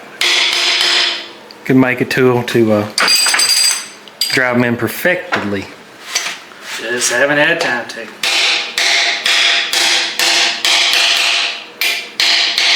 Yeah. Guess we can do this one. Is it? Yeah. All right. We're gonna get this cleaned up, and I don't know from this standpoint where we'll go. This is one thing that bothers me about these kits. They always, they'll come with these two right here, which were for the old 4.2s, Yep. right? We don't need those, but they never come with enough to go in this hole and this hole, And that one. and that hole. So you only have that one left. Is that? Oh, That's the big hole down so, here. so it's missing 2 right there. Uh-huh. Wow. And even my kits, the ones I ordered, they'll short you a 2-inch. Wow. I've never understood that. They give you these, which you don't need. It's like they haven't updated their Kit. kit yet. Yeah. Just makes you wonder, like back in the day, if they run, I'm just throwing numbers, if they run like 200,000 of those kits and just bagged them and they're just sitting on the shelf. Probably. Makes sense. Yep. All right, well, we'll be back with you soon. All right, guys, sit right there. When I come get my record Jeep, we'll take it over there, get it finished up, and get this thing fired up. Hopefully it runs. I'm pretty sure it'll run. That starts snowing here in a minute. Really? I thought it wasn't going to start till like early in the morning. I thought it was. It was 6 o'clock, but I don't remember if it's 6 o'clock. I mean, it's going to be light, but Shoot, I don't have nothing four-wheel drive to drive, do I? I can just drive Adams. It'd be illegal, but it's coming this way. wow. Okay. So it's finna be the storm, but you done closed it out. That's what Ryan Hall was just saying. Like, you want to be in the. Oh my gosh! You watch an ad for that. What am I going to do? Pay for the weather app? Download the Weather Bugs. What I use. I got WRAG. It works. Yeah. No, there's another one. It's called the Weather Bug. Anyway. Yeah. Ooh, or dirty word. Zoom out. That's what he was saying. Below us is freezing rain. Mm-hmm. If we can stay in this, we'll be okay. But I don't know if it's still 30. What did it say it was? Well, it's still 37 degrees right Pretty now. warm. All right. That has nothing to do with this video, but I'll see y'all sometime. If somebody's from New York, comment. Well, you can't comment pictures, can you? Not on YouTube. I seen where New York got like 75 inches. That's like this deep. All right, there goes the Jeep that I bored out. Remember the compression video? It's still doing great. I just realized it was 4-wheel drive. I didn't even know it was 4-wheel drive. Wow. Dex doesn't have a 4-wheel drive vehicle.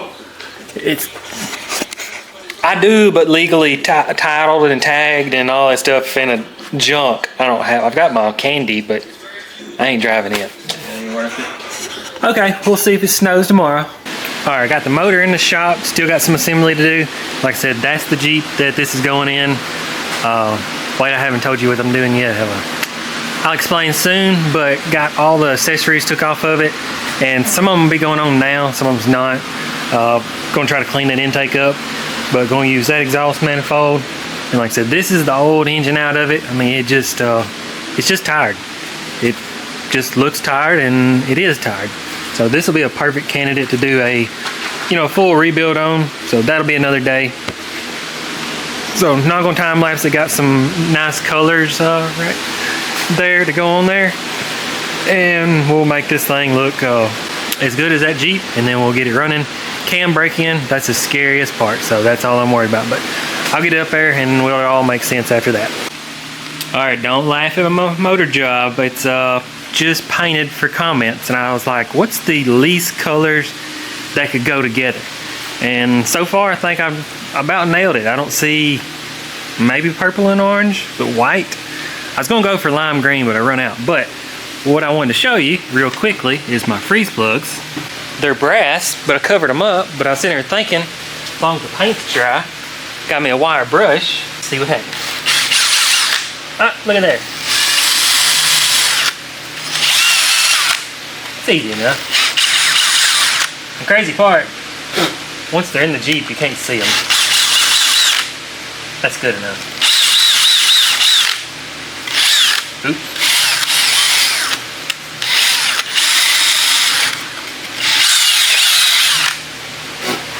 Oh yeah.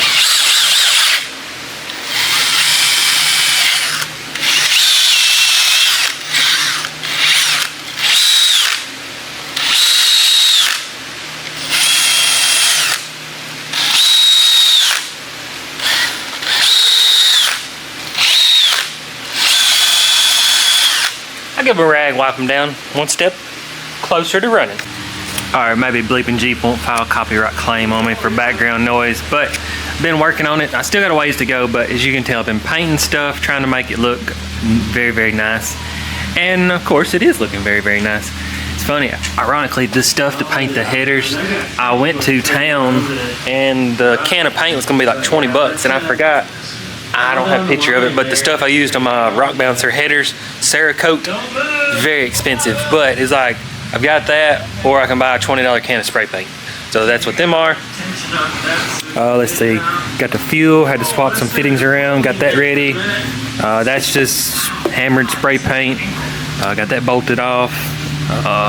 Yeah, so won't be too more specific. This is just the engine video. I'm getting them mixed up because I'm doing this and I've got that motor sitting there and then I'm doing another video and then yeah, I'm doing this video, so getting confused, but I've got oil in it, so I'm gonna try oil pressure. Just got a distributor. Well, all I do is knock the gear off for the timing chain there, or timing, you know what I'm trying to say. So let me put a drill on it and see if we got some oil pressure. I don't see why we wouldn't have oil pressure. It's all brand new. And then I did upgrade to the new dipstick there. It has the O-ring in case you flip it over or gets blow by for some strange reason. Looking at 2 lines, just straight up along. I don't know what to think about these Harbor Freight drills. Not dead. Holding about 60. So I don't even think I should have this thing running today, so that prime should last. I don't know what to think about this Harbor Freight stuff. But yeah, it should be prime. Yeah, y'all know what's gonna happen. So I'm gonna finish it up. Hopefully, if it'll warm up just a little bit, we'll run it today. Don't question my harness situation. It's just it just is what it is. One day this thing will be perfected. Camera's fixing to go dead. Luckily, this is capped off, so I didn't have a cap. Luckily, I had an extra one of these laying around, so I've got an accurate temp gauge. Coolant temp is going to be the head temperature, and then air intake temperatures is going to be air intake temperatures. Didn't have that sensor. So this harness situation is weird. I haven't used this particular harness, but it's the harness that has 2 sets of injector plugs for the different rail. So anyways, don't even think I've ever tried that computer. Found it laying on the ground. You can see it's full of dirt daubers.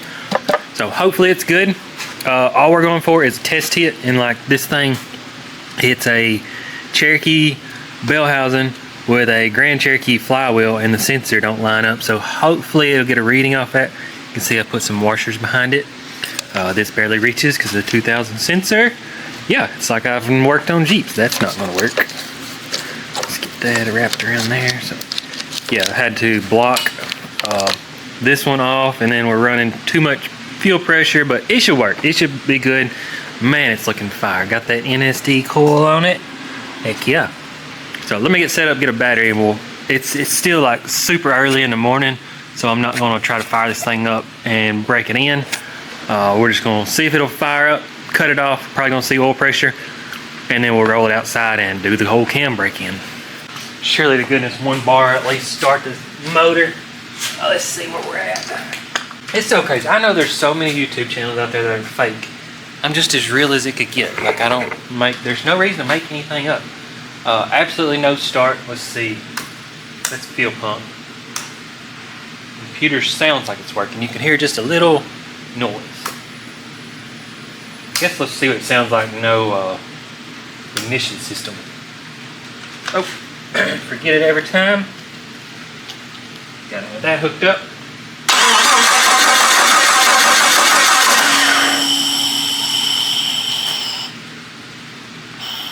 A new motor has that much blow by? Can y'all hear that? Let me cut that fan off. Please don't die, battery. Still running. Listen to that.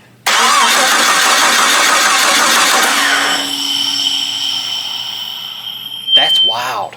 I've always heard about the rings, like, what do you call it, like setting. Let me do a short video on that. That's wild. All right, still on 1 bar. Maybe it'll go. So we've heard this.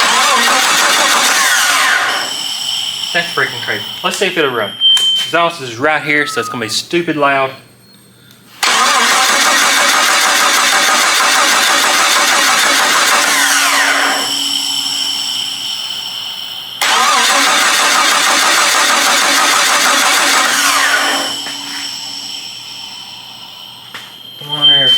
crank sensor's getting read.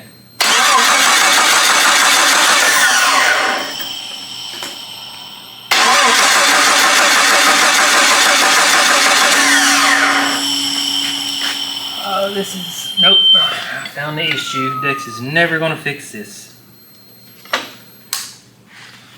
Yes, battery's not dead yet.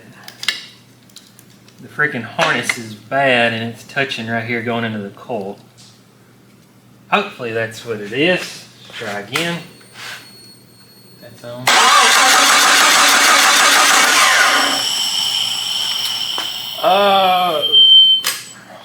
Let me get y'all a battery. Alright, so let's diagnose something. Let's see. Oh, that's... How in the world? That's like a mile away from it. Can't believe I didn't miss that. Oh, this is the one that takes... Okay.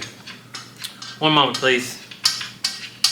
It's too far away, and it's too far away. So we've got a crank sensor that we've notched. Find it. Yeah, there we go. Old Faithful here. Whew. Just been through a lot. I was trying to do a crank sensor test, and we all can agree that a crank sensor, well, majority of us can agree that a crank sensor quits crank sensoring because of heat. It's electromagnet. So I had the bright idea to put a heat gun on it and see if I could get it to quit crank sensoring, and this one like literally melted and it was still running. Let me grind that just a pinch. Poor thing's like all bubbled out and everything. So yeah, we'll get this engine stand perfected one day. Hopefully she's still good. Looks pretty sad. So let's just try it, see what happens.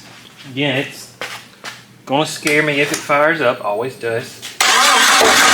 There we go, there we go.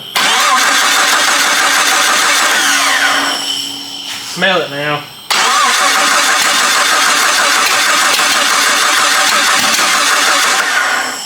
Don't tell me I got it 180 out.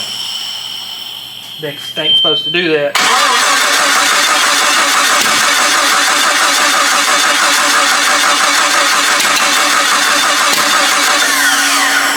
It's literally rolling smoke. Can y'all see the exhaust?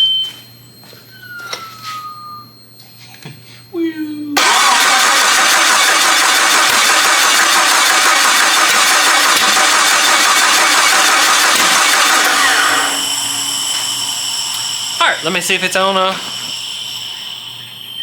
correct TDC or not. Well, that was kind of weird. It was off 2 notches like in the distributor. I know I just set that.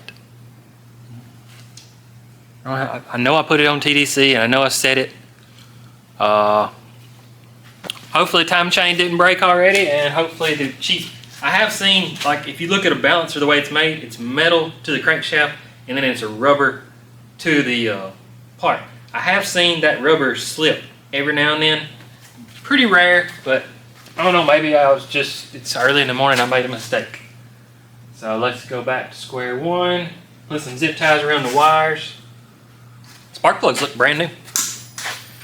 Let's try again.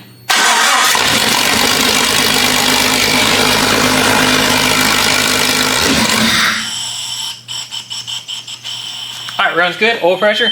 Appreciate it. Have a good day. Just kidding. When I get back from lunch, we'll roll it outside and hold it at 3 grand for 30 minutes. Alright, I was going to do it out front where it's light, but I was afraid it'd be too bright and like people pull up to the gate and honk at you and stuff. So back here, a little dark. Sorry about the light, but got water in it. I personally usually don't run a thermostat. That way, if it bubbles, the bubbles will show up as a crack head or a head gasket on a used engine. Okay. So this is not a used engine. If you remember from previously, the head has been fixed. So it is what it is. There was one comment on that video that absolutely run me in the ground talking about how crappy it was and how it would work. So I'm even more excited about it than ever. At this point, it's gonna get fired up. And like I said, we'll turn the RPMs up. Where'd the coupler go? Come on, man. Oh, it's on that. My bad. Me and Justin share this and it's just so hard to keep up with stuff. Little slip on there. Gotta get this off. No wires. This thing is wired to charge the battery with the alternator. I just, oh, I need electricity. Oh, my bad. I'll be right back. All right, I don't know if you probably know, sorry if I'm repeating myself, but this one, I got a battery charger, maintainer, whatever it is, and then I've got a Harbor Freight sump pump maybe, and that's what does the water pump. But what I'm saying, there's no belt needed now. So it's gonna fire up. We're gonna try to get it up to a higher RPM. I don't actually know, so I'm just assuming. I'll start pulling the vacuum plugs off.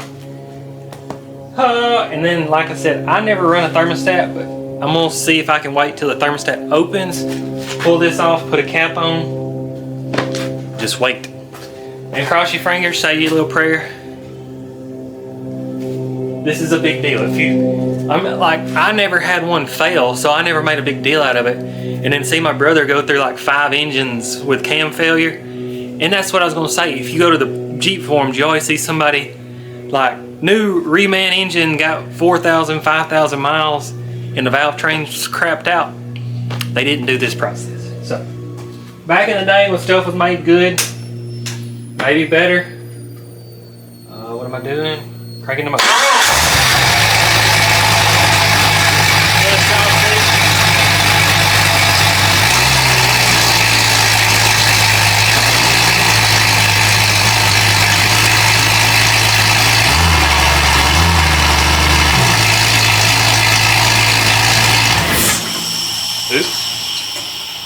Trying to unplug the idle air control sensor.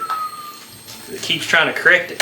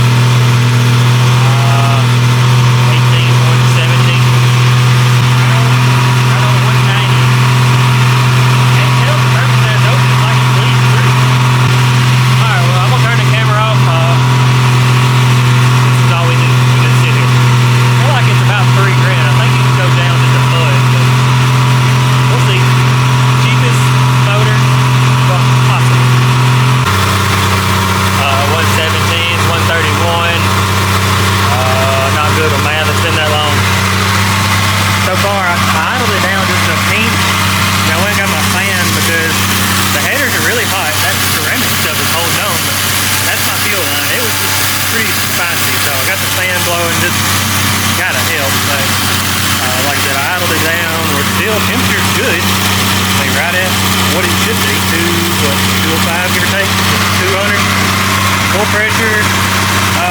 We drain this oil, it's gonna look like absolute water. So far everything's good. We'll give it a little while longer. Make sure everything's good.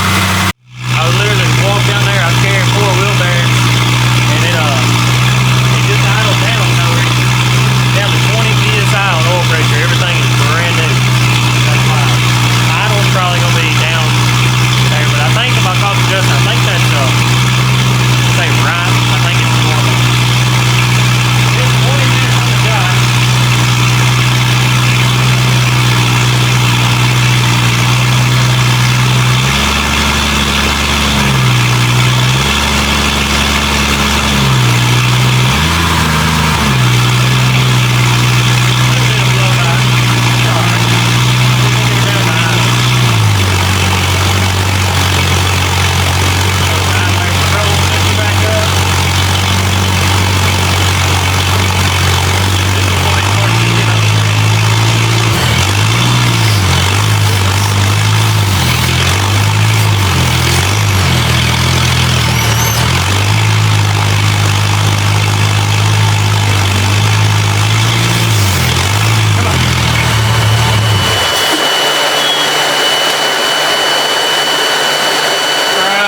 Start back up.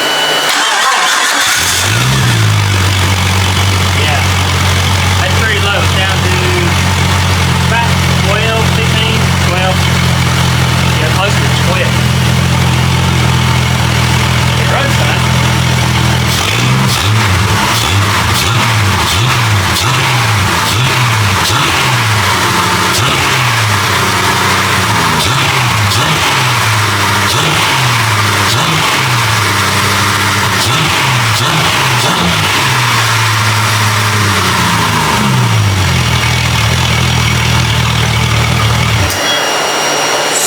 It survived.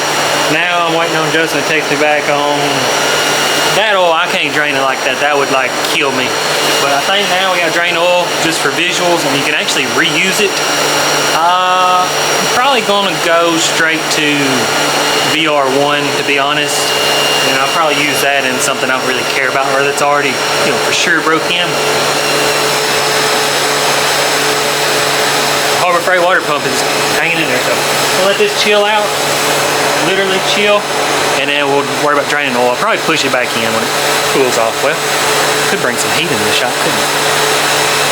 I'll figure it out. I got it pushed in the shop. It's crazy. I've been outside pulling parts for like, pretty sure 3 hours, and this thing is still warm to the touch. That old iron block. Justin said that he just cranks them up. Well, he tries to drain the oil when it's fresh, so I've let mine sit, but all the break-in material and all that stuff from the rings and such. Hey, yeah, let me turn the fan off. I'm curious now that it's got just a little bit of break-in if it's going to do that same thing. So let's see, y'all are there.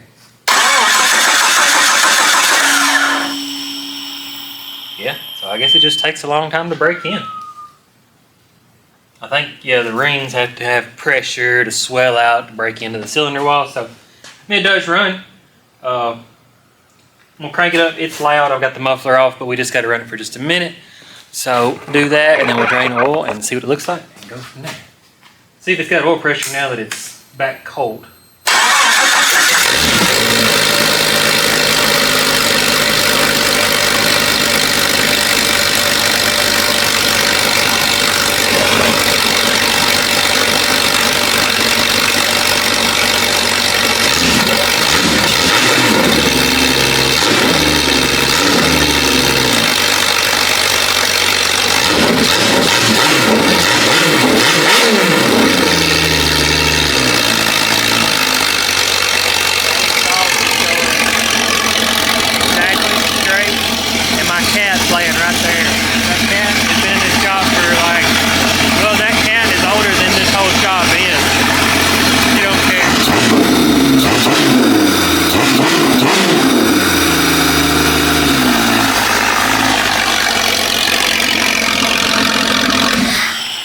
That exhaust is blowing right over here.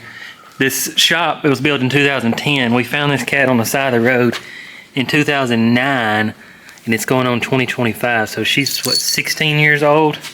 And yeah, she's used to any kind of noise in this shop. You can be hitting with a sledgehammer, engine noises. I mean, only thing she doesn't like is two wheels. If you're on a motorcycle, she can't tell, but like if you're pulling in the shop, she'll usually lay right there beside the door. Be straight pipe like that, or a V8, or my big buggy, and as long as you're just pulling in the shop, she'll lay there and never even move. So motor's good. That's crazy that oil thins out that much, but it's crazy down the road it doesn't do that, but I guess it's just sitting here creating all this heat. So let me get the exhaust zipped off there, and I'll find something to put it in, and we'll drain it and go from there. I apologize about the weird angle. Just about all I can do. I don't want to take the exhaust off, number one, because it's hot. Number two, I'm going to use this motor to test crank sensors to sell. So here we go. Oh, got just a little bit of a coloration, but I don't. Nah, she's good. Tell you what, we'll probably cut the filter open just because what it costs, and it's easier to do stuff like that right now instead of trying to be a hero and costing yourself a lot of money. Well, not this engine. You can tell it's got some break-in material, but it's okay. Alright, let's let that drain. Alright, I was waiting for that filter to drain, but this seems to be the best for flat tappets engines. If you ask around, I personally don't know this, but like the way programmers, remember when the diesel programmer world come out, all of them said for racing only, and like everything you buy that says for racing only. So if you see it says racing and classic cars, which don't drive on the road. So it's a long subject, but the way they cut down on parts per million of zinc, they kept going down, down, down. For street vehicles, I think this is off-road only and racing only. So I think this has the proper amount of zinc. Most people seem to think so too. But just gonna give it a fire up, make sure it's got oil pressure, and then fill this up and then check the oil.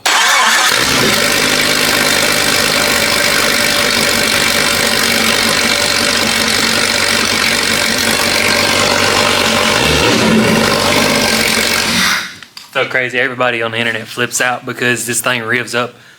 That stand makes the motor rev up really fast. Well, truth be known, it's just because there's no flex plate or torque converter bolted to it, which is like freaking heavy, and there's no belt. So this is a bone stock, non-broken motor that sounds good. See, well, she's gonna sit down. The cat finally decided to move around. Kitty, kitty. All right, I'm gonna check the oil, and then we'll cut that oil filter apart and end this thing.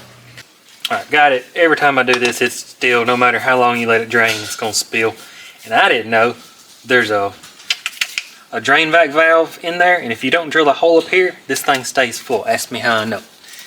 So this part I'll speed up.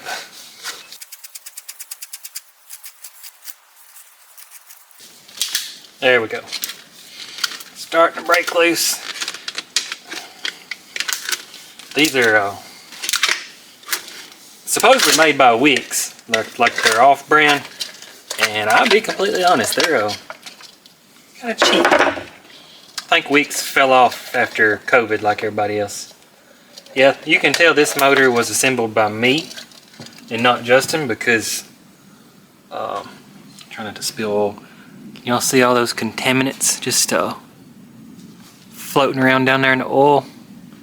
So that's just from lack of cleaning. Like if he built a motor, I'm gonna say he'll yeah, there's the little spring or one-way check valve. It sits on the bottom.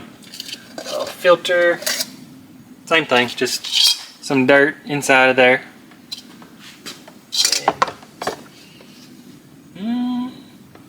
Yellow. Yellow's that paint pen where we mark the rods. Yeah, other than yellow. What is that? Hair? Piece of paint. There's a little bit of blue. A little bit more blue. So yellow and blue. About it. So don't see any excessive bearing material. Clean this mess up. Alright, so we have successfully, I gotta check the oil, but I'm gonna go ahead and end this thing. That's what I was sitting there thinking, that's so wild. I went over to his shop. I had a rebuild kit, the cheap one, if we ain't forgot. And I went and found a block, went and found a crank, went and found everything, I started with nothing. That's just freaking wild. So if you made it this far, the last 3-hour video I did like wonderful, which was like blew my mind. But I realized that some people have more time than me. So like I struggle to sit down and watch my own videos just to pre-watch them.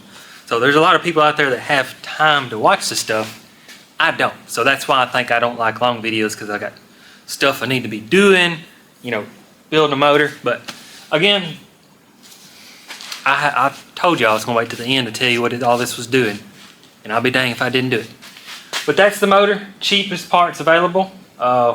It's essentially best I can broke in until you can put it in a vehicle. So it's good to go. And that's what, this was from scratch. That's why I wanted to do this Jeep, is because that motor ran. There was really nothing wrong with it. It leaked oil and it needed cam bearing. So I was thinking, like, this was a build from scratch. But if somebody wanted to watch me take one apart and rebuild it the way it is, that's that motor. So all that's good, rebuildable. So what is this motor's job? So if we turn around and you remember this crappy Jeep back here. It's not really in the camera angle. Let me let it down. This Jeep, I don't know what to do with it, okay? So I was sitting here thinking, that motor right there is what everybody wanted me to do. Is, where y'all at? Yeah, y'all could see me. Cheap engine rebuild. So I was sitting there thinking, I was like, what am I going to do with this Jeep? So this Jeep is going to be a series. If you remember my personal channel, remember me, I bought that Harbor Freight $125 welder. Okay, that's part of the series. I got something else coming. But I do realize, like, people don't have a lift. People don't have a tube bender. People don't have all these fancy tools. So this is going to be Operation Cheap Jeep. First step is a cheap motor. So this is as cheap as you can do. You know, I could put this in a daily driver and it would do just fine. Hope so. So this one is 5-speed. So it gets absolutely put through words I can't say. So that's good enough. Well, then I was sitting there thinking, I was like, what's something we could put this motor through? A turbo. So that's the first step. The next step, well, I won't say the next step. One of these steps will be, how cheap can you turbo a 4.0? So got a cheap motor, and as cheap as I can be, I'm gonna try to do a turbo kit, put it together, cheat this, cheat the system and all that. Well, then I'm gonna do how cheap can you build a roll cage. So that's why I've got the welder, and I'm gonna do it with no tube bender, just basic tools. So that'll be another process, because if you remember, the interior in that thing is, so that's that.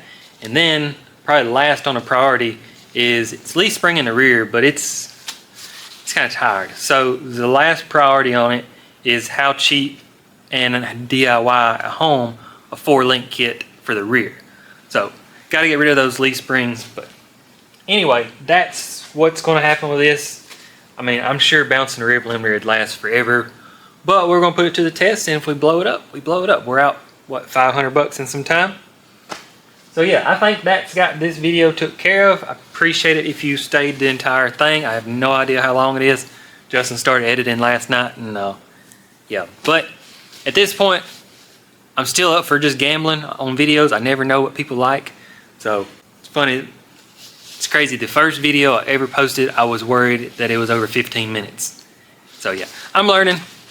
So I'm gonna end it off there. Hope you enjoyed. As always, if you got comments for videos, that's where this one come from, is a comment. So you know what to do. I'll take a picture of them. Till next time, have a good day.